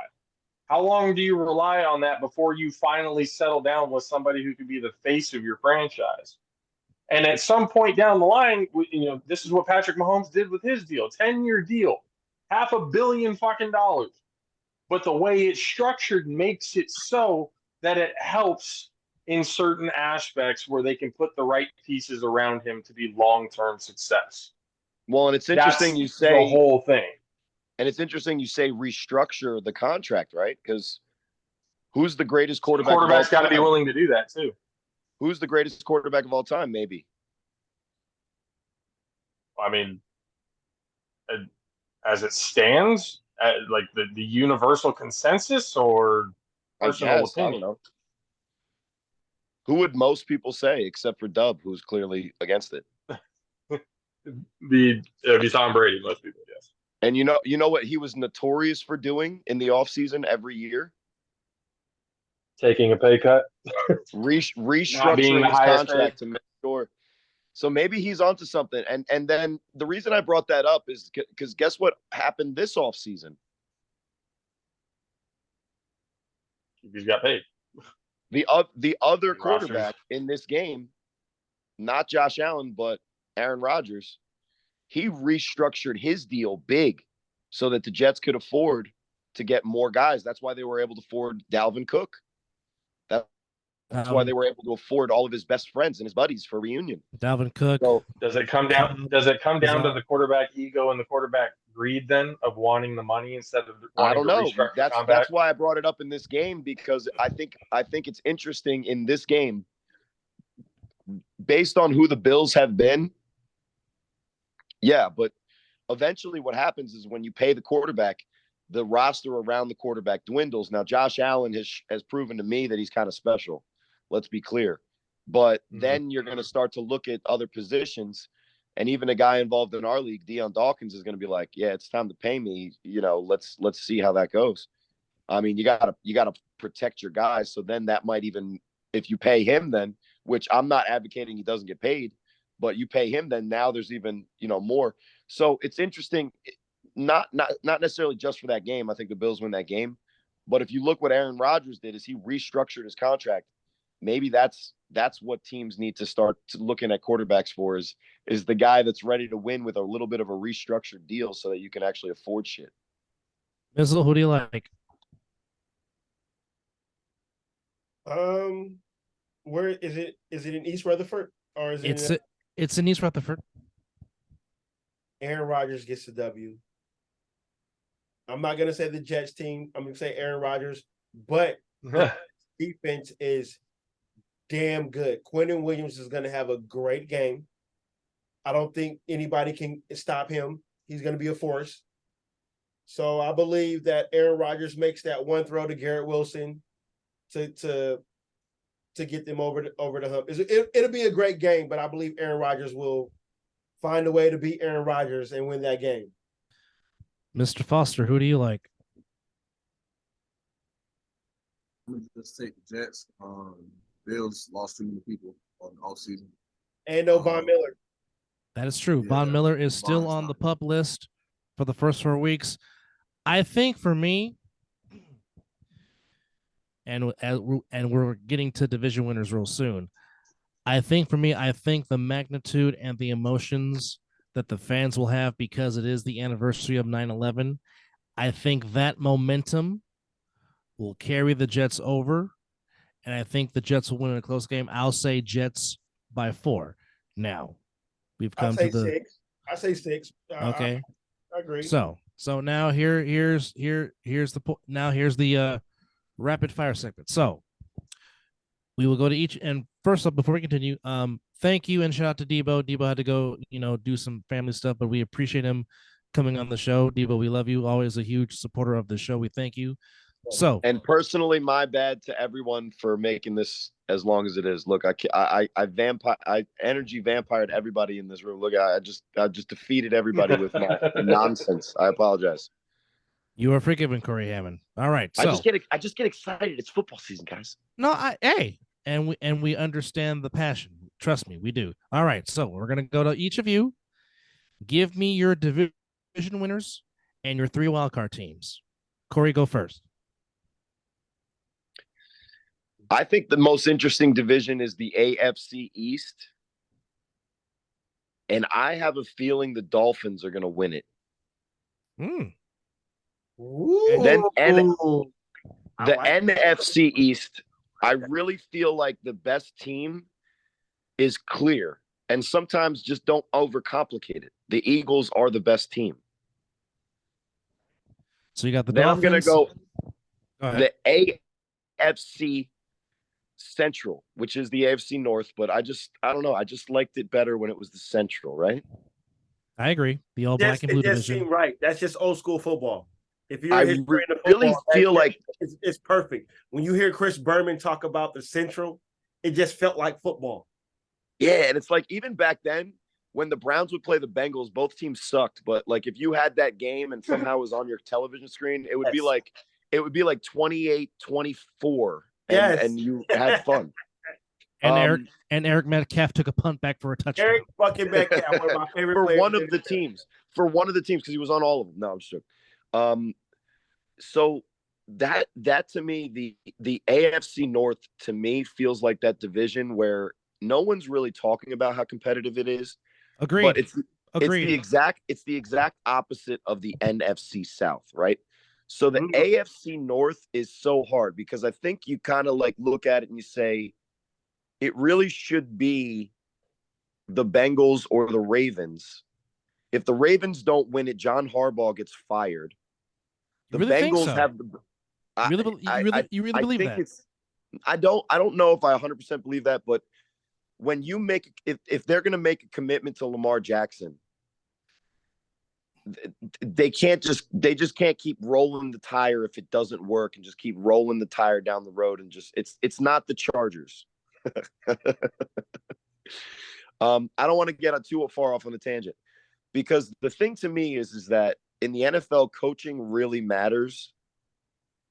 And tell me who's a better coach in the NFL of taking a team that seems mediocre and isn't going to do much to the playoffs and a division title in a tough division than Mike Tomlin. Like I'm a Pickett, kind of like I'm on the fence with Pickett. You like that one? Well, we on the show, Mizzle and I always say we never go against Mike Tomlin. I already said that. And so it shows how smart he is. He already beat me on Joe Namath over Chad Pennington, and I really thought I was going to pull up better stats from Chad. So my bad, guys. That would have been great if I was right. But the ratio 100 to 60 versus 170 to 220, I mean, like he's 50 over in interceptions. My guy Joe was just chucking fucking it. That's what I tell my son Brady Hammond. Don't F and C. Don't fuck it and chuck it. That's an interception. Don't do that. So shout outs to the coat and haircut is the best Jets quarterback. I feel like that makes more sense. I don't feel 100% behind this because I think the best quarterback in the division is Joe Burrow. I think the best receiving core is the Bengals. I feel like the rest of the roster, for whatever reason, is going to take a step back this year. I just feel like the Steelers, after a mediocre season last year, I think that they're going to win the AFC North. Ooh. Now, the NFC North, okay? So I think the Vikings are going to win that division. Now, I like what the Lions are doing, but I think the Dan Campbell, he's a star on the HBO television series Hard Knocks. Is he one of the great coaches in the NFL? No. Like, we love him. Like, he immediately was a star and is the guy that you want to win in this league. He started to put together that run at the end of the season. I don't know if they're ready to win it yet. And I didn't make the pick, but I think Jordan Love might actually do some things for the Packers this year to surprise us. Not enough, though. I just don't think it's enough. And I think the Vikings, the losing in the playoffs the way that they did last year and coming back with mostly the same team means that they didn't say, fuck, this team sucks. They all got in the locker room and were like, we need to get better by working hard and not letting that happen. And sometimes that's the path to it, like a better team. I wouldn't say championship, but the path to a championship, sometimes you have to, eat some shit and deal with it. So Vikings in the North, AFC South, NFC South is dirty. So it's really the dirty South this year. How are the Jacksonville Jaguars the best roster in the AFC South? Can somebody explain that to me? Quietly, they just did. It was. I think it's going to be them. And shout out to their coach is Doug Marrone, right? No, it's Doug Peterson. Oh, Doug Peterson. I'm sorry. That's what I meant to say. It was Doug Marrone before. It's Doug Peterson, right? Because the joke, the where I was going with is, he won a Super Bowl for the fucking Eagles, didn't he? Correct. Yes, he did. So I guess fucking Jacksonville then, right? Like at this point, I'll say that out of my mouth and not immediately like think that I'm on and like check my drink. Did somebody put something in my shit? No. Okay. Well, there's nobody. Everybody in that other division is either confused or they're rebuilding. Jaguars are the only consistent team in that division. No, I know. Doesn't it just feel weird? Well, no, because the moment they drafted Lawrence and they drafted True. Ian, I see where they were going. They're To be fair though, they did have that real quick blip where Urban Meyer was their coach though. So let's be Correct. clear. They tried to fuck that was trying to get back into relevancy right there by when they hired him. But they were tanking. That was a shock and awe hire right there. Yeah, definitely. Who's the worst person we could hire so that we automatically lose? Like, who's available in the worst? Like, who is the worst fucking person? Like, who would you never even allow in your house? No, Urban Meyer's not a bad. He's not a good enough person to give a job. No, you really gonna want to do Urban Meyer? All right, fuck it. Let's let Urban Meyer be the coach. Yeah. That was definitely not good for the development of Trevor Lawrence. Hey, they got him out of there quick, so it did no harm, no foul. They knew. Thing is, Trevor Lawrence wasn't bad under Urban Meyer. He was decent. Yeah, but he wasn't the right coach. He wasn't the right coach, though. Doug Peterson was the perfect hire for that. 100%. And now I passed, and then it goes to NFC South. I passed on a couple games, honestly. I passed on a couple games. I feel like I should pass on a division, but I can't. I don't think Derek Carr makes the Saints a good team. I don't think, as much as I love Bryce Young, I don't think that he is that good. I think he's really good, but I think the Carolina Panthers are very far. As much as I love Baker Mayfield, and may he rest in shit or not, I think that the Bucs are also flawed, and it seems like a setup. I almost feel like the Bucs want Trask to win, and I know Country K thinks that they're going to win, but I feel like the Falcons are just the least shitty.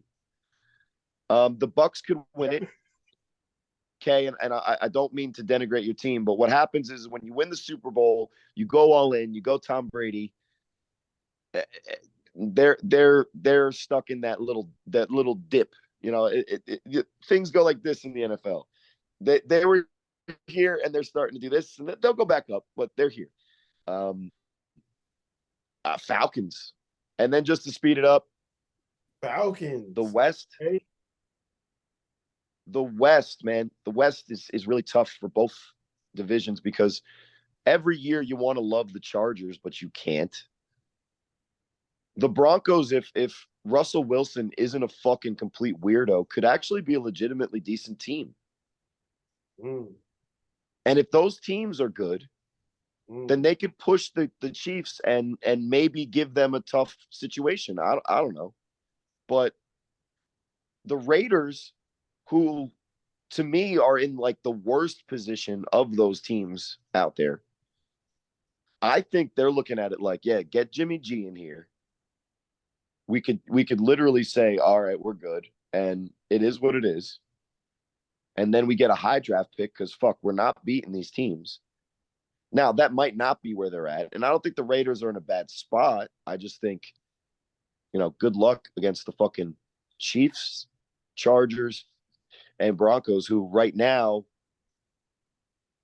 they have legitimate reasons why you could argue that they're better than the Raiders. But I think the Chiefs, and then out west, man, it's tough to disagree that the Niners are better than all of those other teams. But I would be careful of the Seahawks, honestly. And then We're always careful of the Seahawks. And there's fucking 3 wild cards. Yes, 3 wild cards from each conference. So the Jets, the Bills, and the Bengals to me feel good. I just want to really quick go through. And honestly, I think the Chargers are right there. I think, in the AFC North, the Ravens, they feel like they should be there. The AFC South, I mean, the fuck, they're lucky they get the one team. Who's your 3 from the NFC?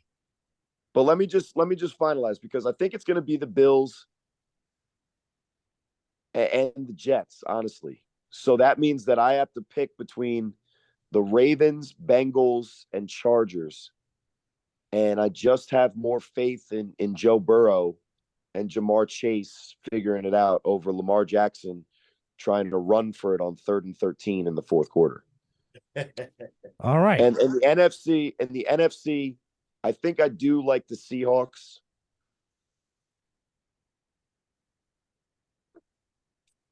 The NFC North, I could see the Lions pushing for a spot. Ooh.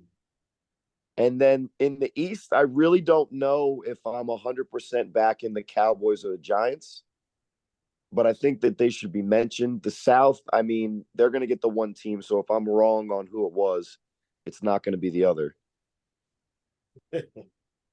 And I'm not missing anybody from the NFC North. I mean, the Bears, are we really thinking that they're ready to maybe make a playoff push? No. I don't really think so. And then in the NFC West, it's the Niners, it's the Seahawks, it's the Cardinals, and the Rams. And like the Rams seem to be falling apart more. They're putting it together. Kyler Murray's already booked for the Fortnite championships in late November. So in the NFC, I do like the Lions. I'm gonna say the Giants. I think that their coach has something figured out, and I think that Daniel Jones is Lamar Jackson. He's the same guy. Like, just watch. And then I like the Seahawks. I just like the consistency of having a guy like Pete Carroll. He should have handed the ball off to Marshawn Lynch, but I'm a quarterback. I would have audibled out of that shit. So fuck it. All right. I would have thrown the pick too, to be clear. I would have thrown the pick as well. Mr. Foster, your division winners and your 3 wildcard teams. Yes, sir.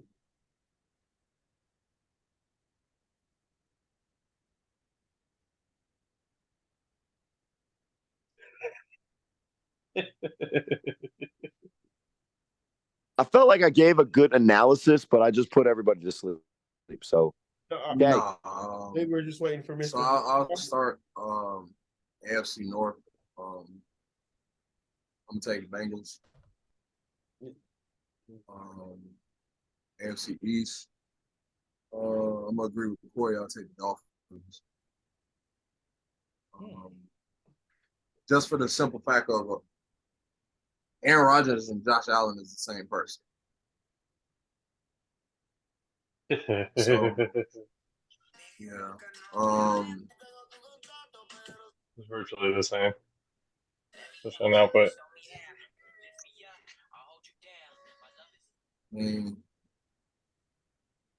You know, I picked my Bucks. You can think I'm biased all you want to. Whatever. We only had Brady for 3 years. Before that, we had Jameis Winston for 5, and I fucking hated my team. So I like, think if the Bucks get to 8, they win that division. That's reasonable. That's not out of the question. I seriously think I feel like that's all disrespectful because I feel like 8 wins. I mean, there's 4 8 wins is kind of sitting on the disrespectful. ground. Like, well, not necessarily. I mean, it's just with the assumption 8 that wins is overachieving. Like that's kind of what the whole idea is. If you have the idea that Baker sucks, you're gonna think we're only gonna win 6 to 8 games. That's your thing. But again, name a time where you had an actual good receiver like that, and they were healthy. I still say Baker Mayfield didn't have is nobody. going to be the reason That's why totally Mike fine. Evans Again, but you're being biased because of where he went to college. If he went to the University of Texas, you'll be on his job. So it's all good. That's pretty much what the point probably is. not. That's Honestly, really the reason why you don't like Baker. It has nothing to do about I'm just saying there hasn't been a good quarterback to come out of the Texas Longhorns either. Oklahoma team with no defense to as far as they did, and they lost to Ohio State. That's cool. That man took the team. They ain't had nobody there. It's all good. So, like I said, it's all good. I've been saying Baker was good when I guess I'm a realist. So, I'm gonna be honest with you, you're not. You're really not. As much as you say my bias, I'm like, where am I biased? I literally just said right now, I have never even could have said oh, this Texas quarterback, he's gonna be nobody great has come out of Texas in a long ass time too. So I'm not blind to that shit. Yeah, I know. That's kind of why I was saying about Vince Young when you were kind of going on. I mentioned that early in the episode. But Vince Young won Rookie of the Year, and then after that, just fell the fuck off. That's what happened. It was coached by Jeff Fisher. That was one of the biggest crimes of my life. And he had Chris Johnson as his running back. Yeah. So yeah, as I was saying about the division winners, let's go to the AFC South. I'm gonna pick the Jags. AFC West, Chiefs. It's pretty easy. NFC West, I'll pick y'all, Niners. Just based off of default. Ain't nobody else actually good like that. Mm-hmm.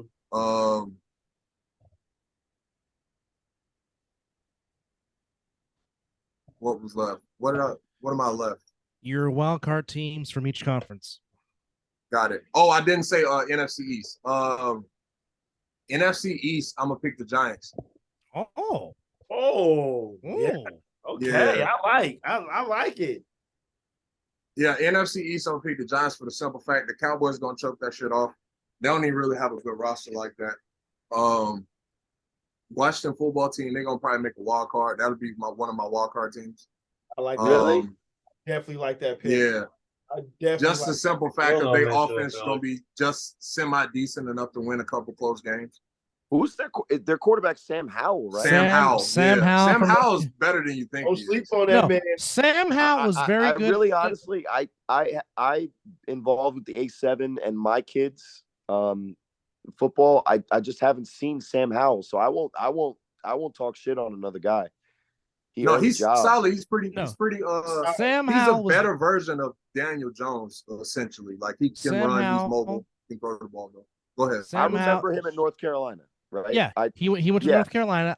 Me personally, I think he could have benefited going back for one more year. But kid, wasn't he a rookie? He was a rookie last year. Correct. Yeah. So he had a senior year as a backup, and that's why I think Jordan Love is going to have a decent year this year. Nothing crazy.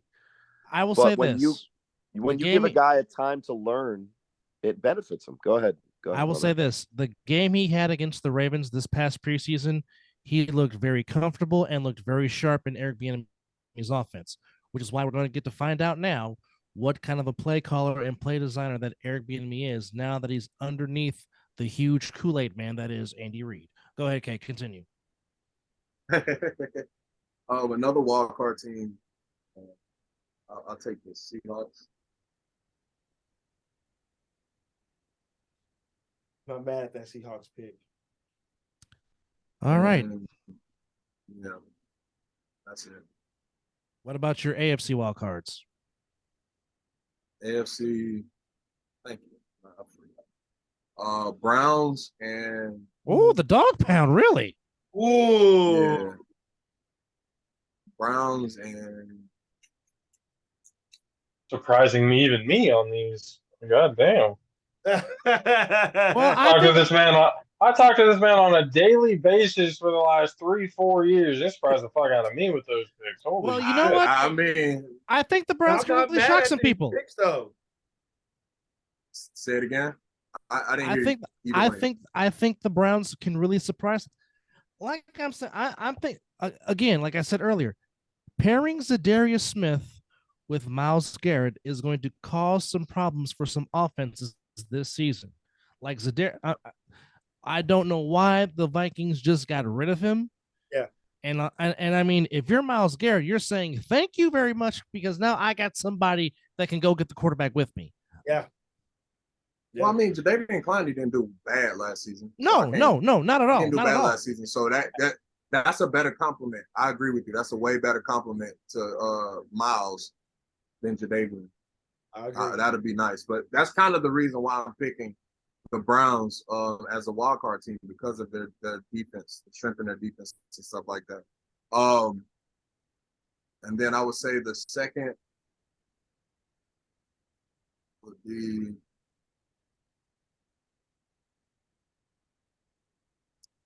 probably some shit like the Jets or some dude like that. Like they probably, you know what I mean? The Jets or like the Bills, like it'd be one of those teams. Yeah. Something like that. Like I can't really think of nothing else right now. The second wild card team right now. So I'm gonna just go with the Jets. I like it. Mr. Prunetta, Yes. you're up, sir. Oh boy. Boy, oh boy, oh Well, boy. definitely the Cowboys in the NFC East, right? Hells to the fuck no. Kiss my whole ass was on that one. Man, kiss my whole ass. I love it. I love it. Start off AFC East. That one really is kind of a toss-up division. And it can go really a few ways. But division winner, I have given Tua some high praise. So I'm actually, the way I'm seeing things, I kind of like Miami as the favorites in the East and the AFC East. Wow, man. I thought I was going to be the only one with Miami. It's a Miami majority now, right? Well, so far it's you and wait, no. Country K said Miami too. Yes, he did. Yes, he did. Okay, so far we got a nice little 3-0 going on. I love it. That's great. I like their roster. I like their team, and I think that it's underreported how hard it is to win the division back to back. Like you got to really look at a roster and be like, that's a special team. If they won the division the year before, to be like, yeah, they're gonna win it again. You know what I mean? Yeah. So it's That's just I got them all the time. So I got them winning the East. The AFC North, always a tough division. that's just crazy. I mean, I understand what you guys are saying, like go bet against Mike Tomlin and everything else like that. I wouldn't necessarily bet against him in certain situations either. But when it comes to winning the division this year, you can have a winning record and still not win the division. Facts. So that's something that I'm thinking there. So the AFC North, I really like Cincinnati.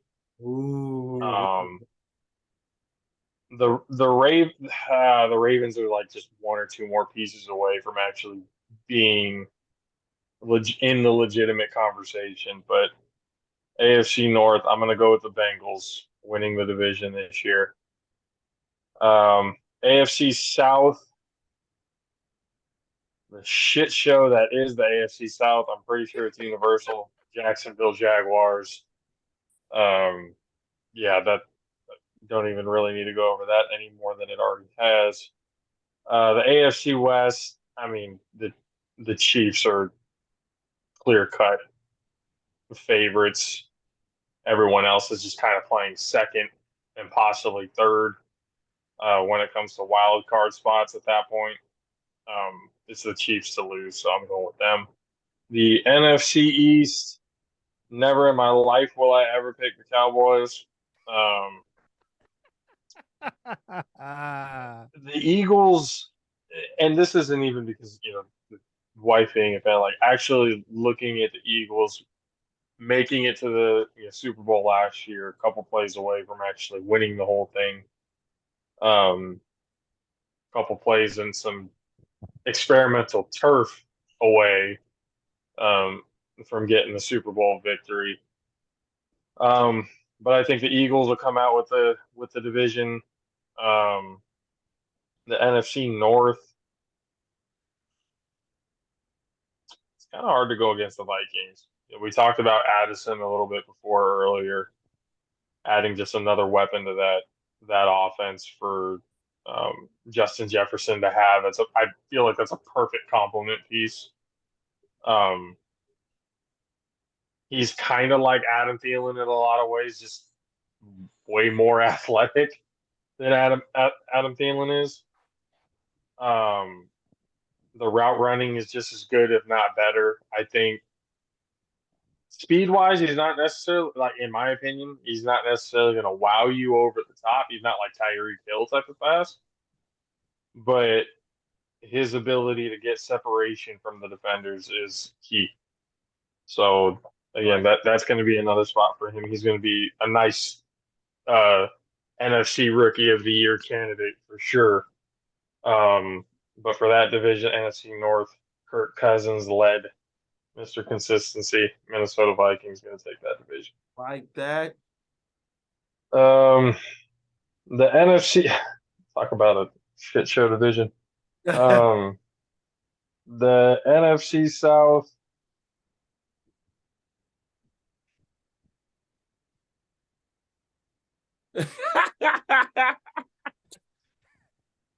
Just say Bucks. You can do it. Like, no, I'm not. I can't. Hey, the pause was just enough for me. The pause was I can't. Pause. I can't. It's literally between two teams for me in the South, and it's K calls of the Aints and the Falcons. Ooh, the thing that you're giving the Bucks. the thing that intrigues I knew me. that shit was coming the whole time. Like I knew that shit was coming. The thing that intrigues me about the Falcons is one, I like, regardless of Texas fandom and everything else like that, I really do think Bijan Robinson is a difference maker. He's a stud. And I think because of how weak, and I said it earlier in the show, I think because of how weak the division is, the Falcons can sneak away with a division title with 6 or 7 wins. Ooh. And I think that's gonna be the case. Damn. And it's not the first time that the NFC South has produced that type of division winner too. It wasn't too long ago that the NFC South had a division champion make it with the 4th seed in the New Orleans Saints with 5 wins under their belt. Not too long ago that shit happened. So it's it's not out of the ordinary, so something like that from that division would happen. This is true. So I'm thinking with everything that was the year that's before going Jimmy on G there, got there, right? I believe so. Who? That was definitely the year before Jimmy G got to the Niners. I believe so. And y'all division was ass too. Right. So Anybody like else I disputing said that? 'Cause before, I'm not. Again, I said before, like it's okay. Keep trying. Keep trying. He's just mad I'm not picking his Buccaneers because his no, quarterback I'm is not. ass. I knew you weren't gonna pick my just Bucks, dude. Like it's really like we kind of all knew that was coming. Like you were literally waiting on me to get a reaction. Ooh, I think, like y'all been waiting on me to react the whole time. Like I'm sitting over here reading the news. I think the Falcons eke out the division, and the West. I mean, of course, like yeah, it's the 49ers. Yeah, we got it. The Niners. 3 wild card AFC. This might be one of those. The AFC East is basically going to control the wild card and the divisional. And they're going to lock down the 5 and 6 seeds, no problem. So if Miami's taking the division, then the Buffalo Bills and the New York Jets are right behind them at 5 and 6. When it comes to the third and final 7th team,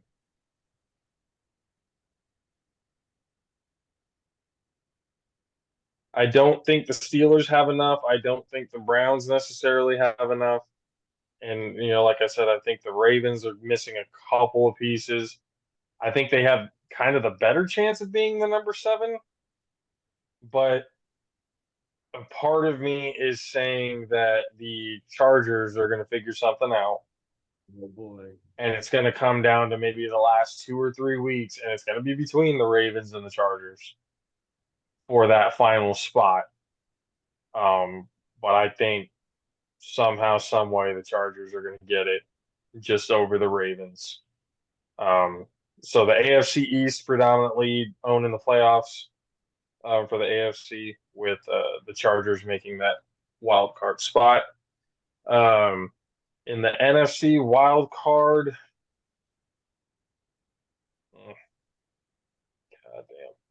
goddamn. I mean, the Sea Chickens for sure. Sea Chickens. The Sea Chickens will make it.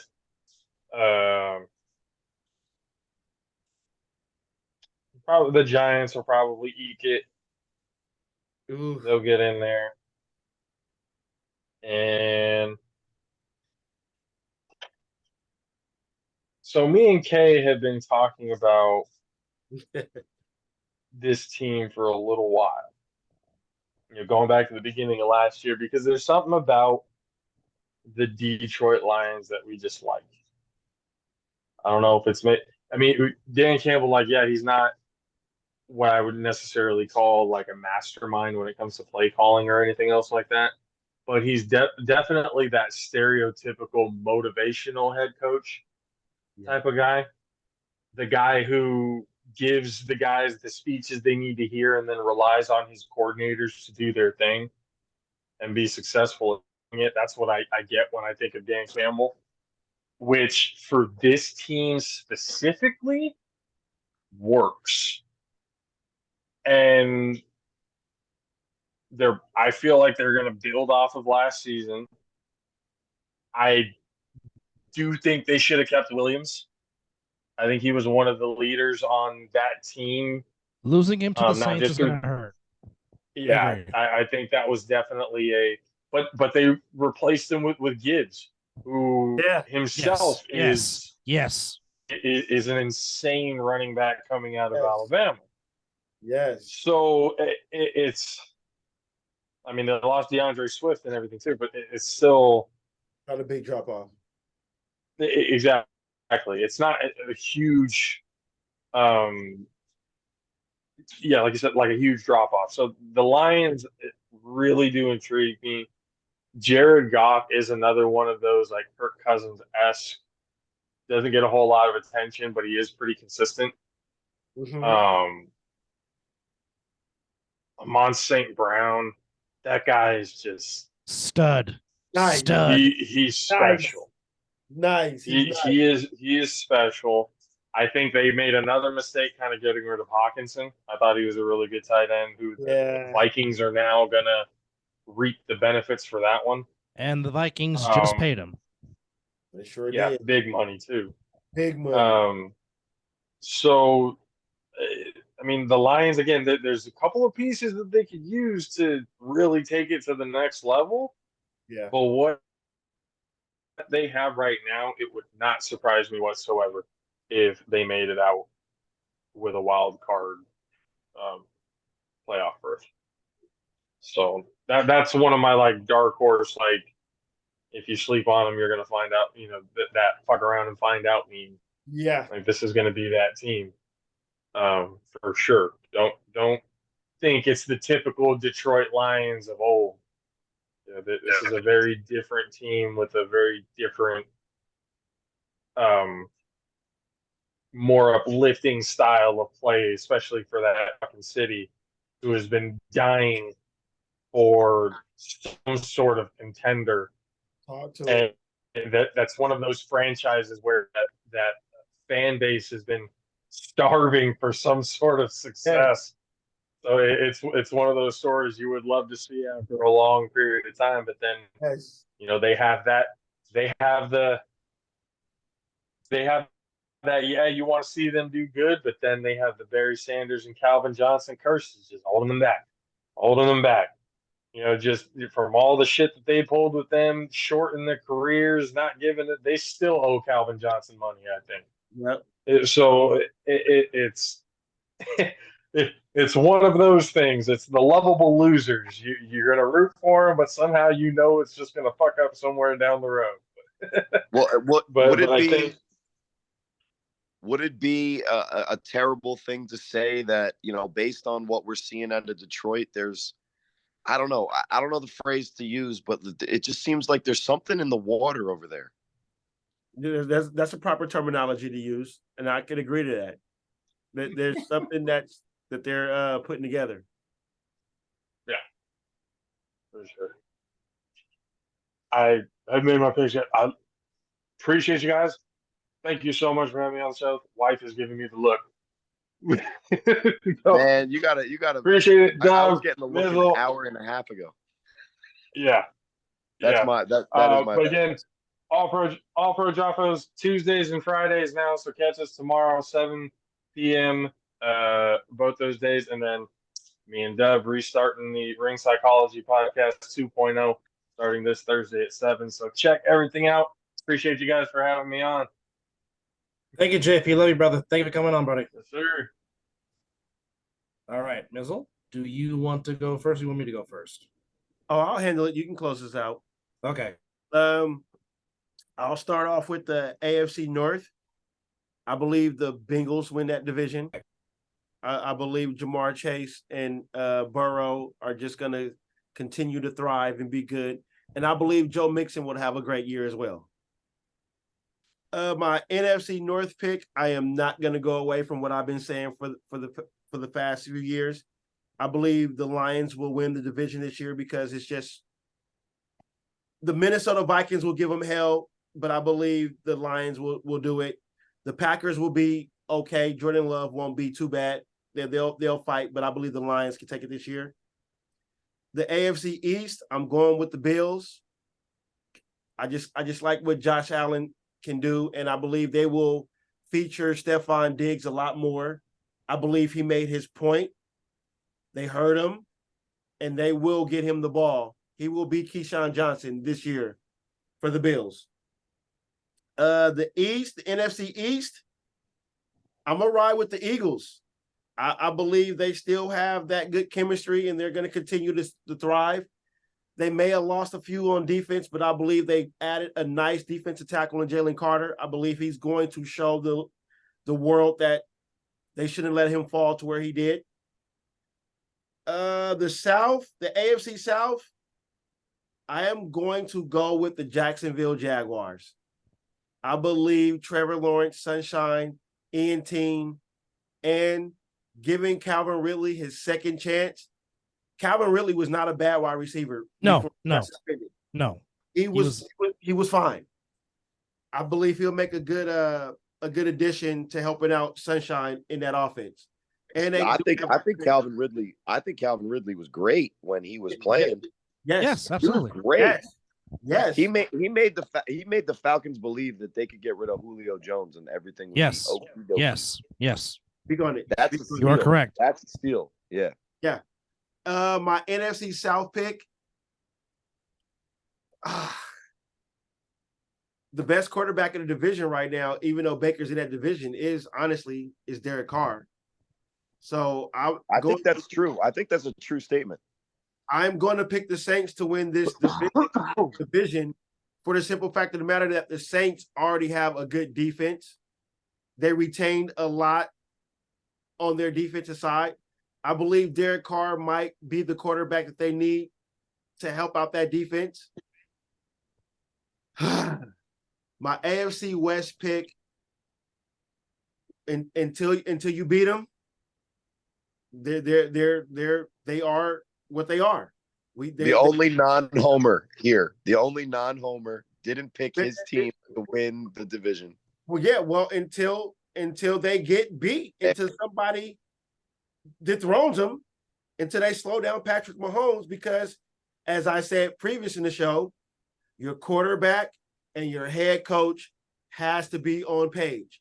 Andy Reid and Patrick Mahomes on the same page. I believe Andy Reid does not even have to hold the clipboard in his hand. I believe Patrick Mahomes can run that whole offense by himself. It's just they are so in tune. He knows what to do. He has seen enough other defenses to know how to get his team in the right situation. So I'm going to pick the Chiefs, as much as I hate to say it, as being a Raider fan, but I'm a realist. The Chiefs win the division. You're an analyst. This has been a fan podcast until this moment. Yeah. That's it right there. You're not blind. No. And to be fair to the 49ers guys, they have a good team, even though they think that their coach, even though he does choke in big moments, I guess. He does. He has, right? I don't think it's fair. Like, Josh is off the show, so I'll give you a little bit of the thing just to ruin the show a little bit more. But what I said on his show is that in the Super Bowl, when they lost to the Chiefs, they lost to the team that, we're talking about right now, the Chiefs, with Patrick Mahomes, maybe the greatest quarterback to ever do it. Mizzle at the end of his career, maybe we will see. It's not a hot take to say that. No argument. But if Jimmy Garoppolo completes those passes that were dialed up by Shanahan, and they're not incomplete, that's not Shanahan's job. He's not out there throwing it. Who did he miss? Was it Mosley? Emmanuel Sanders. He missed it. There was multiple ones. The egregious one was the one to Sanders. Egregious one was the one to Sanders. That's the Super Bowl winning throw right there. Yep. And I mean, honestly, I was on the phone with my brother. So wide open. I was on the phone with Dub in that situation, and I was like, "Oh my goodness, oh my goodness." I mean, I've been like trying to act like I am trying to be like a complete realist analyst about everything. And, if you say that I could, as a layman, I could have completed that pass, blah, blah, blah. Like, I don't know the last time I saw a guy that wide open in a Super Bowl. Correct me if I'm wrong or if I'm being Terrell Owens was open on one leg in that Super Bowl. Yeah, I mean, they lost. He was over the middle of the field, though. I mean, and then he would get hit in the zone coverage. So he looks open, catches the ball, gets tackled. Yeah. There was no one anywhere near Emmanuel Sanders on that play, it felt like. No. He drops, if Garoppolo drops that in, he walks in easy. He walks in easily. So did Shanahan do his job in win the Super Bowl by calling a play that schemed? Because that's not the quarterback looking off and then the defender reacting. He schemed him open with a great design. Yes. And won the Super Bowl for the 49ers. And then Jimmy Garoppolo, who unfortunately is also the Raiders quarterback now, he completely yipped on a pass that would have made him one of the greatest quarterbacks in the history of the last minute. That's not the reason why the Niners lost that Super Bowl, though. That is not the reason why they lost that Super Bowl. They make that third down stop. They get the ball back. If Shanahan runs the ball, the clock runs out and they win that Super Bowl. I'm sorry. That there, and I'm not did not cost them the Super Bowl. It would have won them the Super Bowl. Yes. But they make that third down stop where that ball was in the air forever, and Tyreek Hill had so much time. Well, that's because he's the fastest man in the field. But there was two defenders around Tyreek Hill, and he made that catch. Well, in the area of him. If they make that stop, it doesn't matter if he runs the ball, because you said it. If they complete the pass, they win the Super Bowl. I'll ask you this: in a general rule, would you rather your head coach try to win the game or not lose it?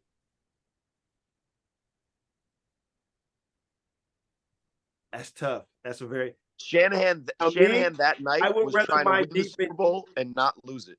I would rather I don't know. I would rather my defense close out the Super Bowl if my offense put me in the situation to win the game, which the Niners could have won that game, as I'm going to go back to say, if they make that third down stop. Because I do believe if they get the ball back, I believe they do go back down and score to win the game. Were you guys losing in that situation, Dub? I can't remember the Super Bowl per se, but if they make that third down stop, do you guys get the ball back and you go down and have an opportunity to win the game? I don't think you can hear me. Dub, you can. All right, so let's play this out for Dub because he is I don't know how. No, he's the sports almanac to everything that we do. He's got that quarterback recall, especially about his team, right? Which is great. I don't have that recall. I don't have that recall for games that I'm not playing in because I'm not as locked in. Well, he's here and I'm like right here with him, but when it comes to his team, I want to make sure that I'm speaking 100% facts. But my opinion is that people that are upset with Kyle Shanahan wanted him to be the coach that didn't lose the game, when what gets him to where he's at is even in the face of the loss against the Patriots, where he could have shelled up and become a totally different person. He could have not believed in who he was and what he believed in based on a result of the one game where he fucked up a lot in the Super Bowl against the Patriots. Yeah. He could have shelled up and become the worst coach in the history of coaching by completely going the opposite of what made him a great coach, which is he wants this coach to win the game. So in that Super Bowl, in my opinion, he did his job. But I think it's an interesting way that you put it is that if they stop him on third down, they win the Super Bowl too. So is that not an argument for maybe Kyle Shanahan and maybe the best offensive coordinator in the league and maybe not the Super Bowl winning head coach? Because if he was the offensive coordinator, maybe a better coach stops him on defense because he's focused on the whole team. I don't know. I like where your head's at though. Because I will say that they're going to give Shanahan flack for what he did in the Super Bowl as the offensive coordinator with the Falcons. You're absolutely and rightfully so. Rightfully so. He dialed up a damn good play to Emmanuel Sanders. His quarterback just didn't deliver. It won the Super Bowl. It won the Super Bowl if they complete it. And you know what? I've been on the 49ers fans that talk about Kyle Shanahan as some of the reason why this, the reason why that. And to be fair, he's also the reason why they're good, in my opinion. 100%. But now that you put it into perspective, the Super Bowl loss also was a third down stop in which Tyreek Hill was allowed to catch the ball in double coverage and waited which could also be him doing his job. The best player on the team was double covered. I mean, that's his job. They just can't convert it. I don't know, but that might be the only thing that I would agree with, because anybody that says that Kyle Shanahan isn't a good coach doesn't understand what taking a guy like Brock Purdy and making him a guy that most people would say eventually might get $40 million a year. But wait, even before Trey Lance got hurt, Trey Lance was performing. Let's not throw that out the way. Trey Lance was playing a good 4 games. I'll say that. But the Niners was not bad when Trey Lance was their starting quarterback. He was not. That's why absolutely won that starting position over Jimmy G. Yeah. And that's why my take that them trading away Trey Lance means that they really like Sam Darnold and what he's doing out there. And I don't know why. I'll ask you this, and that's fair, and I think it's fair, but who, in your opinion, is the best type of quarterback for the Shanahan system? And like attributes. So what you would want is a guy who is athletic, not a running quarterback, but that can Brock Purdy. Brock Purdy, and Brock Purdy has a lot of these things, but you would want just the type of guy you want, right, for that offense, because a lot of their run game is that zone read. So it does take a guy to get the snap and get horizontal and hand off the stretch, right? So you want a guy who can move around. You don't want Drew Bledsoe back there stuck in the pocket. You do want a guy who's mobile, because the best play out of those sets is when they go stretch left and then they boot the quarterback right. They get all kinds of mismatches with their tight ends and their Deebo Samuel type of wide receivers, where it's horizontal routes, because if you can move the pocket, all that, right? Yes. They also like he likes a quick release guy. He doesn't like a big winding quarterback. He likes an on-time throw. He doesn't care about arm strength as much. Precision. Like yes. See the That's his offense. See the play. See the play. See the read. React. Yes. And he likes that moxie type of quarterback that steps and has confidence and just throws the ball on time over the middle of the field. Yes. Now, we talked about ghosts, but if you really break it down, when you talk about skill level, who has the better arm of the two quarterbacks for the 49ers? Right. Well, before they traded him away, I would have said Trey Lance. I would argue that the Trey Lance arm, it was a fallacy from the start. But who of the three, who had the best combine then?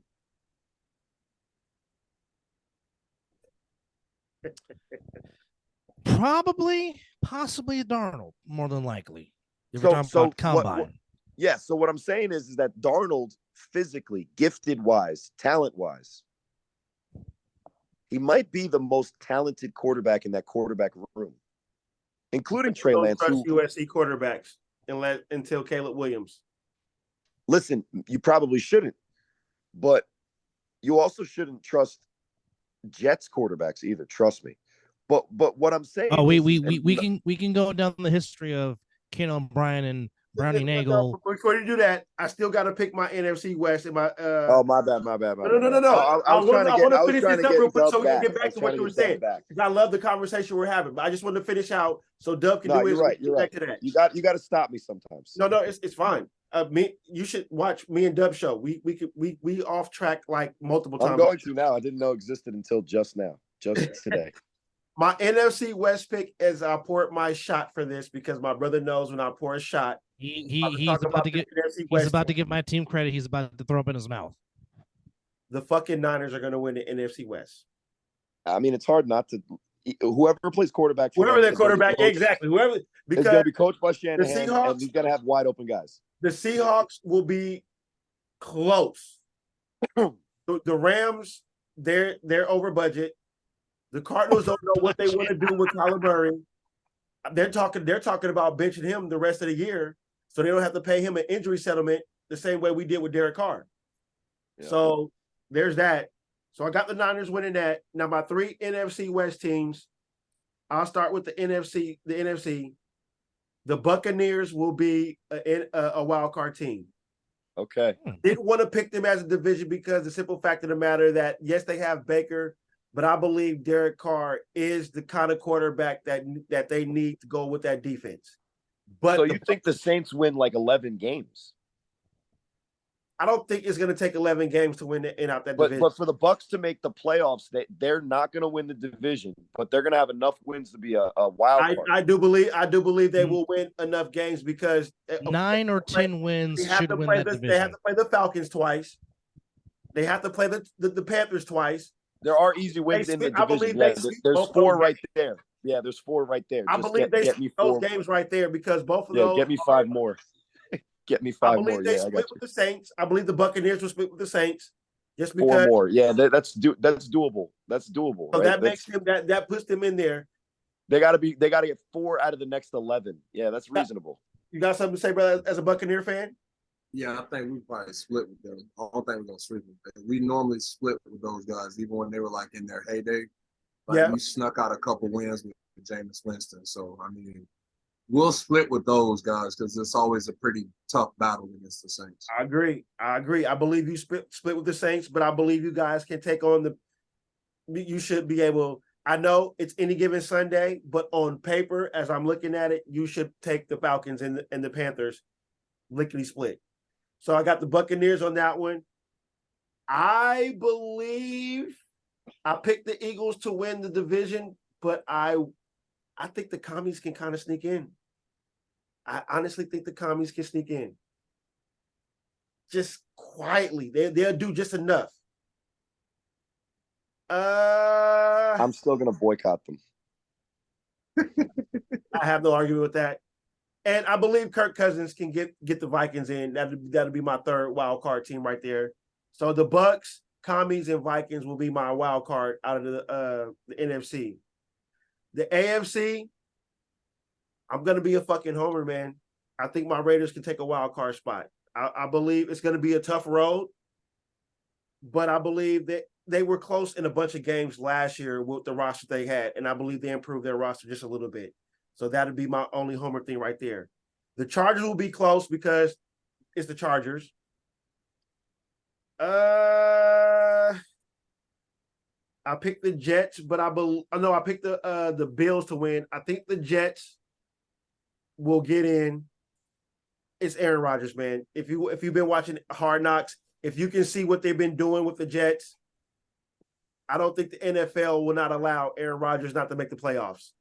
Yeah, the script won't allow it. The script is written already. Exactly. I don't think that allow that. And my final pick for that, I'm sorry, we talked about it earlier. I am never going against Mike Tomlin. Mike Tomlin takes the third spot in the wild card.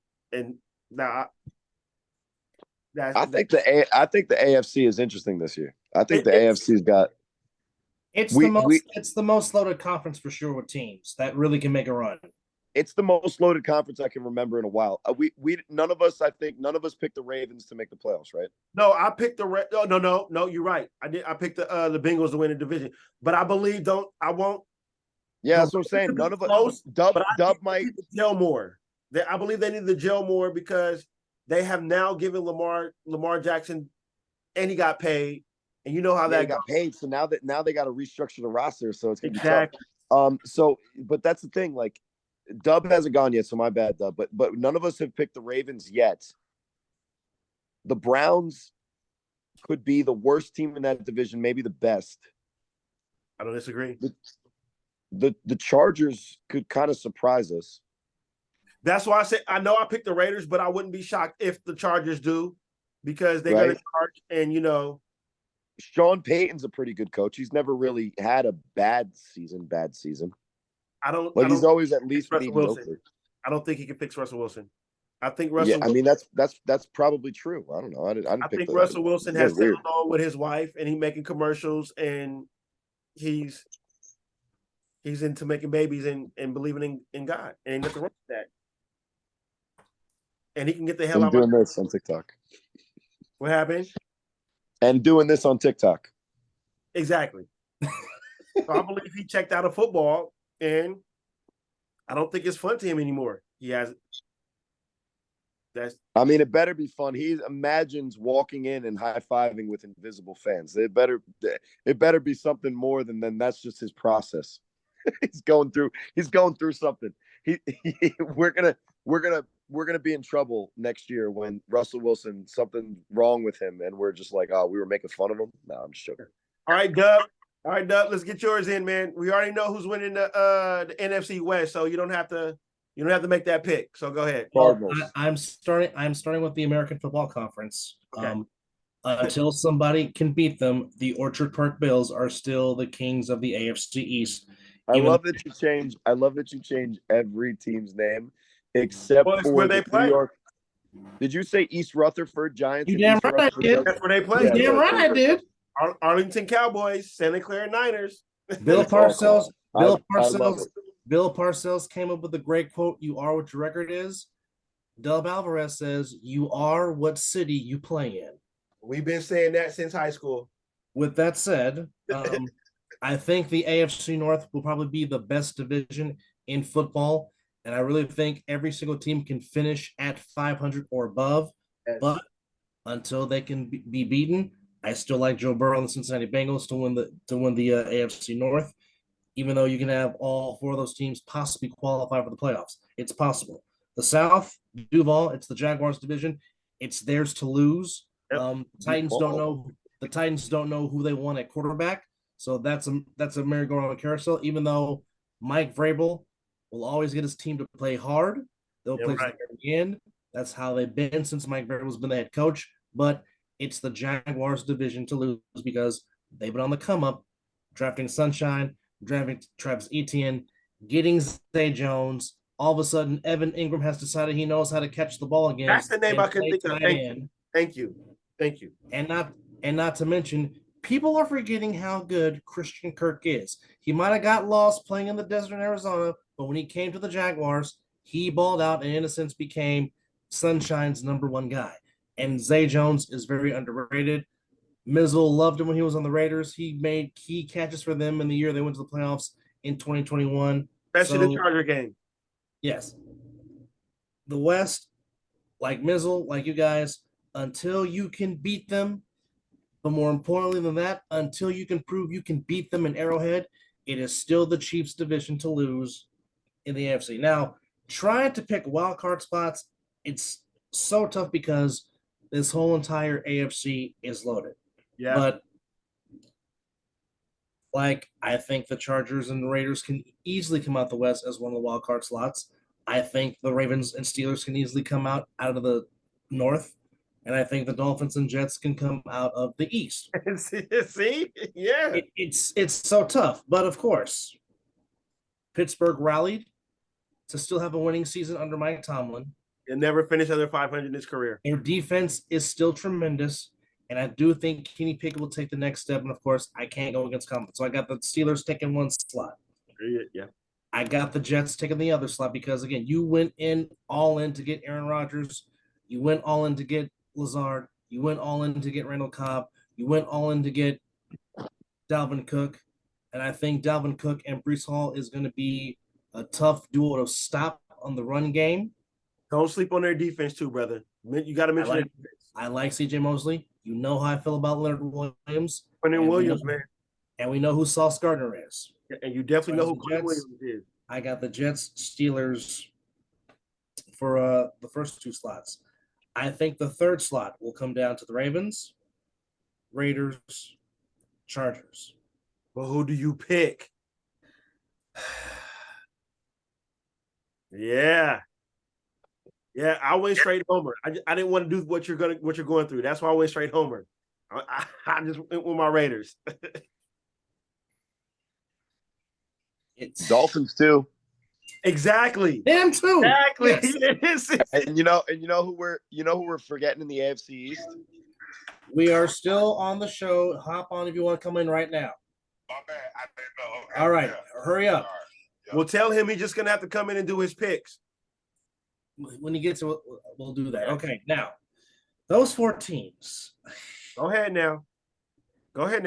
It's just say the Texans. Just say you the cannot Texans even sleep on the Browns. The Browns might be good too. No, the Browns might be. You good have too. 5 legit teams fighting for that last wild card slot. Yeah, it just is what it is.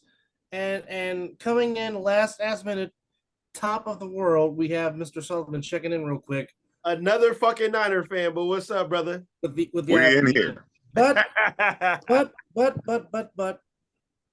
to quote my good friend Corey Hammond, a broadcast colleague of the A7FL, I can't go against my guy Justin Herbert. Even though I think, ooh, you going with the Chargers? I'm going with the Bolts. Inglewood Chargers. So he's got something. He's got something for this kind of haircut. This haircut. The East Rutherford Jets. I got the East Rutherford Jets. I have the Chargers, and I have the Dolphins as my 3 wildcard slots. So Chargers, Jets, Dolphins, my wildcard teams. Okay. All right, now jump over to the NFC. Let's go. NFC, the East, it's still the Eagles' division to lose. We will see if the Super Bowl hangover will continue. I've been promoting them the last 3 years along with Mizzle. I'm sticking with my pick. I'm still picking the Detroit Lions to win their first division title since they won the 1993 Central Division. Mizzle, of course, Charlie Batch would pick the Lions. So I've been waiting to do that this whole time, Dub. Okay, real quick, I have to tell the story since Corey Hammond went there. So it is championship weekend in Bullhead City. It is myself, Corey Hammond, Derek Duncan, the division owner, Chris Vera, the division manager, Mr. Branch and his lovely wife Ebony. Shout out to them, and Luis Ojeda, scout that does the Senior Bowl, and he was a part of the combine along with Mike Tice in Bullhead. So we're all at a bar in Laughlin, having a drink. I'm having a Crown and Coke. Then Mr. Ojeda out of nowhere just says, "Dub, you look like Charlie Batch." So Derek and Chris pull out a picture of Charlie Batch. Derek and Chris are laughing their ass off, and then here comes Corey Hammond with the whole, "I see it and I can't unsee it. I can't unsee it." So ever since then, and even on the last podcast on the other side of the ball, Quan, whose studio that we're in, puts up a picture of Charlie Batch in front of me, and the whole panel goes absolutely batshit crazy. I'm gonna do it. I'm gonna do it. Anyhow, I'm gonna So Dub, when they do that during that skit, that bit, is it batch shit crazy at that point? possibly. I'm sorry. I'm also known for being a dad, so if I could squeak in a dad joke here and there, I'm going to. I apologize. Listen, this has been this is the I'm sorry episode of your podcast dash Corey Hammond. I'm sorry. Well, I'm pretty sure this will go up there with a lot of views on for this particular show. All right. I'm gonna need everybody's tag so I can tag you guys in it when I upload it. In the NFC South, on paper, the Saints should win the division. They should. But I'm gonna pick the alma mater. I'm picking Atlanta to shock the world. Are you really about to pick the Falcons to win this division? I'm picking the Falcons to some again. I believe in Bijan Robinson. I'm picking the Falcons. I don't think one running back can take a whole team to a playoffs, but okay. Well, somebody needs to be a shocker. I believe Baker will win the division before the Falcons over the Saints. Jesus. Well, I love me some Leonte David, and I love me some Devin White. Devin White is one of my favorite defensive players to watch. I've been a fan of his since he was in college. I love me some Devin White. Let me tell you.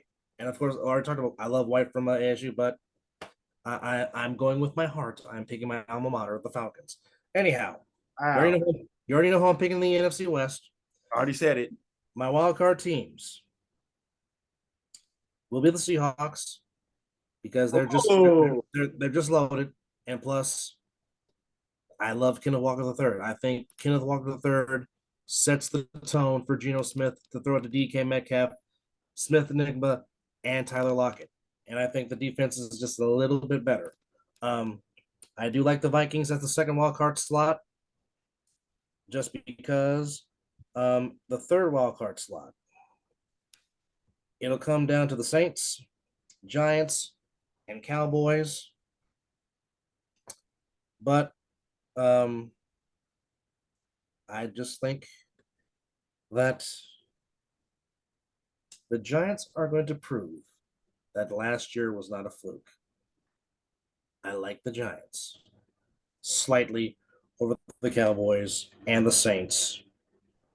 But I do think Tampa could possibly make some noise just because I think Tampa will have a chip on their shoulder, and I think they might prove some people wrong. So if I have a sleeper team, I think it might be the Buccaneers. Now, Brian, very quickly, give us your division winners and your wild card teams. Brian, are you there? Brian? There you go. Brian, can you hear me? Apologize. Duty call. All right. Very quickly, your division winners and your wild card teams. Go. Ooh, division winners. I will start in the AFC East.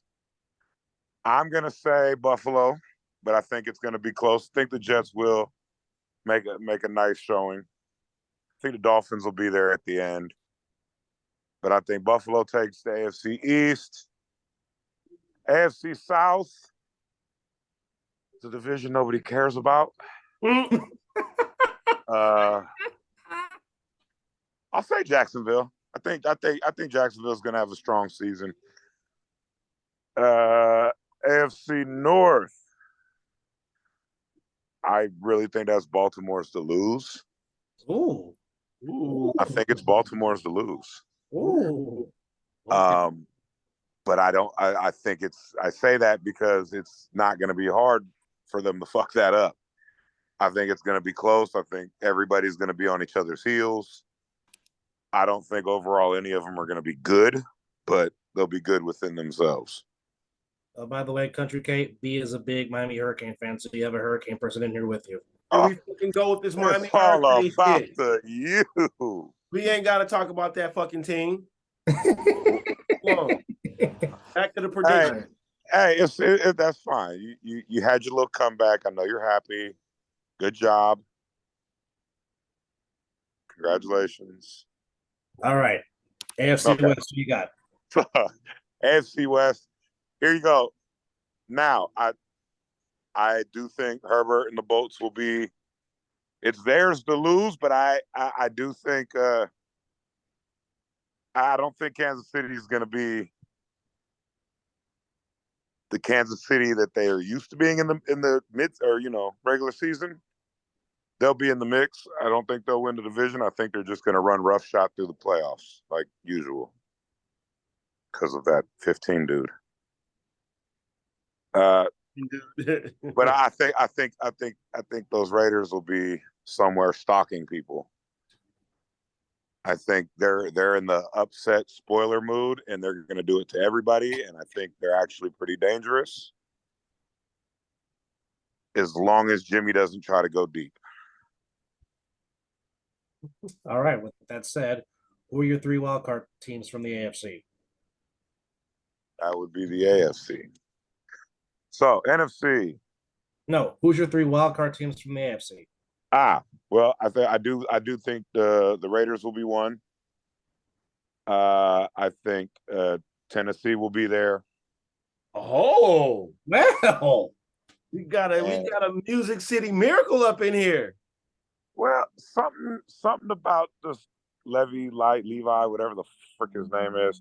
Will Levis. I mean, he kind of fits the mold, right? Gritty, nothing special, but the kid's got he's got heart.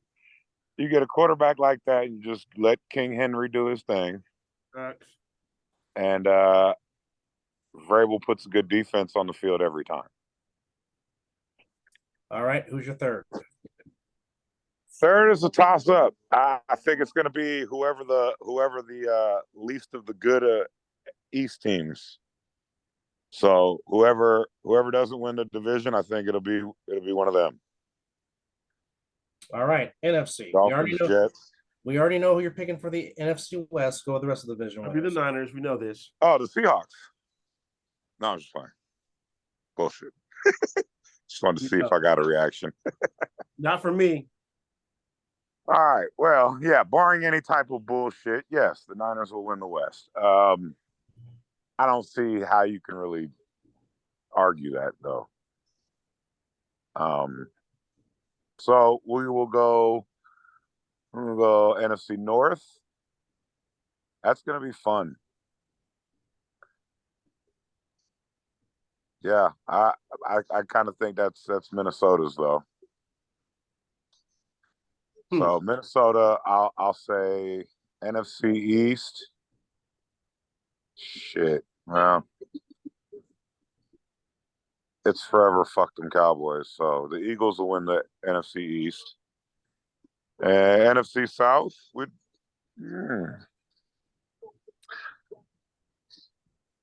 I actually think New Orleans takes that one. I think Derek Carr and Michael Thomas are going to have a lot of fun together. I think don't forget about Kamara's going to enjoy having Jamal Williams as a running mate. Well, then again, Kamara, I think, is suspended for the first 6 games, if I'm not mistaken. No, I think it's 4. Is it 4? Kamara. Nope. They made it 2. 2? Okay. Yeah, they reduced it to 2, I believe. Double. I know you'll check that. He's probably on it right now. What we have left up? And then what? My three NFC wild cards. Correct. The alternate of the NFC East. So it's either going to be Cowboys. So the Cowboys, in which they'll lose. Let's see. Who else? I do think Seattle's going to get in there, and I think I think Big Blue will get in there. The Giants. Yeah. All right. Now we've come. Quadzilla will get them to the playoffs. All right, we have come to the nitty gritty. All right, so Super Bowl picks. Now this is how we do it. Yep, I know. You give your homer Super Bowl pick, so your favorite football team and their opponent is your homer pick, and then your non-homer pick. Mr. Foster, you're up first. Your homer Super Bowl pick, and then your non-homer Super Bowl pick. Right. It'd probably be a rematch of 2020. If I'm going to homership. And then non-home pick, it'll be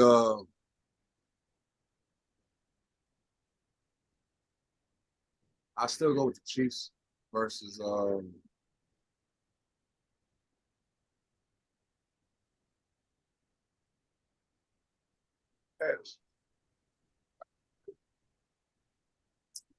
Just in the DoorDash. on the weird parallel world. I'll pick the Giants just simply because just to flip the table. The Chiefs and Giants. He said we're gonna make it interesting. Right now, that's real interesting. Mr. Hammond, your non-homer pick and your homer pick for the Super Bowl.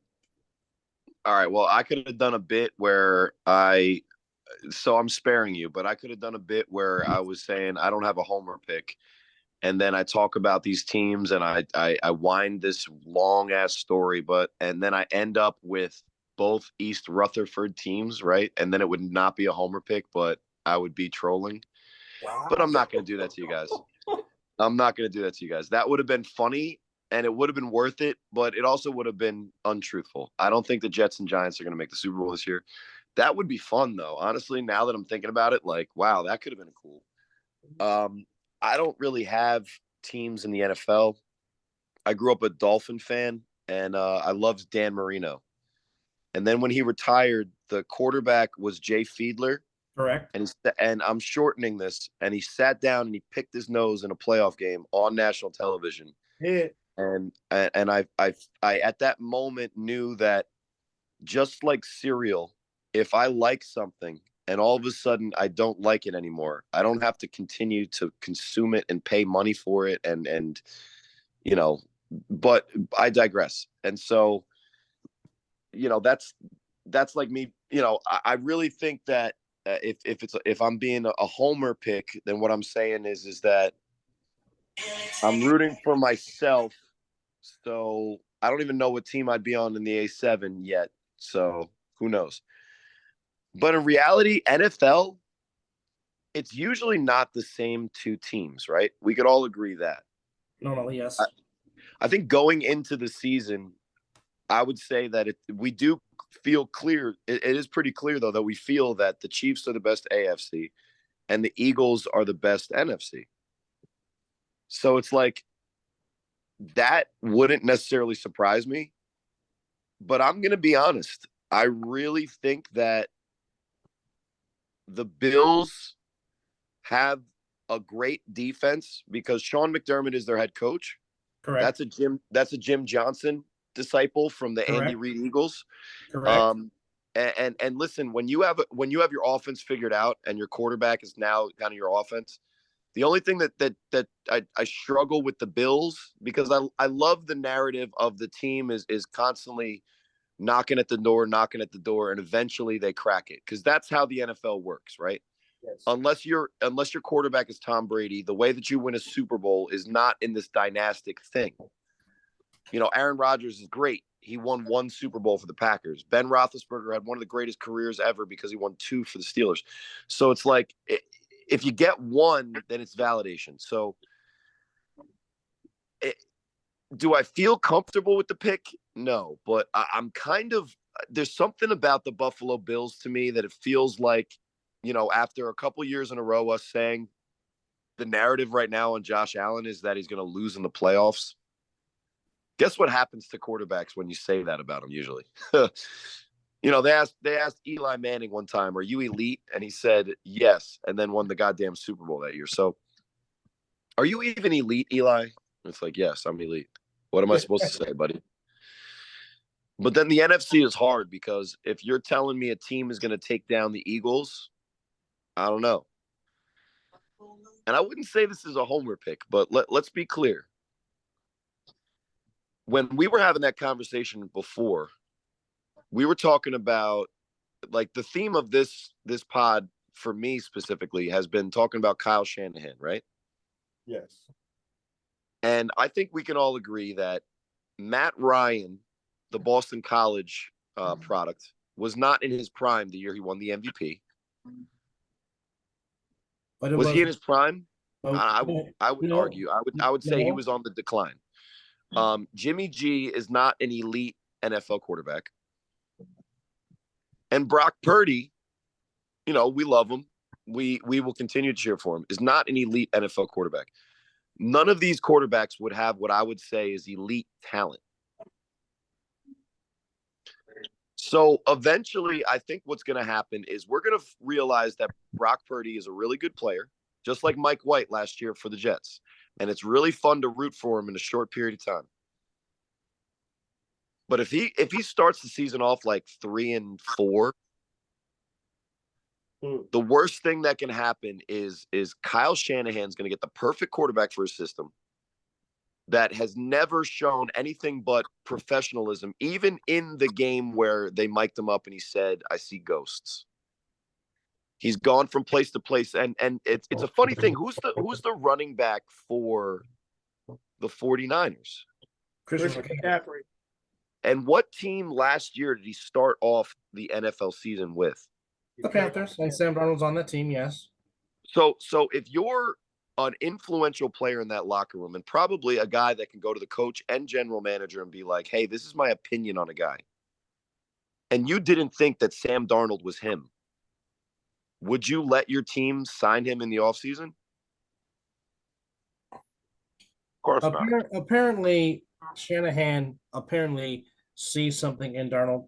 Shanahan. Well, how about this? Even more than that, probably thinks he can get the best out of Sam Darnold. Well, yeah, and guess what? If you're an NFL organization is admitting to failing on the quarterback, especially when you trade it up and used a lot of capital, of assets, of an opportunity cost, is it not the biggest admission of failure in the NFL to say we fucked up the quarterback pick in the top 5? Fair assessment. Who did they do that for? They didn't do it for Brock Purdy. Brock Purdy's under contract. When they're making a tough decision on who to keep in their quarterback room, who did they make that decision for? Who did they admit that they fucked up for? Trey Lance. Well, they admit they fucked up Trey Lance, but they made the decision to do that to keep Sam Darnold, right? To sign him, yeah. But to his credit, Sam Darnold outperformed Trey Lance in training camp. He outperformed him in the 3 preseason games.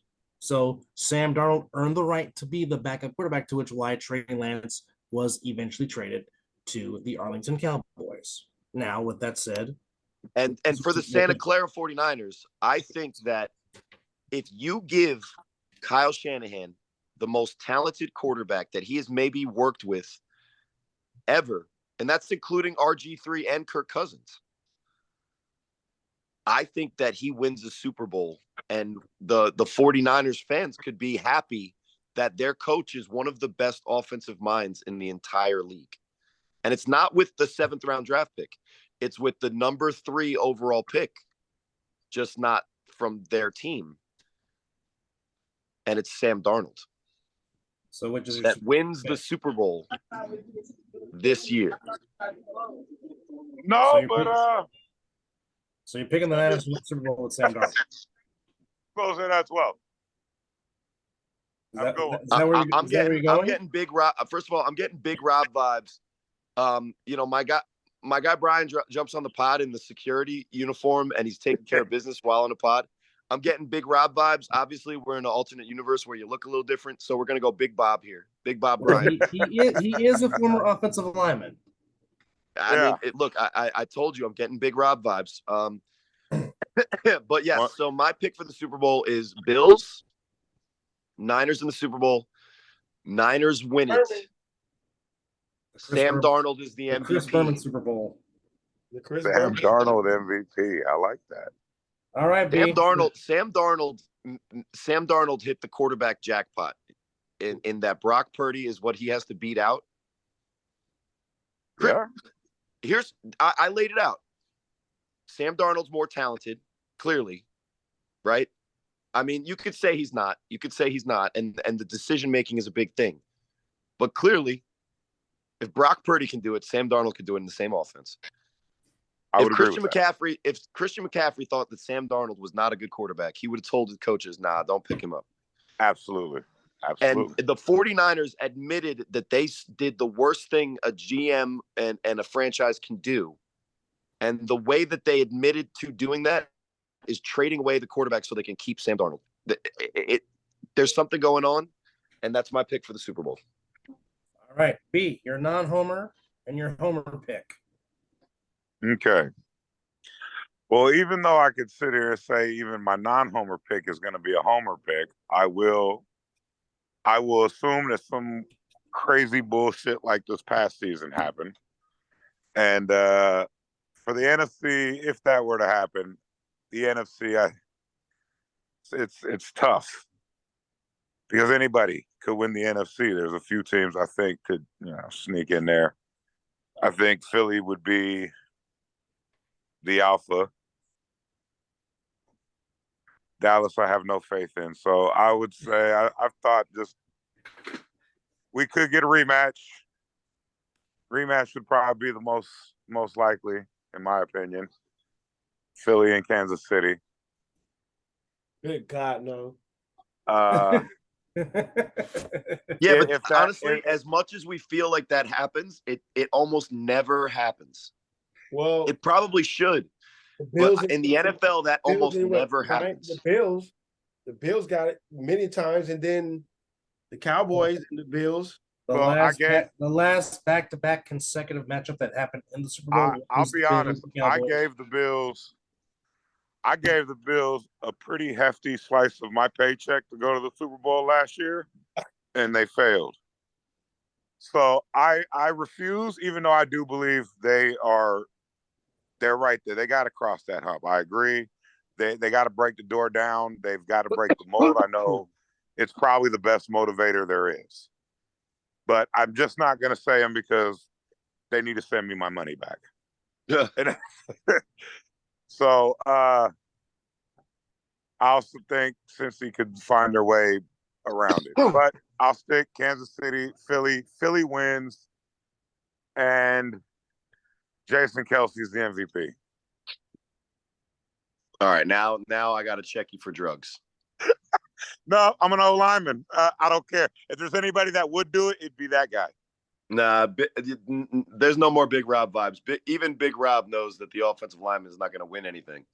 He's played offensive lineman long enough. Hey, you must have only played. We don't get the recognition. We don't get the recognition for winning, but we win them all.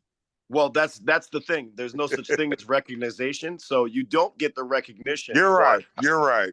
But you must have played helmet padded football, because if you were playing in the A7FL, you would have got recognition. No, I'm just joking. That's just another shameless plug. Hey, that's for the safest, most physical league. No pads, all contact. A7F. No, I'm just joking. Trust me, Corey. We're trying to get a division out there in Northern California and in the Bay Area. Trust me, because there's some. I think listen, there's a lot of momentum in that league, but let's stick to the other league. Dub, we know that you're going to pick the 49ers as a homer. Yeah. Who's your homer pick for the the old bowl. Are you going to pick the Raiders because they're Vegas and it's your both homes? No, I'm going to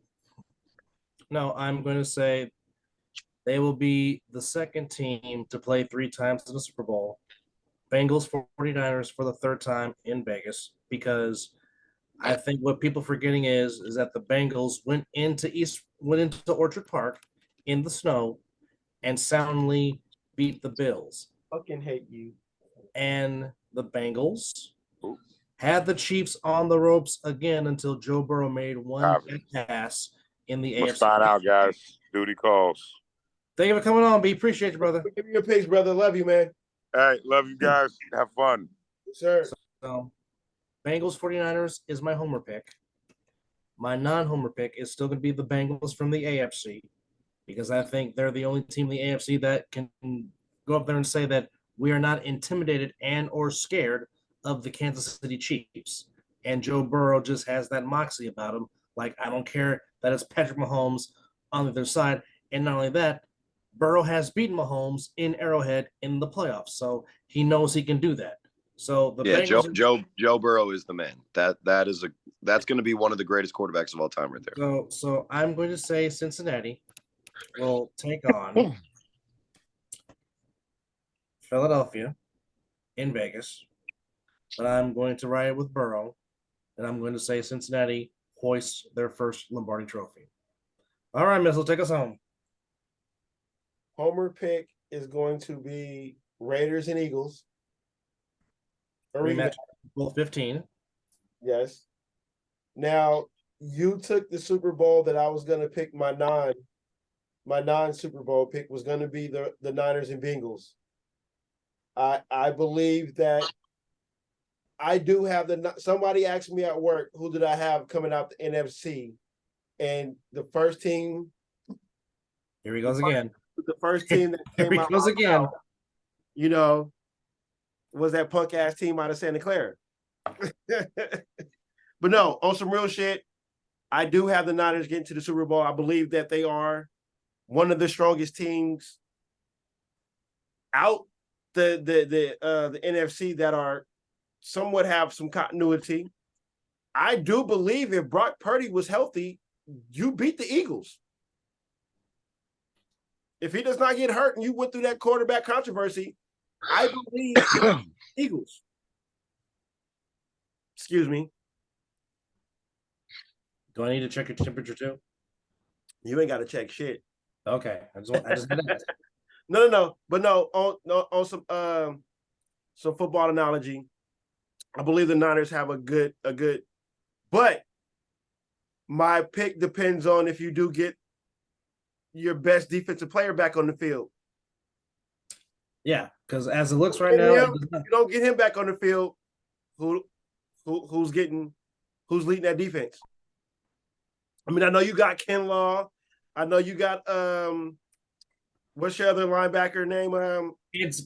I mean, obviously Fred Warner is going to have to lead that defense. Warner, yes, that's what I was thinking of. Yes, but as far as trying to get pressure up front, it's probably got to be by committee, because you don't have that one force that can take over a game like Nick Bosa can. He's the reason why that your team beat my Raiders that year. Oh, the one play. He single-handedly pushed Colton Miller back into because Devontae Adams was wide open. He was wide open. And if Bosa did not push Colton Miller back into Stidham, we're talking a different story. But shoulda, woulda, coulda. But I do have your Niners in the Super Bowl this year, regardless of my homer pick or not. I really want a Raider Niners Super Bowl so I can talk shit to you motherfuckers all year long after we win. But I won't get that. But yeah, you guys get back. I don't know if you're going to win it, but you get there. Well, I will say this by far has been the longest edition of the Mizzle Dub Show, but we wanted a round table, and you guys. It's going to turn into a podcast. I don't think nobody's going to sit here and literally watch the whole fucking show. Yeah, so just cut all of me out, and it'll be normal. There's no editing. There's no editing. I'm just going to put Pound listen to it as a podcast instead of listening to it as a whole show. which is perfect though. This is great. I love that we got everybody's opinion. Yeah. I also love that we have a Miami Hurricane fan on here. We should have him back on here after the game, after we destroy him, so I can get his reaction and face. Well, Van Dyke going for 5 touchdowns against y'all, so I ain't trying to hear that. Good luck stopping Jordan Travis and that young man Coleman. Good luck with that. No, we got Usos now. I ain't going for that. We got Usos now. Not going for that. I know y'all got know the power Usos out there. I know that, but I don't think y'all Fairfield, stop it. Dub from the Bay. Y'all know the power of Usos on the football field, so we ain't going for that. Power of Usos. We know that for sure, 100%. Well, again, we certainly like to thank all of our guests. We like to thank Brian Debo, obviously JP, and Country K from the All Pro Jothos. Check out their shows on Tuesdays and Fridays, of course. My broadcast colleague from the A7NFL, Corey Hammond, you can catch him on the 3-on-1 podcast with Matt Ryan and Big Rob Fabian. Of course, you can catch myself on Wednesdays on the Other Side of the Ball podcast, and starting Thursday, the Wrestling Podcast 2.0, with me and JP. So I would love to be a psychology. That's the name. I would love to. I had a blank because my heart is overfilled because me and Mizzle really wanted a roundtable and talk football with different fan bases, and you guys came through and you guys delivered, and we appreciate that. Our door is open anytime you want to come on and talk ball or any other sports, because like I said, we've been doing this 3 years, just as long as you and JP have done at Country Cave with your podcast. And like I said, as much credit people want to give me, I said, no, Mizzle gets the credit because this was Mizzle's idea.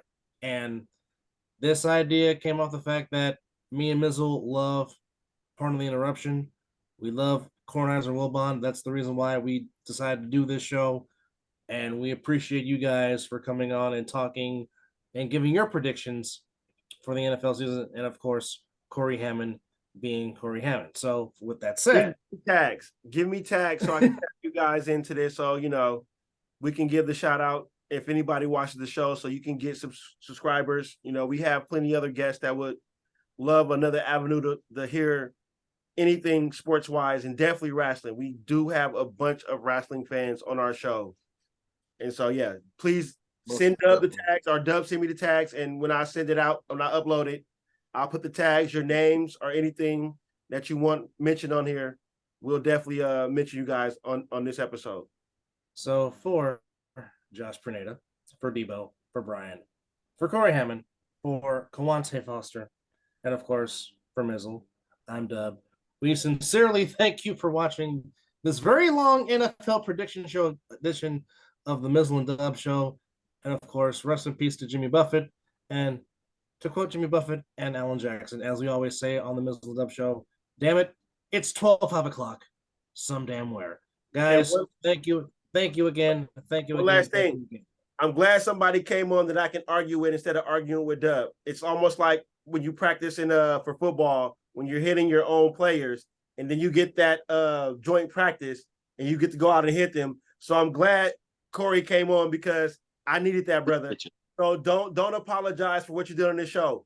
This is what this platform, this show is all about. No matter how we feel at the end of it, this is like Skip Bayless and Stephen A. Smith, Shannon Sharp. This is what we do it for. So I appreciate your energy and coming on here. And I'm definitely going to get at that Miami Hurricane fan later on. Definitely going to have him back on after the game. So Mizzle, as Dub sent us off so perfectly into the ether, appreciate you getting my back. It's kind of like they say about the Vegas A7FL division, iron sharpens iron, except for the Vegas champs were the Insomniacs, and the rest of the division was like a cotton candy. So it just kind of got gunked up. So, it is good to sharpen the tool and make sure that you have some competition. So maybe Dub, talk to your Vegas division over there, get a little bit of comp for those guys. The other thing is that he mentioned pardon the interruption, and I had to share this with everybody. So yes, does Dub look a little bit like Charlie Batch? Sure. But doesn't he also look a little bit like Michael Wilbon and Tony Kornheiser than Wilbon morphed into the same person? I would say more Kornheiser. Let's see. Here's the thing. Kornheiser. And of course, me and Kornheiser share the same name. But see, this is what I'm not going to do. And I love Tony Kornheiser, but damn it, I am not going to be a sunroof. My dog down there hurt. I learned to let it go. Okay. I had 26 and a half good years of having hair. But once I realized up here was starting to go, I said, you know what? I will not be a sunroof. I let it go. Okay. And John Cena, you need to let it go too, buddy. It's becoming quite noticeable. John Cena, go bald. It's okay. LeBron James, damn it, go bald. Cut it off. Let it go. Got one more. One more. Come on. Who else? Tom Thibodeau. Let it go. Nope. It's another basketball player. Come on. Let it go. He's talking about Kevin Durant. Kevin Durant. There it is. Talking about Kevin Durant. Okay. He's definitely talking about Kevin Durant. Listen, that's the football field that the dudes like play on like right before the game. It's like, Corey what's Hammond, going on? Why are these missing patches, bro? Corey Hammond, I hate you because when you can draw football plays on his head, that means you have to go. Kevin Durant, I love you, but damn it, cut it off. Cut it off. Let it go. We gotta do Rush this it again, once. We gotta definitely do this again. This is He not a can't- one. He doesn't have a brush. He makes all that money and has no brush. Oh, by the way, James Harden, shave that damn beard off. You look like a damn ogre. That's his That's trademark. a signature can't cut it move off. right I mean, there. that's his trademark. signature. Yeah, that's it. Y'all say that's his trademark. That ain't going nowhere. That's like the design on this bottle of wine that he's now putting out. Listen, he shaves that beard off. All of a sudden, he's Jim Harden. It's like, who's Jim? Yeah. Yeah, no, seriously. But It was definitely He's Jim one of at those Arizona dudes. State. He's one of those dudes. He probably shaves his beard off. He's got one of those like little baby chins, like it's like the size of a pinky, and it's like, Oh, This you is the haven't reason why I haven't seen want him? facial hair. That You don't remember what he looked like? no, I I do remember he what he didn't looks have it like. when he was on the Thunder. He didn't have it, right? No, he had on the Thunder. His rookie year. When he His was- rookie year, he had Yeah. Started with way low. Thunder. You want to see him without the Yeah. beard? Look up his picture when he went to Arizona State. That's when you'll Yeah, see him it's without the beard. bad. It's bad. Mad respect. But No, it's hey, like listen. the beard helps him cover up that bad smile he has in his mouth. And it covers, Yo. and He it covers gotta- up his he got- and you it know. covers up his non-showing game in the playoffs also. Oh, Oh no, that's out there. You can't cover that up with anything. It is not enough money in the world. You can't There's hang not out with enough little beard babies hair in enough. the world. Yeah, like it's nothing in the world that can cover up his shortcomings in the playoffs. So yeah. Like Bill Walton used to say, where's James Harden? Where is he? Because you can't find him. Anyhow, season starts on Thursday. Again, you can catch the All-Pro Jaffos tomorrow and Friday. Corey, when you guys going to film the round one? What day? Hey, we usually do it Tuesday, but yeah. So just stay tuned. Okay, well, you can catch the other side of the ball Wednesdays. Also, in addition to that, yours truly will be broadcasting Centennial from Corona, California against Bishop Gorman. You can catch that on NFHS Network. And I'll be doing the Vince Scully. I'll be doing the game solo in the booth. So you can hear me call the whole game between Bishop Gorman and Centennial High School on NFHS Network. And of course, me and JP on the Wrestling Psychology Podcast 2.0 Ring. coming up on Thursdays. Ring. Ring. I would love to be a part of It's that. all good. I'm just here to remind you. I appreciate that. I would love to be a part of that wrestling Mizzle, podcast. we will definitely get you on the podcast to talk about the, as you like to call it, the male soap opera. Damn right. It's our male as, soap opera, man. as it is. And I have nothing to offer as far as wrestling knowledge, but I would be a damn good heel. You and Matt Ryan. I do not disagree with that. You and Matt Ryan would be the perfect heel tag team. I can vouch for that right here and right now. And go to the All Pro Jaffos YouTube and scroll down far enough to find that the virtual wrestling match between the house. That's the best wrestling match I've seen. Oh yeah, he didn't mention it, but yeah, what Corey's talking about right now, we pretty much. Well, Josh, I didn't do it. I had nothing to do with it other than that looks dope. That looks dope. I had nothing to do with nothing. So, Josh created a whole world in WWE. I think it's 24 or 23 or whatever. It's like a whole world with like the video game. The video game, like Big Rob has a Patterson U outfit on. I have an Omega's outfit on. I'm fucking like 270. I'm jacked. Matt Ryan like elbow dropped me. It's amazing. It was I mean, look, you said what sometimes happens on this podcast. If that's happening and you watch this, you'll be entertained. Love it. Most definitely. Love it. Now, Kawante, I do got one question. There was a video that was hidden on your guys' page because we were looking during the little skits that you gave during the time in Bullhead, trying to get all the other interviews that you guys did. When will that be out so we can view it? Be out this Saturday. All the Okay. interviews will be out this Saturday. Okay. Just haven't been announced. I was going to announce it on Friday for the show. Okay. Because I had to do Mag Six. He had an event last week. We've been talking about it on the show. Okay. He had an event where Josh basically did the projector. I was supposed to be there as well, but it was like a bad accident on the 80, so I didn't make it. But pretty much like that kind of took center stage as far as my editing and stuff like that.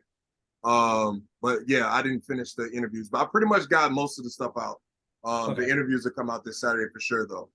All right. I forgot you're in SAC, right, bro?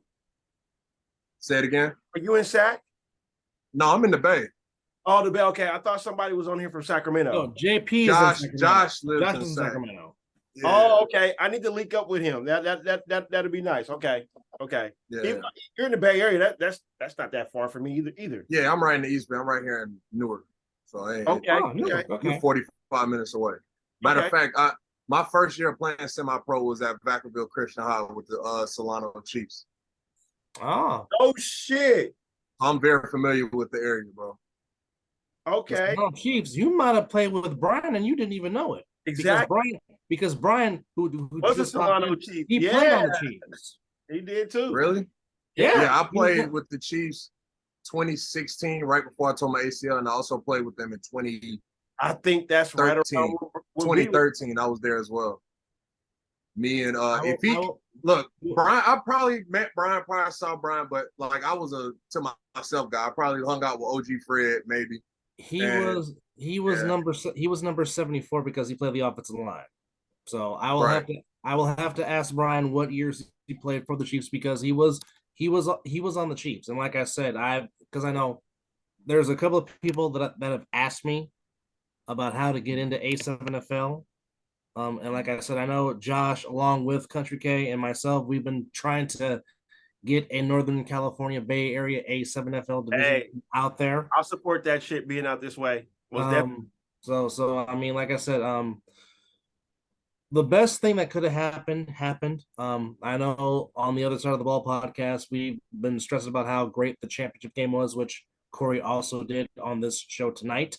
But I mean, before the season started, Mike Tomlin said, give it 5 minutes. And I would encourage everybody to go to Caffeine TV or the A7FL YouTube page and rewatch that game. Like I said, one thing about the A7FL is you can recognize their faces because, I mean, yes, we love our NFL players, but you can't see their faces. You can't see the raw emotion. You can't see the passion that they have when they're playing the game.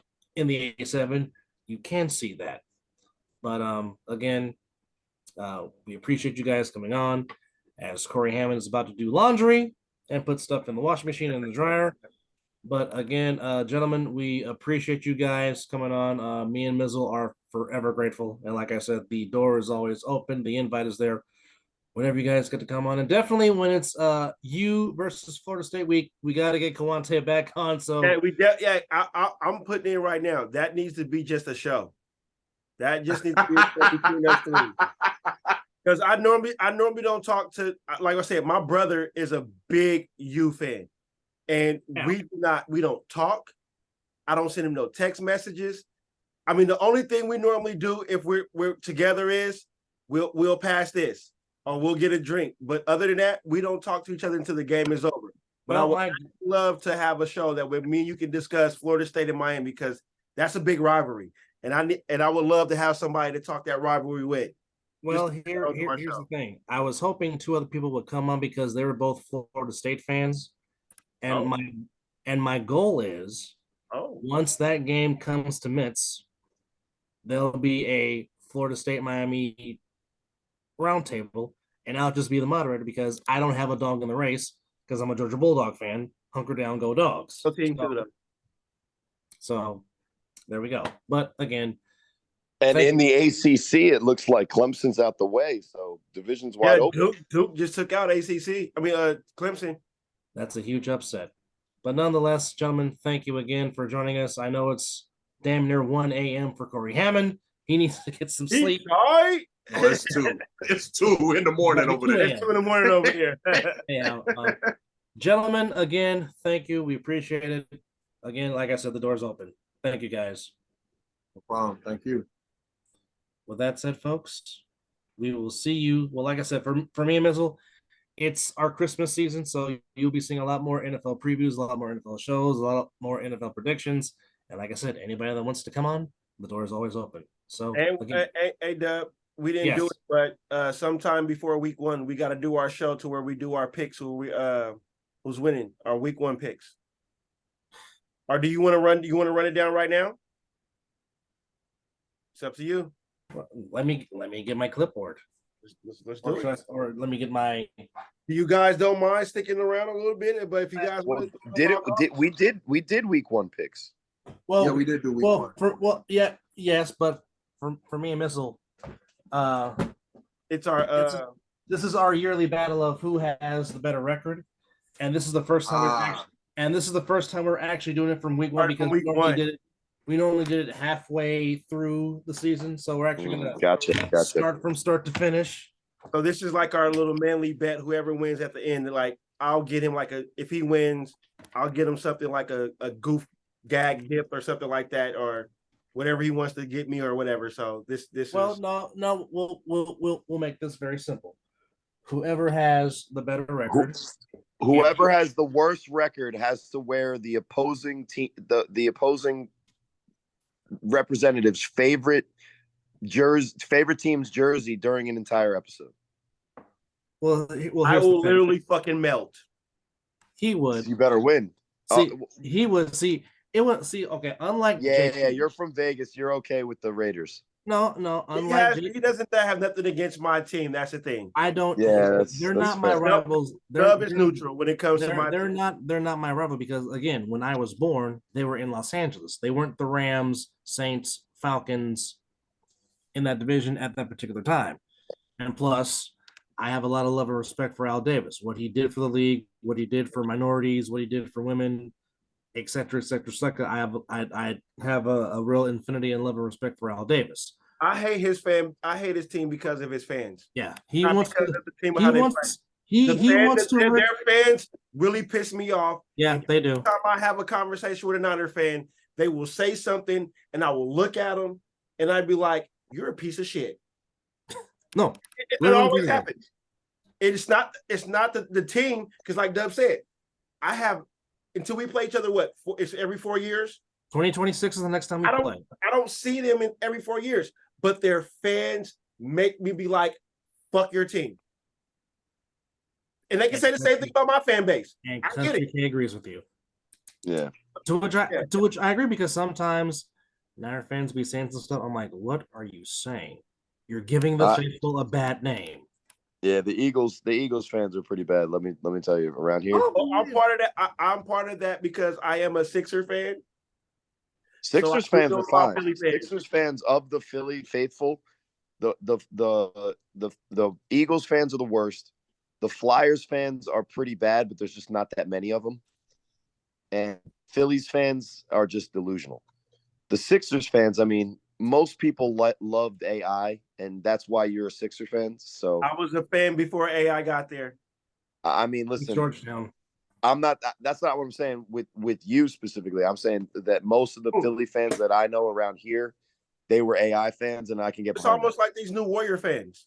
See, me and my brother. Yeah, exactly. I mean, we were Warrior fans when that stadium was not selling out. Where you can spend it was Baron $10 and sit low. Baron Davis. Exactly. No, Latrell Jason Sprewell, Richardson, Chris Mullin, Chris Gatling.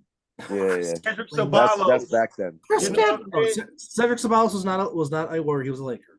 Oh yeah, my bad. I mean, Mitch Larry Richmond, Hughes, Tim Hardaway, Larry Hughes, Antoine Jameson. I mean, Donald Foyle when he couldn't even say the mascot name properly. We were those fans. So this is why we love the Warriors right now because me and him, we deserve this. Yeah. Stuck around as fans, so as they're winning now, you can't say nothing to me as a Warrior fan. I've been through the worst of the worst. The hardcore years. So yeah. I'm still pissed off 32 years later that they still traded Mitch Richmond to the fucking Kings for Billy fucking Owens. That shit still pisses me off to this day. Didn't like that trade. Fuck no. And I love Don Nelson, but damn it, Nelly, you must have been smoking some very good weed that particular day when you decided to trade Mitch Richmond. Well, he wasn't smoking with me.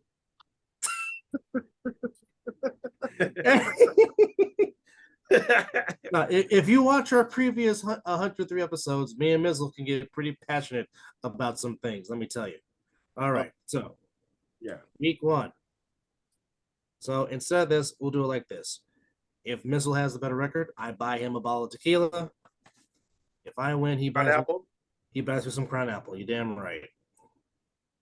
All right, so are you still sticking with the upset with the Lions in week 1?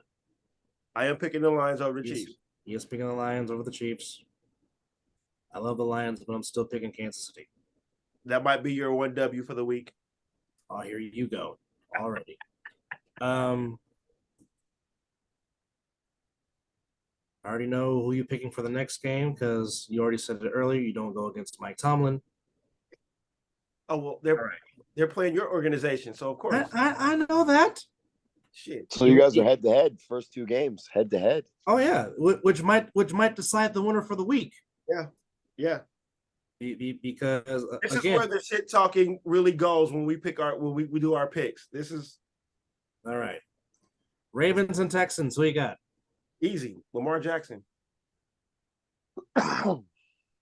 Although I will say, even though we didn't get a chance to do this, Will Anderson is going to be my defensive rookie of the year defensively. That kid is a fucking stud, and that was a steal to go with D'Amico Ryans' defense. Oh, yeah. Outstanding. All right. The Battle of Ohio in the Dog Pound. Browns and Bengals. Oh. Joe Burrow should be playing, so I'm going to ride with Joe Burrow and Jamar Chase. Even though I won't be surprised if the Browns give up a good fight, because Nick Chubb is going to run his ass off. Oh, yeah, he always does. Hell of a football player. All right. Are you still sticking with the Buccaneers to beat the Vikings? Yes, he is. And I still think that Greg Joseph will get lucky and walk one off, and the Viking horns will go off. All right. Saints and Titans from the Superdome. Who do you like? Still going to ride with the Saints. I believe that it's going to be live in that stadium, and we know that Derek Carr can put you in a situation to win a game. So I'll ride with the Saints. All right. Panthers and Falcons. You're not saying who you're going with. I got New Orleans. New Orleans, okay. I got New Orleans in the Dome. Very, very rarely that they lose at home, and plus the crowd will be lit. Yeah, lit. Panthers, Falcons. I can't remember who I said earlier, but damn it. I think you said Atlanta because you said Panthers have nothing. Well, they have something. I just don't think their chemistry is good enough to win the game. I believe Bijan Robinson might have a tremendous game. So yeah, I'll ride with the Falcons. All right. We both agreed the Jaguars are still the Colts' daddy. No Jonathan Taylor. That too. That's going to hurt. That is definitely going to hurt the Colts in Shane Steichen's debut. I hope the former UNLV Rebel does well. Yes. But not having your big running back, that's definitely going to hurt. All right. Cardinals and the Commies. I think we both have the Commies. Commies, yeah, for sure.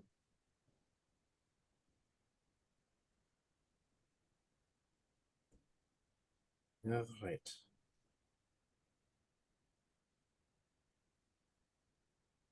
Obviously, we know who we're both picking over there in Mile High. I think it goes to 7 straight wins. Of course, the Autumn Winds Pirates. Once the Bronco killer signed his contract and got $2 extra million on his deal, my confidence level went higher. Josh Jacobs is damn near going to run for damn 150. All right. Chargers, Dolphins, and Inglewood.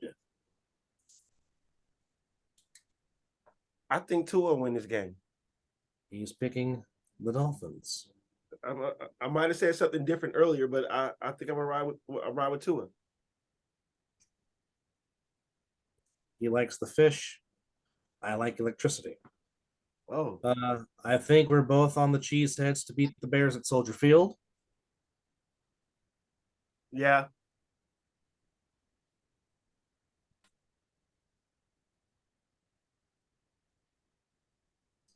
All right. We both like the Seahawks at home in the 12s against the Rams. Simply because what do the Rams have? If they have anything, we don't know yet.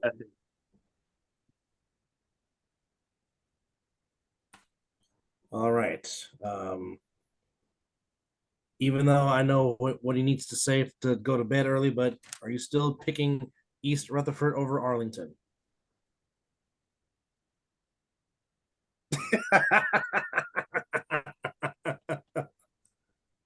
Yes, he is. All right. Wait, my wife is still going to watch this show. She is still going to let you sleep in the bed. You ain't going to sleep on the couch. You know that. Yeah, well, that's all right. And on Monday night, on September 11th, on ABC and ESPN, the Bills 2.5, but the Jets are at home. I'm going Aaron Rodgers. He's going with the Jets, and so am I. I think him and Garrett Wilson is going to put on a show, and we do know how Aaron Rodgers loves how to play on primetime games. So, all right. So as it stands, the Chiefs-Lions game, the Steelers-Niners game, the Chargers-Dolphins game might be the one that detests who wins week 1 out of the predictions between Mizzle and myself. So, again, what are the games that decided again? We disagree on the Lions and Chiefs. We disagree on the Steelers and Niners, and we disagree on Bucks Vikings. We disagree on Dolphins Chargers. He likes the Lions, Steelers, and Buccaneers. I like the Chiefs, 49ers, Vikings, and Chargers. So those 4 games might determine who wins week 1 and gets off to the good start, of who might get their bottle of tequila or whiskey. Let's go. So, of course, I'm really anxious to see watching 4 games on the same screen with this new YouTube NFL Sunday ticket. I'm excited to see it. Oh, so you subscribe? I'm going to this week when I get paid. I'll talk to you off air about that. But that's the plan anyway. But anyhow, we've signed off for 4 times already, so this is the 5th time we're signing out. But I'll mute. But again, our special thanks to Josh Pruneda for joining us, to Debo for joining us, to Brian for joining us, and Mr. Country Cake Kawante Foster. Again, all pro Joffos. Catch them on Tuesdays and Fridays. Catch the 3-on-1 podcast sometime this week. The Other Side of the Ball with yours truly will be on Wednesday, and of course Thursday, the Ring Psychology podcast. Thank you, Mr. Foster. And stay tuned for another edition of the Mizzle and Dub Show. And more Mizzle and Dub Show coming up. We might do a show after the Lions-Chiefs game on Thursday night sometime in the evening, so you never know. Late night edition. Stay tuned. But again, thank you to all of our guests. Thank you to our roundtable. Thank you to our panel. We greatly appreciate you coming on. And again, for the last time, it is 12 o'clock, somewhere. And cheers to football as it gets closer and it starts on Thursday. Mm-hmm.